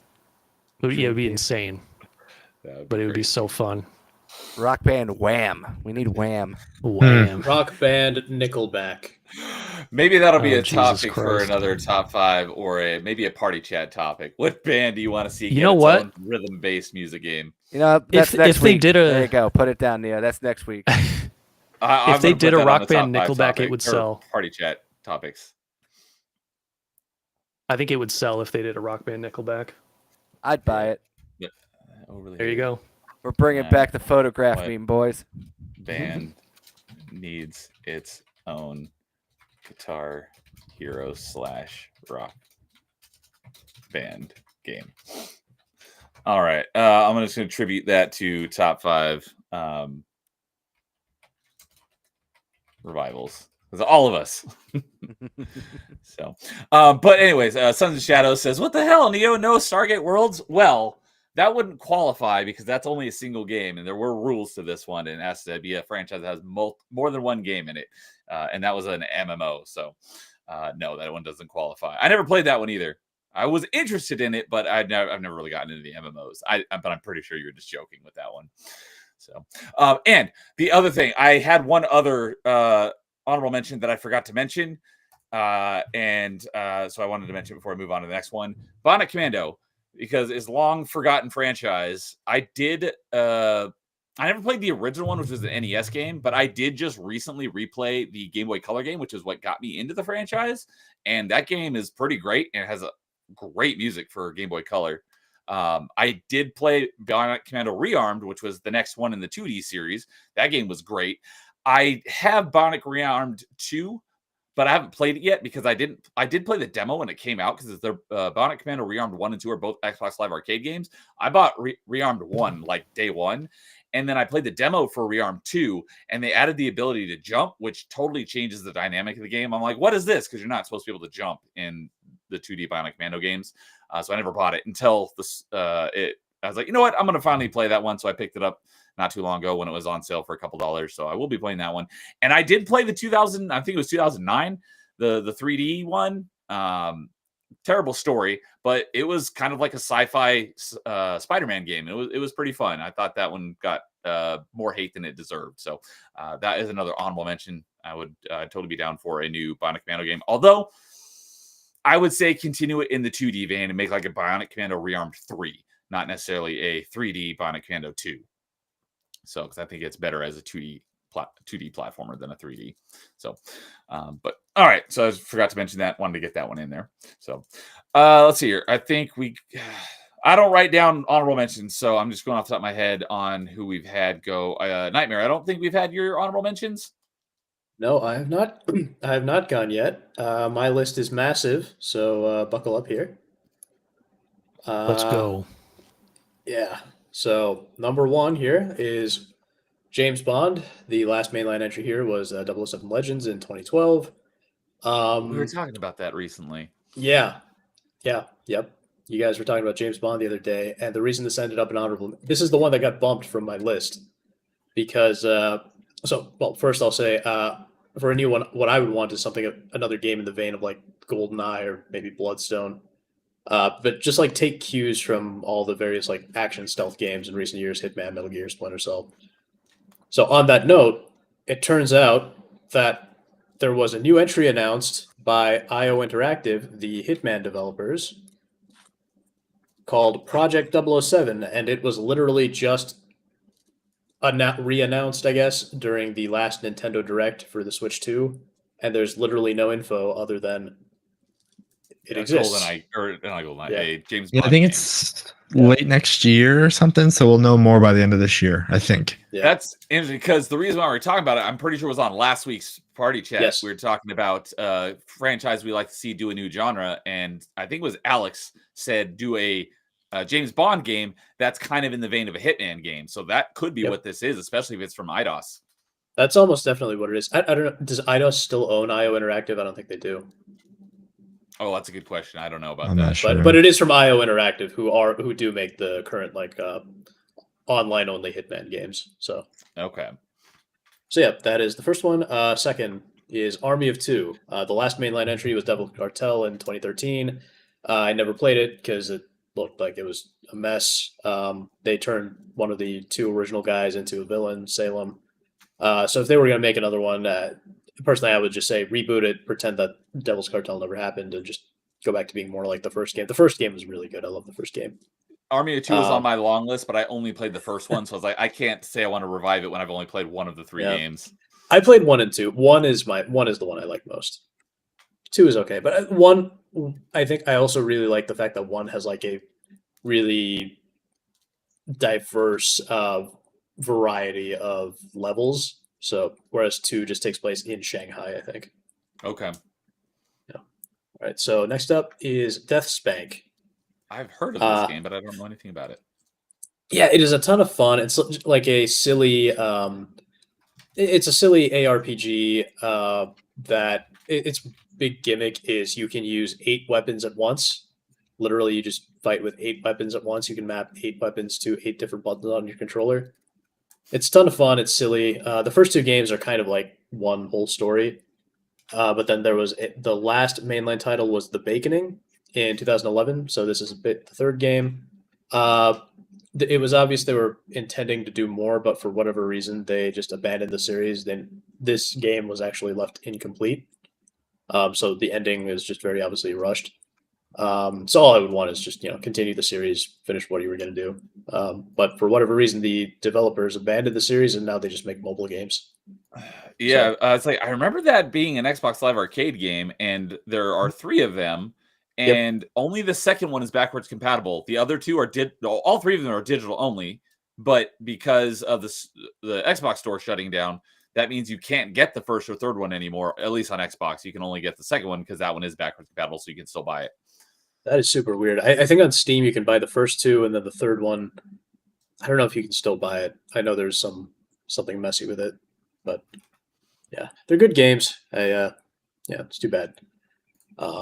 Next up, Deus Ex. Last mainline entry here was Mankind Divided. That is in 2016, so that's just a little too, That's a little enough. too recent. Yeah, but My also number 5 was in 2016 as well. Yeah, that's true. But yeah, they're just fantastic games. There's so much variety in the gameplay and so many things you can do. This is unpopular nowadays to say, but I think the original games are way better than the prequels. And I would love to have more, but the thing is that Invisible War, which is the sequel to the original game, is like a very final ending. All the endings are pretty final, and I don't think I'd want another prequel. There are way too many prequels. So, you probably have to make like a new world entirely, which I actually would not be against. I would love to see something with the same style of gameplay, especially as the very original Deus Ex game. Because what happened with Deus Ex is that it kind of got dumbed down for consoles with Invisible War, and then they just kind of stuck with that trend for the prequels. I would love to see something in the vein of the original Deus Ex, with maybe just new world, new setting, new universe, all that stuff. So, Yeah, if I remember that. correctly, Mankind Divided kind of has a cliffhanger. Something like that. I know it had a DLC too, so I don't know exactly. I didn't play the DLC, so I don't know for sure. But like, I feel like it felt like that story is still like unfinished. Yeah, but there were definitely things in it that were left unfinished for sure. I remember there were. I don't know if it was a cliffhanger, but I definitely remember there were like plot threads left hanging. And I'd like a third one. I mean, I liked that storyline and the setting of those games too, but It wouldn't hurt. But the thing about prequels is how it all ends at down the line. So I still haven't played the originals though. That's the thing. I need to. the still originals need to do that. are phenomenal. They Yeah. are so good. They're so That's good. another gaping hole in my backlog. Yeah. And the originals are like so relevant to today. So they're just so much fun. Oh yeah, Days I've Ex- seen the clips that people like to bring up too. Yeah, yeah, and JC Denton's voice acting is just Yeah, Yeah, the first. So deadpan. It's so memeable. Yeah, and it was intentionally that way because his brother Paul, it's the same voice actor doing Paul Denton, but Paul has emotions and JC almost does not. Yeah, when I saw, because I didn't know the actor's name or what his, what he looks like, because all I knew him was as a voice. But when he showed up in the first few episodes of The Expanse, I was like, that's the guy from Deus Ex, JC Adam Denton? Jensen. Yeah, Oh, Adam Jensen. Okay. yeah, the same voice actor. So, Okay. yeah, Deus Ex was also on my long list, but because Human Revolution is the only one I've actually played in its entirety, I was like, I can't put that on my list either. I did like it. I haven't played Mankind Divided. I played the first level of the original Deus Ex way back in the day, and I'm surprised. I booted it up not that long ago within the last year. I don't remember why, but I was surprised at how good that game still looks for how old it is. And then for Invisible War, I only ever played the demo because I remember it was the demo for it was on one of my official Xbox magazine demo discs way back in the day. But Mankind the originals Divided, they can be hard to get up and running. Mankind Divided does have 2 story DLCs, System Rift and A Criminal Past, but I haven't played it, so I don't know anything about the actual story. My buddy Rozik, though, he loves these games, so he'd be able I to played tell us Human easier. Revolution, and I actually played these prequels first, but I never played the story DLC. I never played the DLCs for Mankind Divided, but I played Human Revolution and then the main story of Mankind Divided, and then just a long time later, I was like, you know what? Why not try the originals? I played the originals. I was like, I've been missing out on this for so long. Nice. But, yeah. So next up, Dishonored, last midnight entry, Death of the Outsider, 2017. Yeah. I would love something in the vein of Dishonored, but they pretty much killed the story and really even any possibility of having, doing more with the Outsider, maybe just creating a new main character some other time, because Death of the Outsider, as the name implies, means there's no longer even an outsider, so you can't even do that. But I think what I would like to do, and if Disney didn't hate money, what they would do is give Arcane, well, I guess Arcane's kind of dead now too, but create a Dishonored style game set in the Star Wars universe where you play as like a force using mercenary or something. So you can have like kind of like how Corvo has a sword and his pistol. You can have like a lightsaber and then like a blaster pistol, that kind of thing. It's a stealth game. Yeah. But I just think that would be really fun because, like I said before, Star Wars just has so many different possibilities for so many different types of gameplay. It's a great universe for that. Yep. So I'd love to see something like that for Dishonored. Okay. Yep. Yeah, Dishonored was on my list of games that is too recent. The most recent release is too recent to be qualified, especially since I just played through all 3 games this year. Yeah. But I know you haven't played Death of the Outsider. I literally just played it finished it like a month ago. There is an option on the ending. It gives it to you on whether to kill the outsider or not. So they could go with the route where he does not get killed. But well, no. I'm not So go either into it way, more because of the story spoilers. Yeah. So I won't spoil it, but no, from what I know, there's no ending where the outsider would keep his powers. I'll just put it that way. Yes, that is true. So, yeah. All right. So next up is Just Cause, and I've only played 3 and 4. I loved 3. It is one of my favorite games of all time.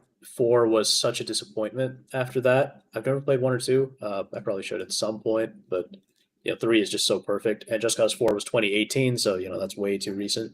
That was also on my list of games where the most recent entry is too recent. But I wanted Just Cause 5 so bad. Yeah, I would love a Just Cause 5 that just goes back to the style of Just Cause 3. Maybe even focus more on like the flying mechanics with like that almost Iron Man like feel. And I would want it to go to America, as the ending of 4 implies. So it sounds like they were planning to go to America.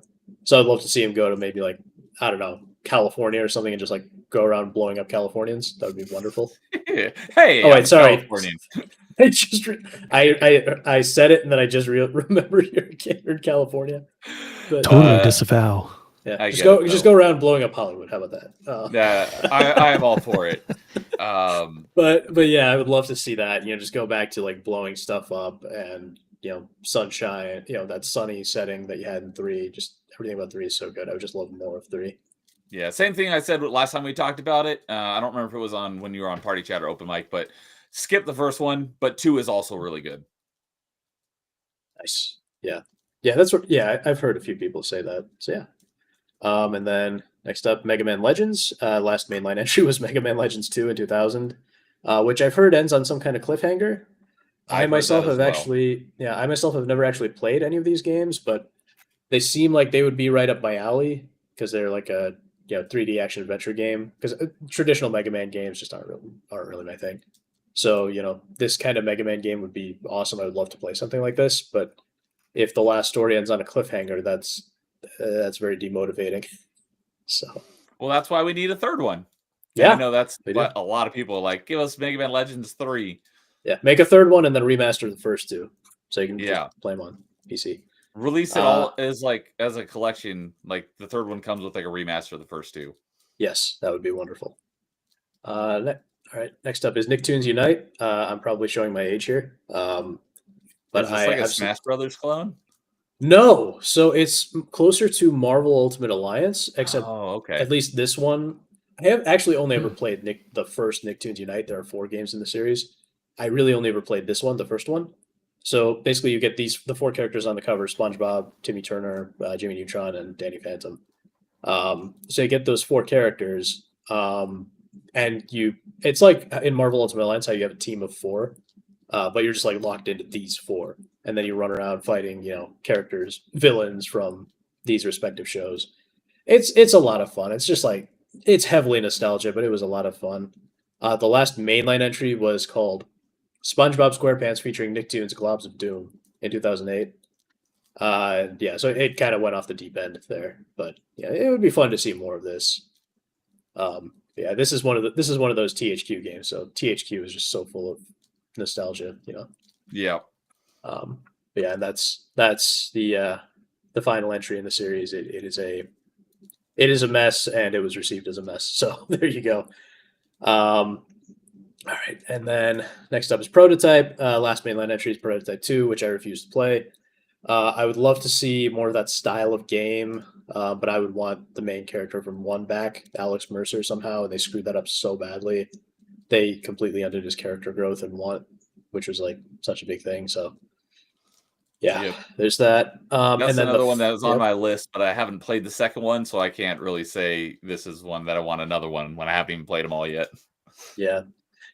I just want another game like that feels like the first one, with all the chaos of the city and that like style of gameplay and all that. Spider-Man: Web of Shadows is in a similar vein. Yeah, and then the final honorable mention is Sly Cooper, which I've only played a little bit of, but it's such a charming series. And Sucker Punch, they basically completely dropped Sly Cooper once they moved into Infamous, and then dropped that once they moved into the Ghost of Tsushima series. So it would be nice to bring these back. I think they're a very charming series. What Last was the entry last here was- Sly Cooper? Yeah. Last mainline entry is the one displayed. It is Thieves in Time from 2013. Okay. I believe this is the 4th main game in the series. Okay. Yeah, and Prototype 2 was in 2012, so it's been a while. Yep. So and your Canadians vote. He says Sly Cooper's fantastic. I've not played any of them, but I've heard that people who have played them love the Sly Cooper games. Yep. Yeah, I have a friend who had all 4 games and he loved them. So yeah, that is my many honorable mentions. Yeah, the Sly All Cooper right. games are great games, Neo. I think you'll like them. I love stealth games, so I would Yeah. probably enjoy them. But they're PlayStation, so That's why I never played them. Yeah, exactly. Not that I had anything against it, just I never had a PlayStation. So, Yep. But yeah, Sons of Shadow's like, okay, I got a revival. Pitfall, the Mayan Adventure with Bruce Campbell was a fun one. That could be something. So I didn't know that there were any pitfalls with any voiced dialogue. I remember there was one I on the only know- Atari. There was one. Yeah, on there's Super that one on the Nintendo. That's the one that I Atari. played. And I don't it's know anything the newer. Atari one. I remember there's like a mini version of it in Marvel Ultimate Alliance you have to play. All right. I feel like we're missing someone, or did we get all the honorable mentions? Oh, we gotta do mine. All right. I was like, I think Jason's the only one we have left. Yep. Oh, Yeah. Pitfall. There was a Pitfall on PS1. Maybe that's one. There's a Pitfall on the Atari. Yeah. So, all right, Jason. What about you? Yeah, so my first one's Medieval, and I'm joking because that game can just stay dead forever. I was like, wait a minute. Yeah, but no, but all in serious. First one, you said it was Portal. I would love to see Portal as well. Another one, Parasite Eve would be fun to come back. I forgot about that one. Yeah, it'd be interesting to see what story they would tell, but it'd be fun to see that one. Square forgot too. Yeah, right. I'm not the biggest fan of the first one, as people are going to find this kind of crazy, but I would love to see Dino Crisis come back and see it done a little bit better. If you've played the first one recently, you kind of understand the game's not the greatest. It has some ideas. I mean, Canadian just played it. Yeah, it's okay, but it's missing a lot, in my opinion. There's a lot that could be done to make that game so much better. Another one that'd be fun. And again, I'm using an old video game trope that's been done to death, but a Twisted Metal as a battle royale would be freaking awesome, in my opinion. Just get a car, get a bunch of weapons, and just see how many, just survive. That's what Twisted Metal is anyway.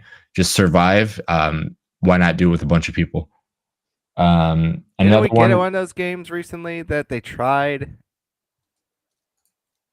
I don't think so. Not a combat version. What was a PS5 launch title game, wasn't it? But it wasn't Twisted Metal, but they did basically Zoomer Twisted Metal, as I like to call it. I don't know. Oh, you made Canadian mad. I think he's mad about the Dino Crisis one. He says, Jason, no, you were the chosen one. I mean, yeah. I mean, I don't know. Dino Crisis, next time you play it again. Done well. I want to see it done well. I don't want to see where, granted, yes, Resident Evil's you run around, but there's times where you are doing nothing. Destruction All-Stars Arena, that's the name of the game.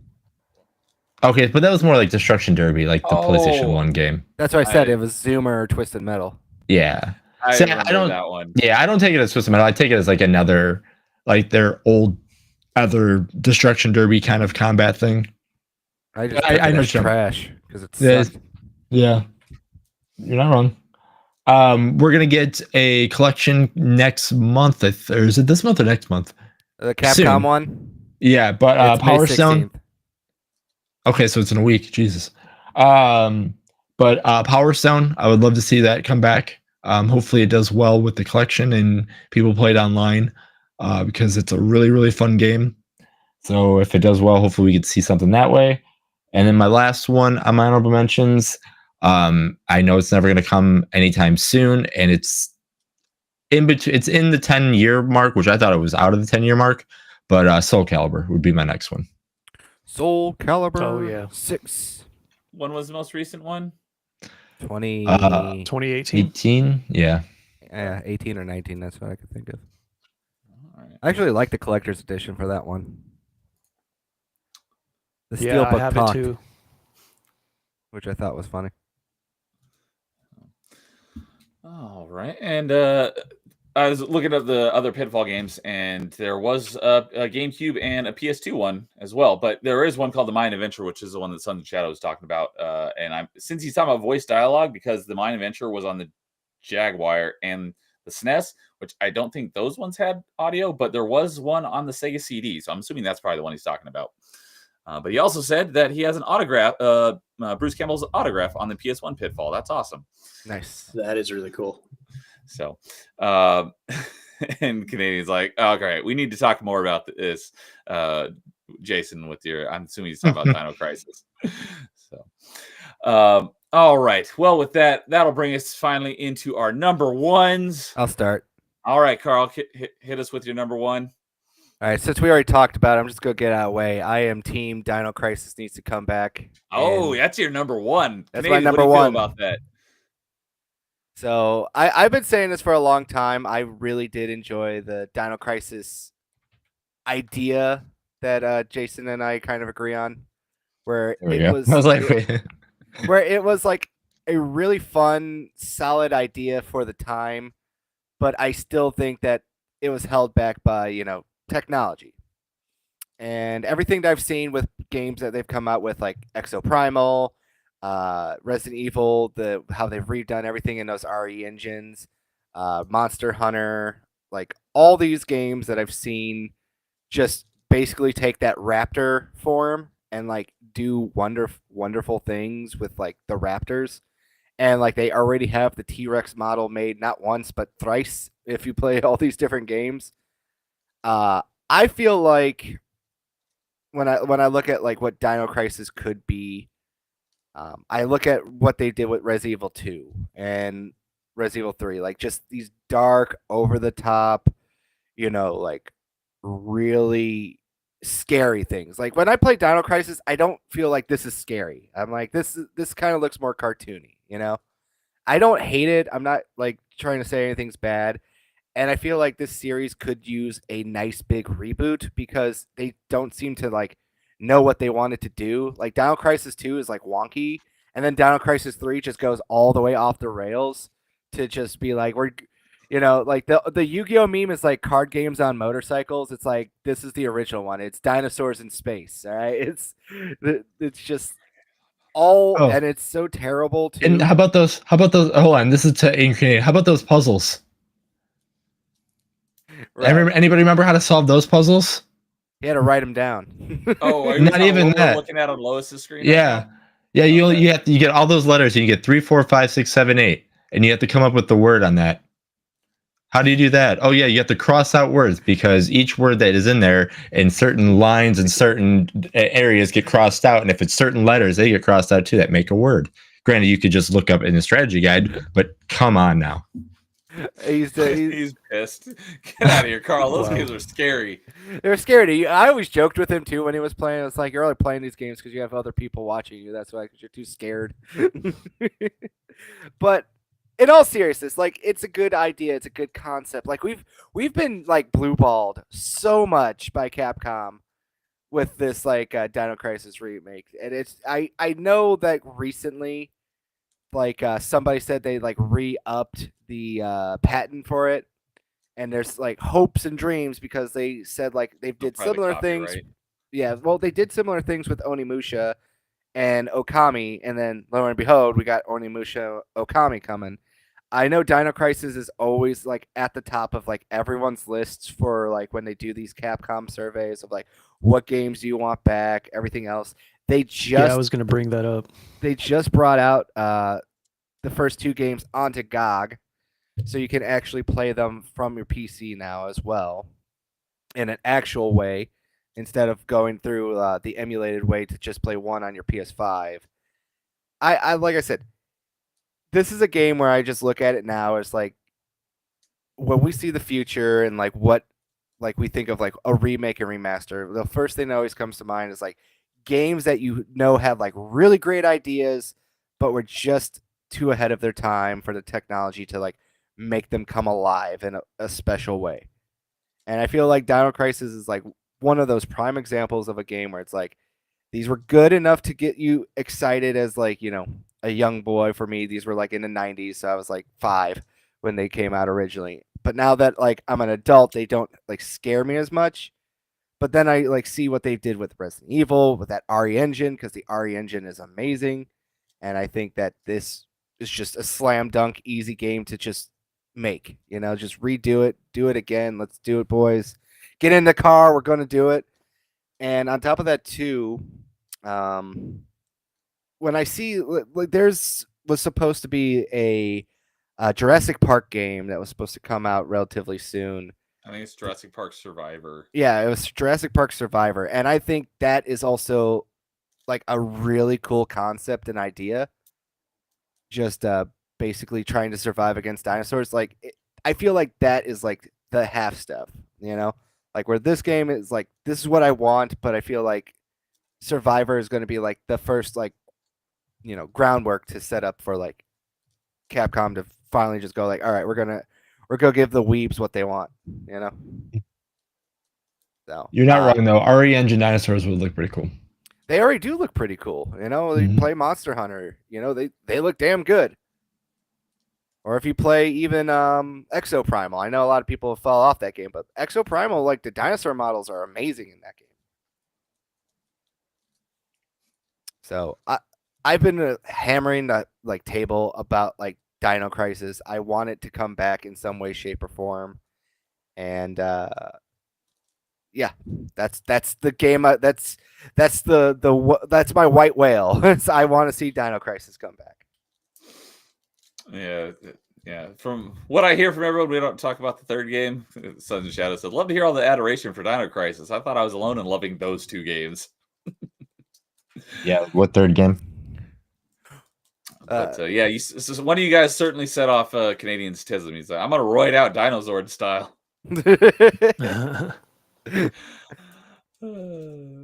So, all right, Dino Crisis. Would I was never into that genre, but it's very similar to Resident Evil. If I had to pick, I'd definitely rather play Dino Crisis because I like dinosaurs, and I'm not huge on zombies. It's like I like turtles.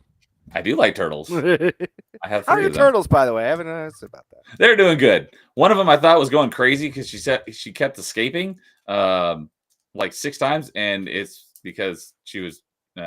I had a feeling it was because she was ready to lay eggs, and they don't lay them in the water. So I made a spot for her to lay her eggs, and she didn't like it, and then she laid them in the tank anyways, and then she stopped trying to escape.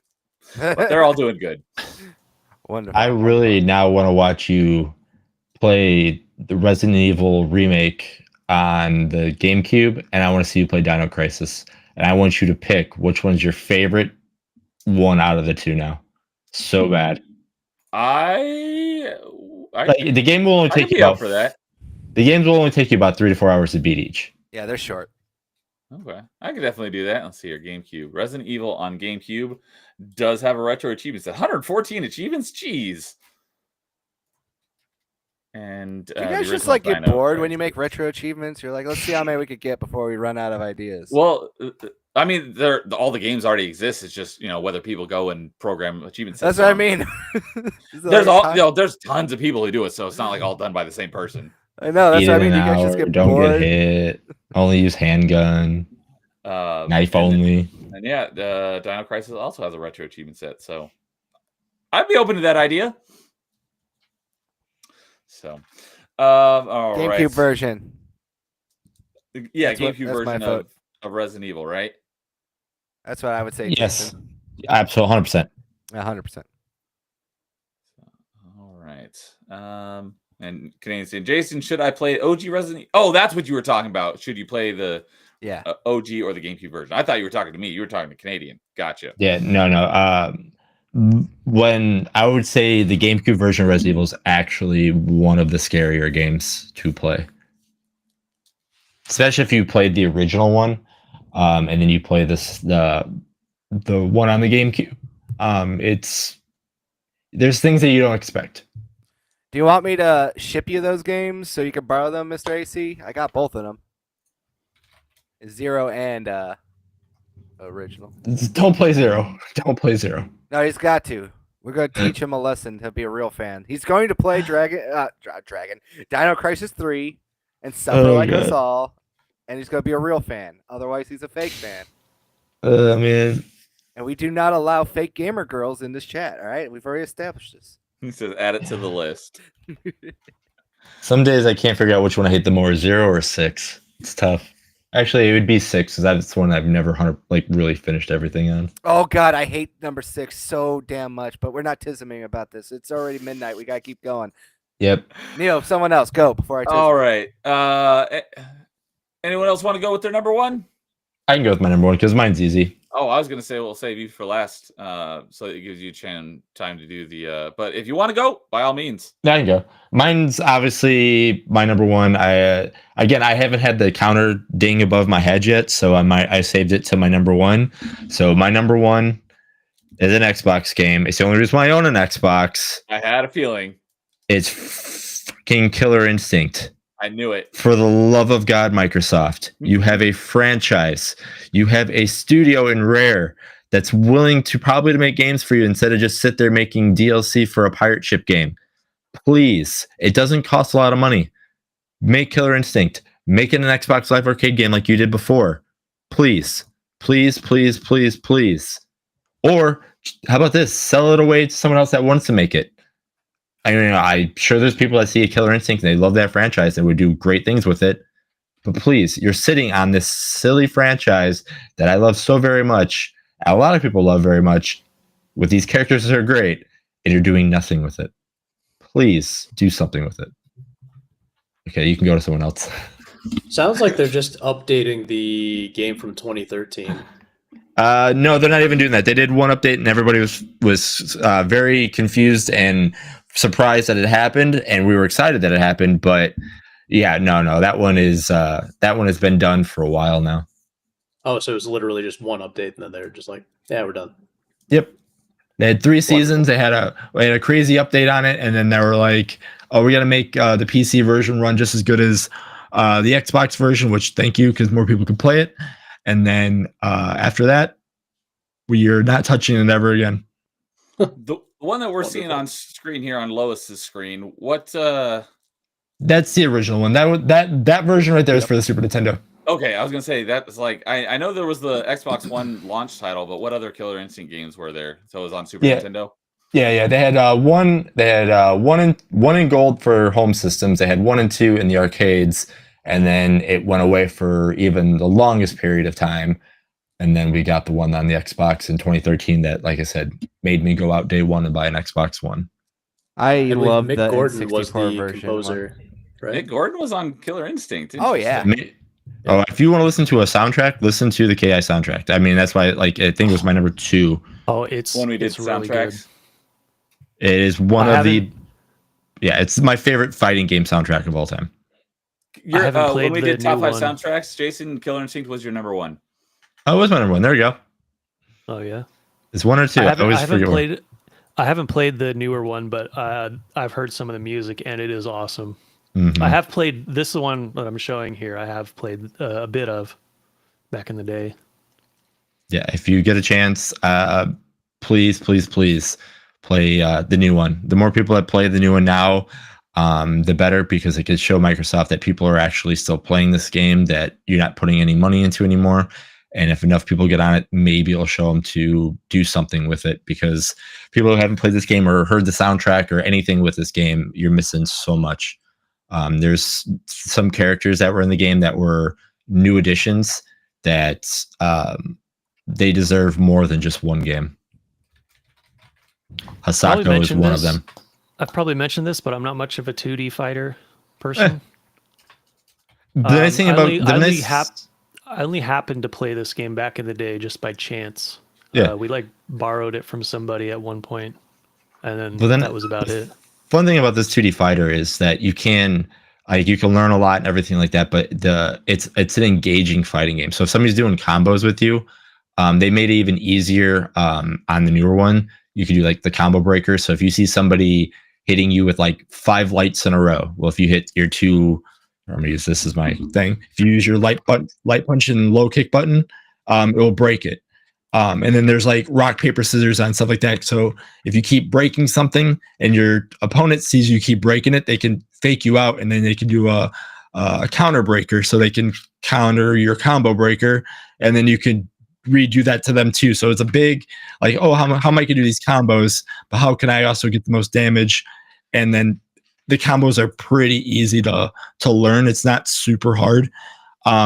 Again, there's people out there that's been playing this game since 2013. So those are the people that will, hand you your Jason's ass. one of them. I'm not one of them. I'm definitely not one of them.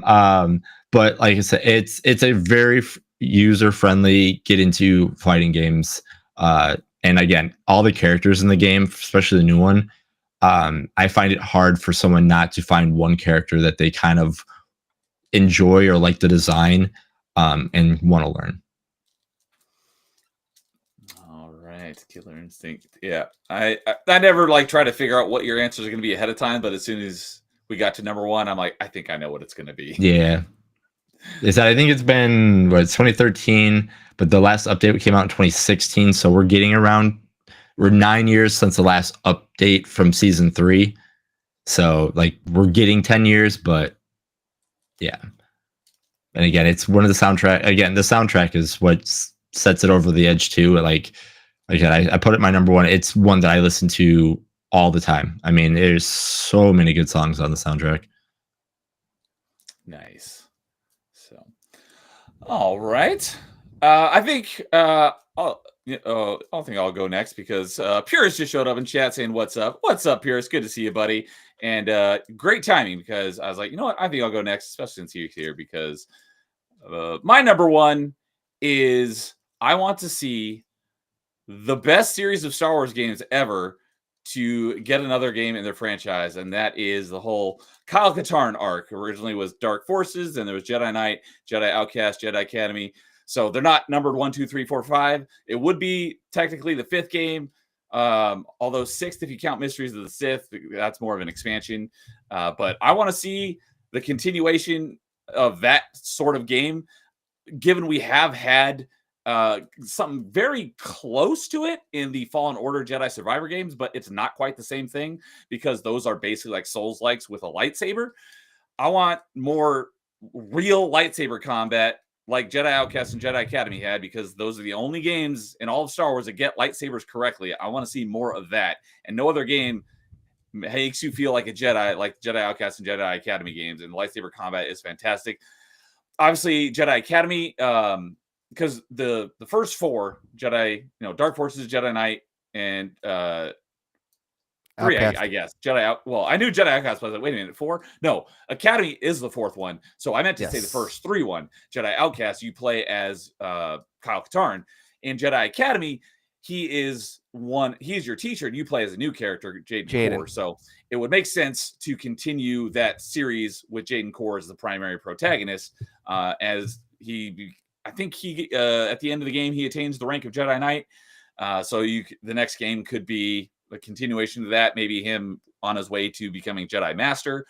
I just want to see more of this one because, like I said, no other game gets, Jedi and Force powers and lightsabers correct like this one does. And this was, Jedi Outcast / Academy are my number one favorite Star Wars games. And Jedi Academy, like I said, is the most recent one. And that was a GameCube, or actually that one didn't come out on GameCube, but it was Jedi Outcast came out on GameCube, but they were GameCube / original Xbox games. Jedi Academy came out in September of 2003, so it's been almost 12 years. And the Cal Kestis games just aren't quite the same. So it's never going to happen because it's EU, and Disney disavows everything EU, so it'll never happen. But that would be, if I could revive any one franchise, this is what it would be, because I want more of this. Yes, it's very therapeutic to force choke people off of buildings and just like carry them through the air. Yeah, once you get grip to level 3, pick them up and drop them off the. I just throw them everywhere. I'm like, yeet, get out of my way. It's very, like I said, very therapeutic. Yeah, so I like the Fallen Order, or not the Fallen. I played Fallen Order. It was all right. I haven't played Survivor yet. I will be playing it, but earlier when I think it was Nightmares number 5. Force Unleashed, I did like those, but they're very more arcadey in that you like lock into enemies and you do combos and stuff. You don't have that in this one. It's more like realistic than those ones. Those ones are fun too, but I like how, just like most other Star Wars games, the Force Unleashed games, you have to hack away at things multiple times and whittle down their health bar. You don't have that in these games because lightsabers, like I said, work like lightsabers. You can kill pretty much anyone in one hit, unless there's a good reason why they don't die, because they can either block it or they have some sort of special, lore accurate reason to why, it doesn't happen, like cutting off their arms. But I mentioned it on, I think I mentioned it on just last night or within the last few days. I think it was on Party Chat last week. It was recently that I mentioned it. I did a test stream probably about 6 months ago or so, and I just booted up Jedi Outcast on the first level, put in, it was Party Chat last week, put in some of the codes and just went away, gave myself the lightsaber and the force powers on the first level of Jedi Outcast, and just, like you said, very therapeutic, just running around hacking the stormtroopers into little pieces, because the realistic lightsaber combat cheat is the greatest thing ever. You literally can cut them into like 20 pieces. It's the greatest thing ever. I just booted up, played it for like 20 minutes or something, and it was just so therapeutic to run around again and just hack people into pieces. So I love these games. I never got into the multiplayer. I'm sure I would have had a lot of fun in the multiplayer. When I know we've had James on for I think it was another episode of Top 5 and we talked about it. He was all about the multiplayer in this game. I never did the multiplayer. I just played the campaign, but the multiplayer would be fun to bring that back as well. Yeah, I mean, me and my friends had a lot of fun doing the multiplayer, especially when you both did like force chokes. Like you can actually loop yourselves into both carrying each other off the edge of the map. We've actually done that quite a few times. That's hilarious. Yeah, it's fun. Like I said, these games are just really therapeutic. They're very fun. They got really good stories. They're not super long or super hard. Like I said, I'm playing Jedi Academy right now, as you saw. Oh, I did not notice that. Well, Awesome. you did. You commented on the post, so I know you did. Oh, I think I saw that you picked it up. I didn't realize you were actually playing it. Yeah, I was actually playing it before we hopped on. Awesome. I just got out of Echo Base. Okay, I haven't played Jedi Academy in so freaking long, so this is on my list of game. I'm going to play through the whole series this year for our challenge, starting with Dark Forces. So I'm going to be playing through all of them. And I heard the remaster was really good too, actually. Yeah, I picked it up recently because it finally went on a big enough sale. So I'll be doing the Dark Forces remaster. Then, unfortunately, we don't have a remaster or anything of Jedi Knight or Mysteries of the Sith, but I'll be playing those in their original format. Although, I think Purist or Filter told me that there are mods for like upscaling the resolutions and the textures and stuff. So I'll look into that before I play them. Then I'll be doing Jedi Outcast and Jedi Academy again on PC. So. I think it was Filtered. I think I was there for that one. Okay. So, yeah, I freaking love these games so much. And yeah, that'd be my number one franchise to revive it, but it'll never happen. Sad. So, Pure says that those games definitely are the best Saber combat. Still would like to have seen Masters of Terras Kasi. I know Jason likes that game. With the original Mortal Kombat Deadly Alliance format, the weapon combat and blocking, and that was awesome. I don't really know what that means because I'm not a fighting game fan, but that sounds like that might be pretty cool. Jason, I assume you know what he's talking about. Yeah, he's talking about like having different weapon stances, so you can have your fighting, and then if you obviously on the PS2, if you hit the RB or one of the R triggers, I can't remember which one off the top of my head, you go to your whatever weapon fighting stance you have, and then you could do combos. So you could do punch, go into a weapon, finish the combo off, kind of thing. Cool. All right. So, yep, that is my number one because I freaking love those games so freaking much. All right. Let's see. That leaves us with Lowest and Nightmare. Rock, paper, scissors. Let's go. I have probably the weirdest one, so it's up to you. I'll let you go first, Lois. Go ahead. All right. Alrighty. This is one that we talked about on open mic quite a bit, actually. It's a PC only game. So I don't know what it is. Huh? We talked about a lot of stuff, so I was like, I don't even know where we're going with this one. Yeah, it's a PC only game that unfortunately the developer was shut down by Microsoft, and they also made Fable, and they're not around. They're not around to make the new one, I don't think. But it's black and white. I was gonna say, I feel like that's where it was coming. Yeah, we did talk about Yes. that because we were talking about the GOG Dream List, and that was like the number one game on there that's uploaded by the community, and I know nothing about that game. Yep. Black and White is probably might be the most famous God game out there. Especially if you consider it's number one on the Dream List now, which actually shocked me. Yeah, I think this one, of all the things that I have on my list, this one would benefit the most from being revived with modern technology. Because as you can see here, like the graphics of the older games are pretty primitive. And you can see you control a hand. And the thing that would make this amazing is if you took this and put it in VR. So you have the hand. You actually use your hands. You use your hand to like pick up trees, villagers, buildings, interact with your creature, cast miracles, which is what he's doing now. He's using a miracle of water to make plants grow for the villagers' wood supply. So this would make an amazing VR title. But it unfortunately probably will never happen because this is made by Lionhead. They don't exist anymore. And this game series is unfortunately caught in copyright hell between both Microsoft and EA. So we'll probably unfortunately never see it again. But if we did, it would be incredible. And I don't think it would be super difficult to make it or like screw it up, I guess. I mean, it's always possible, but just all they have to do is put a new coat of paint on it, put a bunch more features in the game, and you already have like an incredibly immersive and amazing experience. So, And oh, go ahead.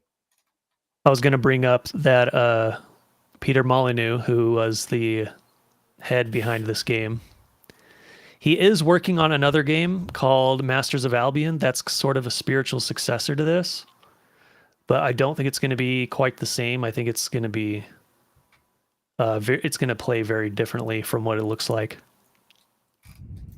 So if they brought back something that's more similar to this, then I would be super excited.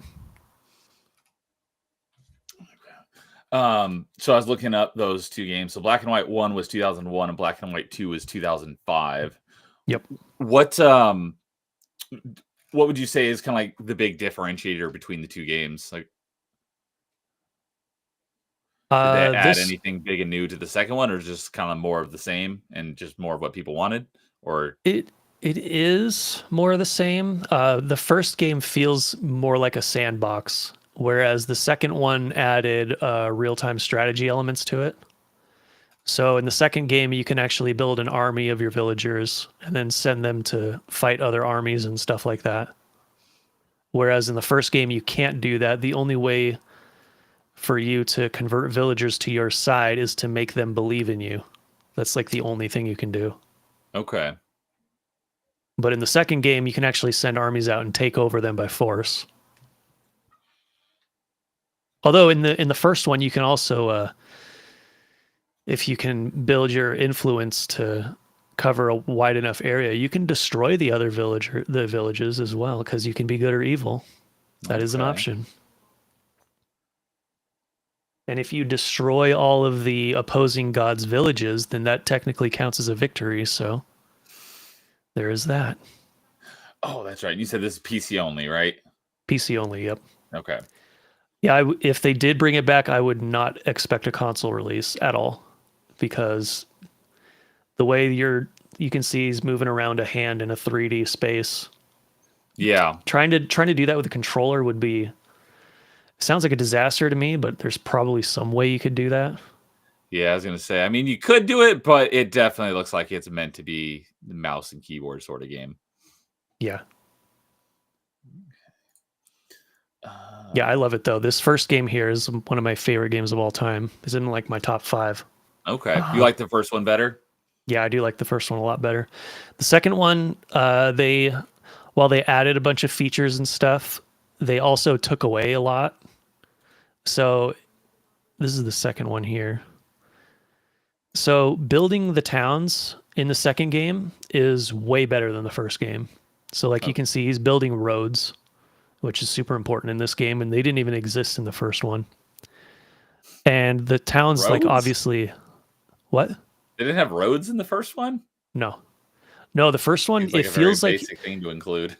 yeah, the first one feels like you're controlling really primitive people, like from like 2000 BC or something like that. Yeah. Whereas the second game feels like ancient Greece ish, Okay. maybe a bit earlier than that. So they're both set in a specific like time frame. It's not like as you progress through the game, you increase in the age, just like No. not like Civilization or something. No, it's not like Civilization. They're not They're not like a specific time period though, because this is like a made up world. Right. Even though there's Greek civilizations in the game, or you can be actually you can only be the Greeks in the second game, which is one of the things I didn't like about it, because there's less options. Okay. In the first one, you are usually the Norse, but you can also be the Celts, and there's I think in the one of the skirmish modes you can be something else, but I don't remember. But in the first one, when you get a new village under your control, which could be like there's Japanese in the first one. There's like 8 civilizations in the first one, and then the second one there's only 4. And in the first one, when you have control of a village, you can create more of that village's types of buildings. So if you want to expand the Japanese village, you can. Whereas in this one, if you take over another village and you try to build new buildings there, they're going to be of the Greek style. So it looks even really if weird. it's okay, gotcha. Yeah. Okay. So- Yeah, I understand why you like the first one better. That makes sense. Yeah, first one is that was also like I was probably around 12 or 13 when I first started playing the first one. And when you're that age and you can be evil in a game, it's pretty special. All right. So yeah, I love these games. Black and white. So so since we mentioned the GOG Dream List, I pulled it up, and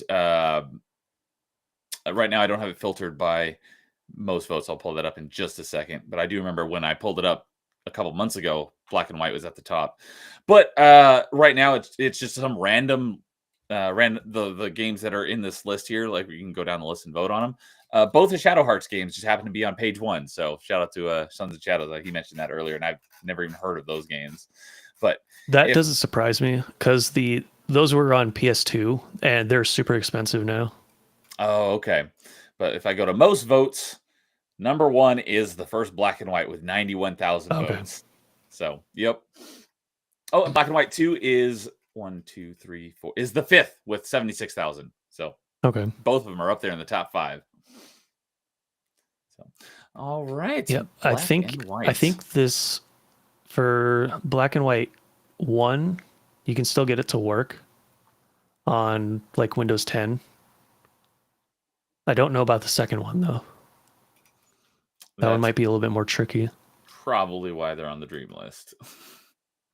Rated so high. So, all right. Yeah, I've heard of these games. I literally knew nothing about them until I think we talked. When we talked about an open mic. This is the first time I've actually seen gameplay of it. So, cool. Oh yeah. All right. Well, that will leave us with Nightmare to close us out for tonight. Nightmare, what do you got for your number 1? All right. So this one's going to be a little unexpected, I imagine. And buckle up, because there's a bit of autism here. So Perfect.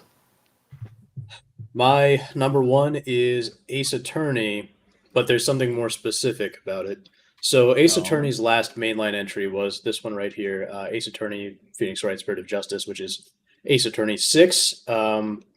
So the main series has 6 games. There's the first trilogy, which is fantastic. I love it. It's pretty old. And then there's the second trilogy, which this game is a part of, and that takes place after a 7-year time skip. It's good still, but I don't like it as much. I think there are a lot of things in the story and the plot that I don't like as much. The lovable detective Dick Gumshoe, he's not even in the second trilogy. Very disappointing. I love that guy. There are also a couple spin-offs. There was a spin-off crossover with Professor Layton in 2012 that is like a same kind of thing with the trials, but they also throw in a bunch of puzzles, and that takes place right after the first trilogy, I think. And then there is a spin-off series of 2 games starring Phoenix Wright's ancestor called Great Ace Attorney. Last entry of those, it was in 2017. And I think every game, aside from the Professor Layton crossover, all the Ace Attorney games have been ported to Steam, which is great. But what I really, really want is not necessarily a sequel to Ace Attorney 6, but a sequel to Ace Attorney Investigations 2. So Ace Attorney Investigations, that is a spin-off series starring Miles Edgeworth, who is Phoenix Wright's friend and rival. And these take place also right after the original trilogy. And they star Miles Edgeworth, of course, who is my favorite character in the series. And I really, really want more not just more Ace Attorney gameplay, but more Ace Attorney Investigations, because there are even some unique aspects to this one. I believe Investigations is the only Ace Attorney sub-series where you actually get to walk around instead of just, click like a total visual novel. I was gonna So say it's- I know these are popular, but I have never played Yeah. one. They're basically visual novels, right? Effectively, yes. So they're investigation segments where you go around looking at evidence, collecting evidence, and those are pretty on rails. There's no way to lose during the investigation segments. And then there are trials which take place in the main series in a courtroom, and you can lose there if you give too many bad pieces of evidence or that kind of thing. In investigations, they don't take place in a courtroom. They're just random. You're basically just like outwitting people, which is great. And it's a lot of fun. I think Edgeworth is a more interesting protagonist. I like his personality a little more. And there's Dick Gumshoe. Love Dick Gumshoe. Man, it's just a great series, especially this sub-series. I really want Ace Attorney Investigations 3. Yeah, they're just so fun. They're well written. The soundtrack, especially Ace Attorney Investigations 2, has probably my favorite soundtrack in the entire franchise. Yeah, I absolutely love it. And I mean, there's just so much to love about these games. The writing, the plot. Every game has a cute anime girl sidekick. So What's not to like about that? So exactly. the one that you're talking about, though, Investigations 2, that's a DS game. Yeah, so it was released in 2011. The last entry here was released in 2011. The first one is 2009. Okay. And they were recent. And actually, this one, the second one, was never, for a very long time, it was Japan exclusive. So it never got a localization in the West. There was a fan translation, which I have played, and it's pretty decent. But finally, I think it was just last year, when they brought both games to Steam, they finally officially localized the second game, which is what you're seeing now. Okay. Yeah, so they're all playable on PC. Yeah, so this is what it looks like when you're actually investigating. Okay. Yeah, so there's a lot to it. Great. Everything about the series is just great. Characters, writing, plot, all of it. Looks like there's a lot of dialogue, given that it's mostly There is. visual novel-ish. There is voiced, it or is is it not all voiced. just reading? Okay. It is all reading, which in a sense it's kind of nice because the dialogue can be a little slow. So you can just read it at your own pace. You don't have to wait for vocals to come out. I think the second Ace Attorney trilogy does have more voice dialogue, maybe, if I remember right. But yeah, most of the games do not. Most of the games, the only voices are when they shout like objection or hold it or something like that. Oh, yeah, the little interjection sound bites, ones. but not their actual dialogue. Right.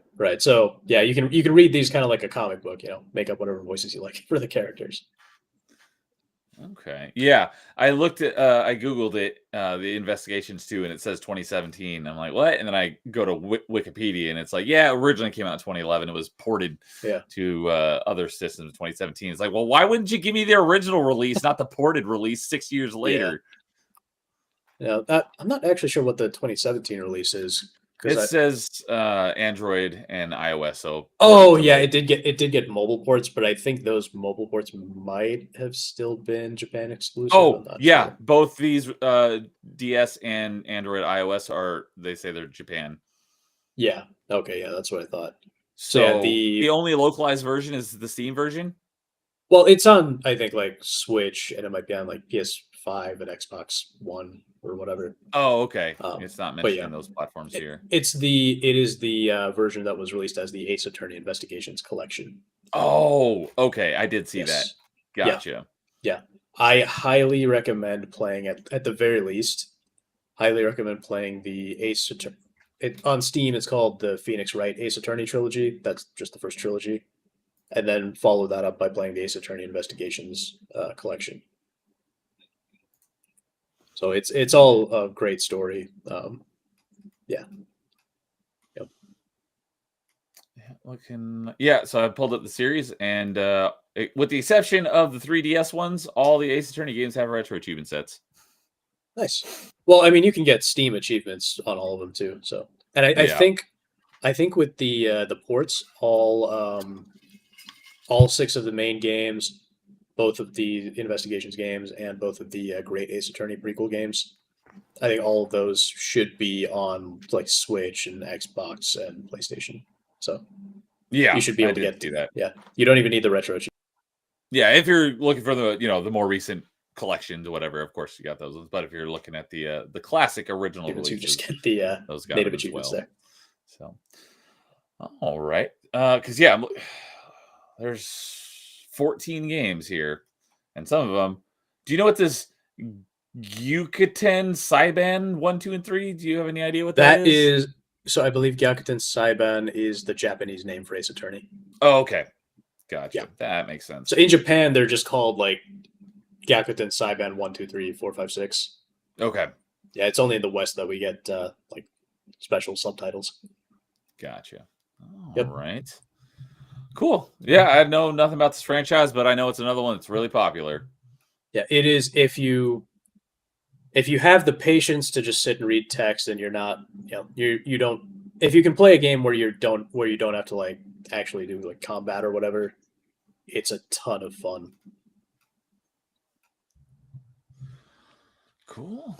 And it's the rare way to do a visual novel and keep it interesting Okay. because of all the Yeah. like courtroom stuff. Yeah, a lot of the visual novels have a reputation for being kind of trash, especially the ones that you gifted James. Well, they have. Well, I mean, the ones I gift him specifically are pretty bad, but that type of visual novel, at least it has something appealing. Yes. But yeah, if it's not that kind of visual novel, usually visual novels are just extremely boring. So yeah, these have actual some actual gameplay. So They're actually written for a good story, not for other reasons. a good story, and there's actually stuff to do. So like the courtroom trials, they're not on rails. You actually have to, you have to think about it. They're like puzzles almost. Okay. Cool. All right. Well, Ace Attorney for your number 1, specifically Investigations 2. So, all right. Well, that wraps up all of our top 5. So before we go, we have one quick thing to do before we say goodbye. I remembered this time. I think I'm on a better track record. So Jason, before we head out here, what's the group rank look like? All right, so we have a tie for number 2 with all of our number 1s. So KI, Dark Forces, Dino Crisis, Black and White, and Ace Attorney all are our number 2s for right now. And then our number 1 is going to go to F-Zero.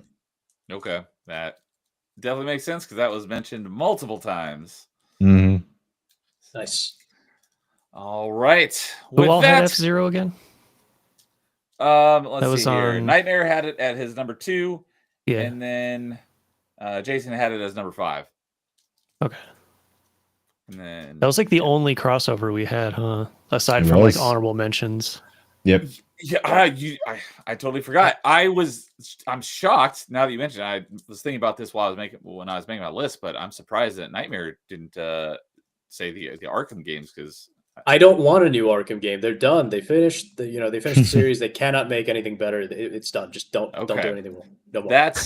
No more. That's a good reason. Okay, I was surprised that wasn't on your list. I forgot about it until he just mentioned it. So no, they cannot make a good one. They cannot make it anymore. Especially Kevin Conroy's gone. The developers are gone. That's a good point because that was on my long list of franchises, but it didn't make my top 5. Yep. But yeah, now that you mentioned that, I probably would just take it off the list entirely. That's a good point. So that's an interesting thing though. Like with some of the series that I have on my list, there's a lot of them that are like kind of in the same situation. Like Black and White is actually one of them. But I don't think it would be that much of a stretch that someone else could make that. Or I had Banjo-Kazooie in my honorable mentions. Someone else could make a Banjo-Kazooie, I think. But You something could, like in the theory, Batman with some of Arkham them. games, you cannot. I don't think. Like you said, you can't go back to those.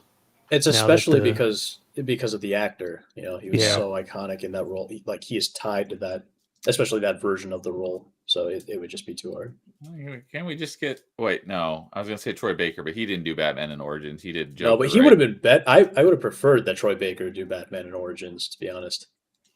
Right, I don't like Roger Craig Smith's Batman. Roger It Craig just Smith. does That's not- the name I was thinking of. Yeah, Did it just does I- not sound enough like a young Kevin Conroy to me. Did Troy Baker do Batman in any of the animated stuff? He did the voice of Batman in Batman versus Teenage Mutant Ninja Turtles, Okay, and it I swear was I saw his name yeah. on something.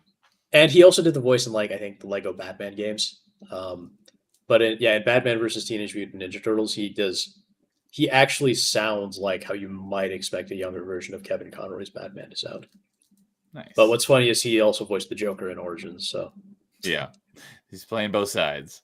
yeah, So, all right, yeah. Angry Canadian says, "Let's land this plane." So that will do it for top 5, episode 31, game franchise and ADB Revive. Thank you, everyone, for joining me on the panel, and all of you guys hung out and chat. I hope you had as much fun as I did.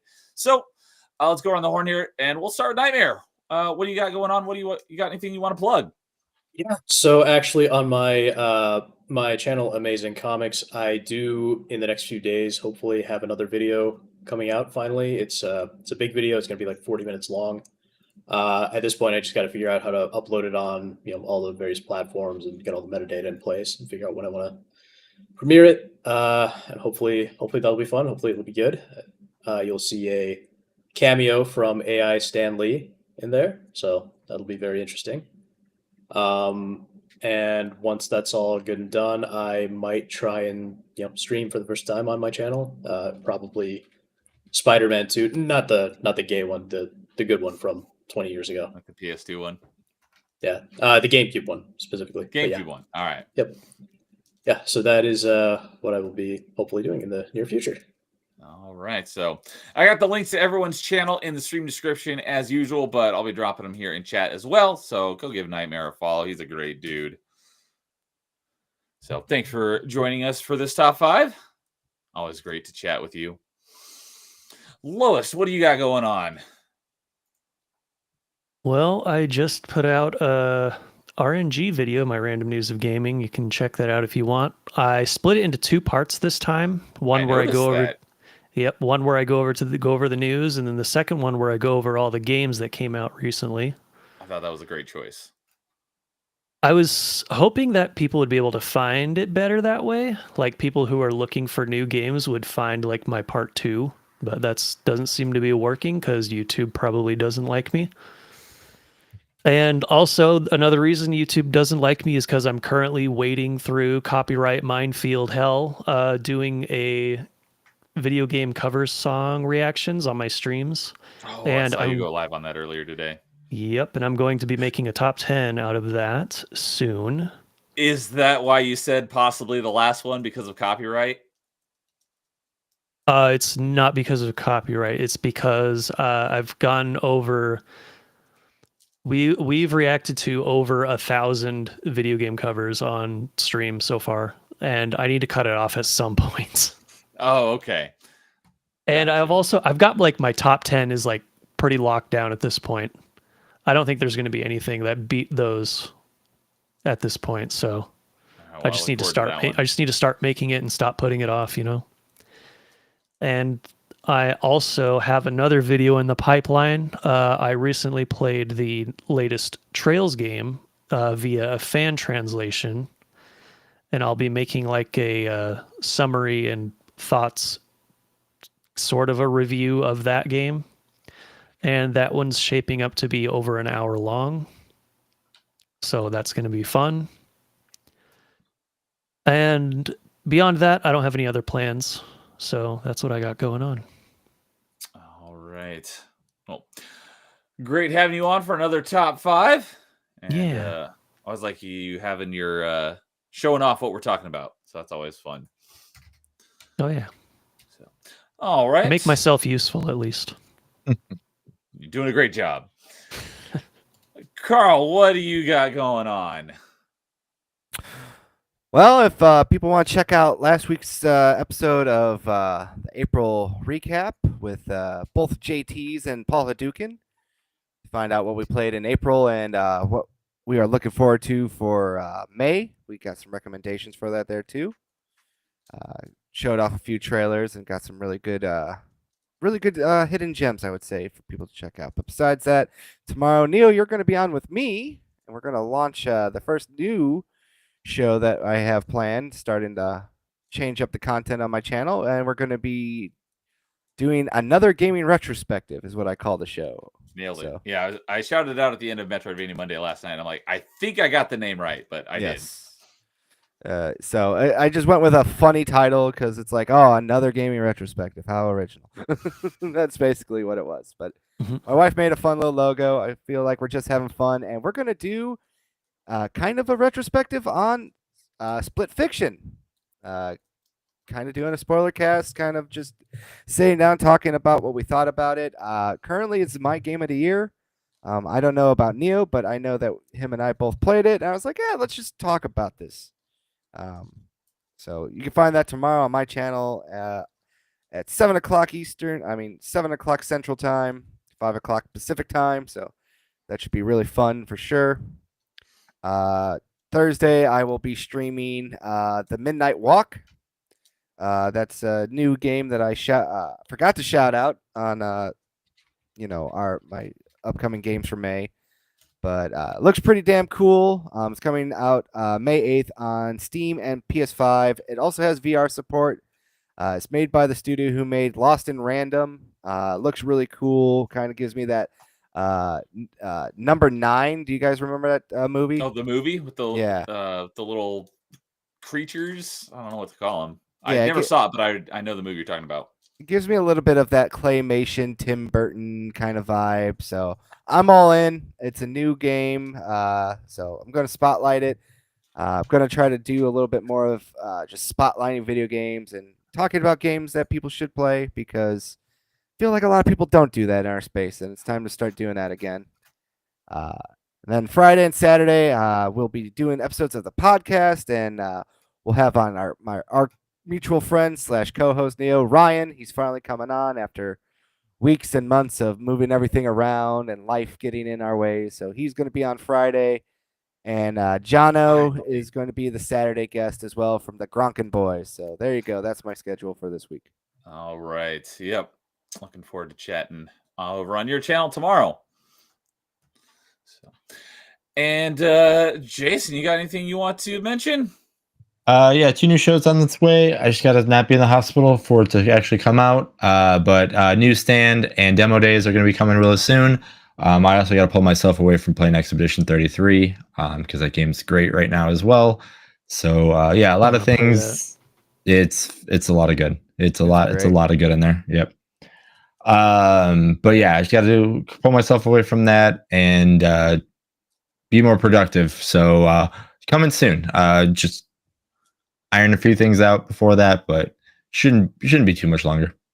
Sweet. Yeah. So for anyone who doesn't know, Demo Days, he's gonna be playing some demo discs. That'll be a lot of fun. And then his newsstand is gonna be going over old gaming magazines, which he pitched that to me not that long ago. And after our stream, we hung out for like another 3 hours just looking at old gaming magazines. It was great. So that'll be a good one. So check out Jason's channel if you haven't already, and let's get his numbers up as well. Let's see here. I hope that's not what dang it, I did it wrong. Not at, I meant exclamation mark. So I think that should be right. Let's see if the bot comes in. I'm going off the top of my head. Yeah, it was. There it is. Go give him a sub on his channel to check out that stuff whenever that happens. So, and lastly, for myself, as mentioned, I'll be over on Carl's channel tomorrow night talking about Split Fiction, and then I'll be doing another open mic on Thursday with a friend of the channel, Christian Frades, and it's going to be all over the place, but it'll be fun. So, but yeah, with that, that'll do it for tonight's episode of Top 5. Thank you everyone for hanging out for just over 5 hours now. This is coming in at our third longest Top 5. I knew this was going to be a long one, but I knew it was going to be a fun one. So Nice. thank you everyone in chat for hanging out. You guys all have a good night. Thank you everyone on panel for hanging out this whole time as well. It was a blast. You guys all have a good night. We will see you later. And as always, in the meantime, game on.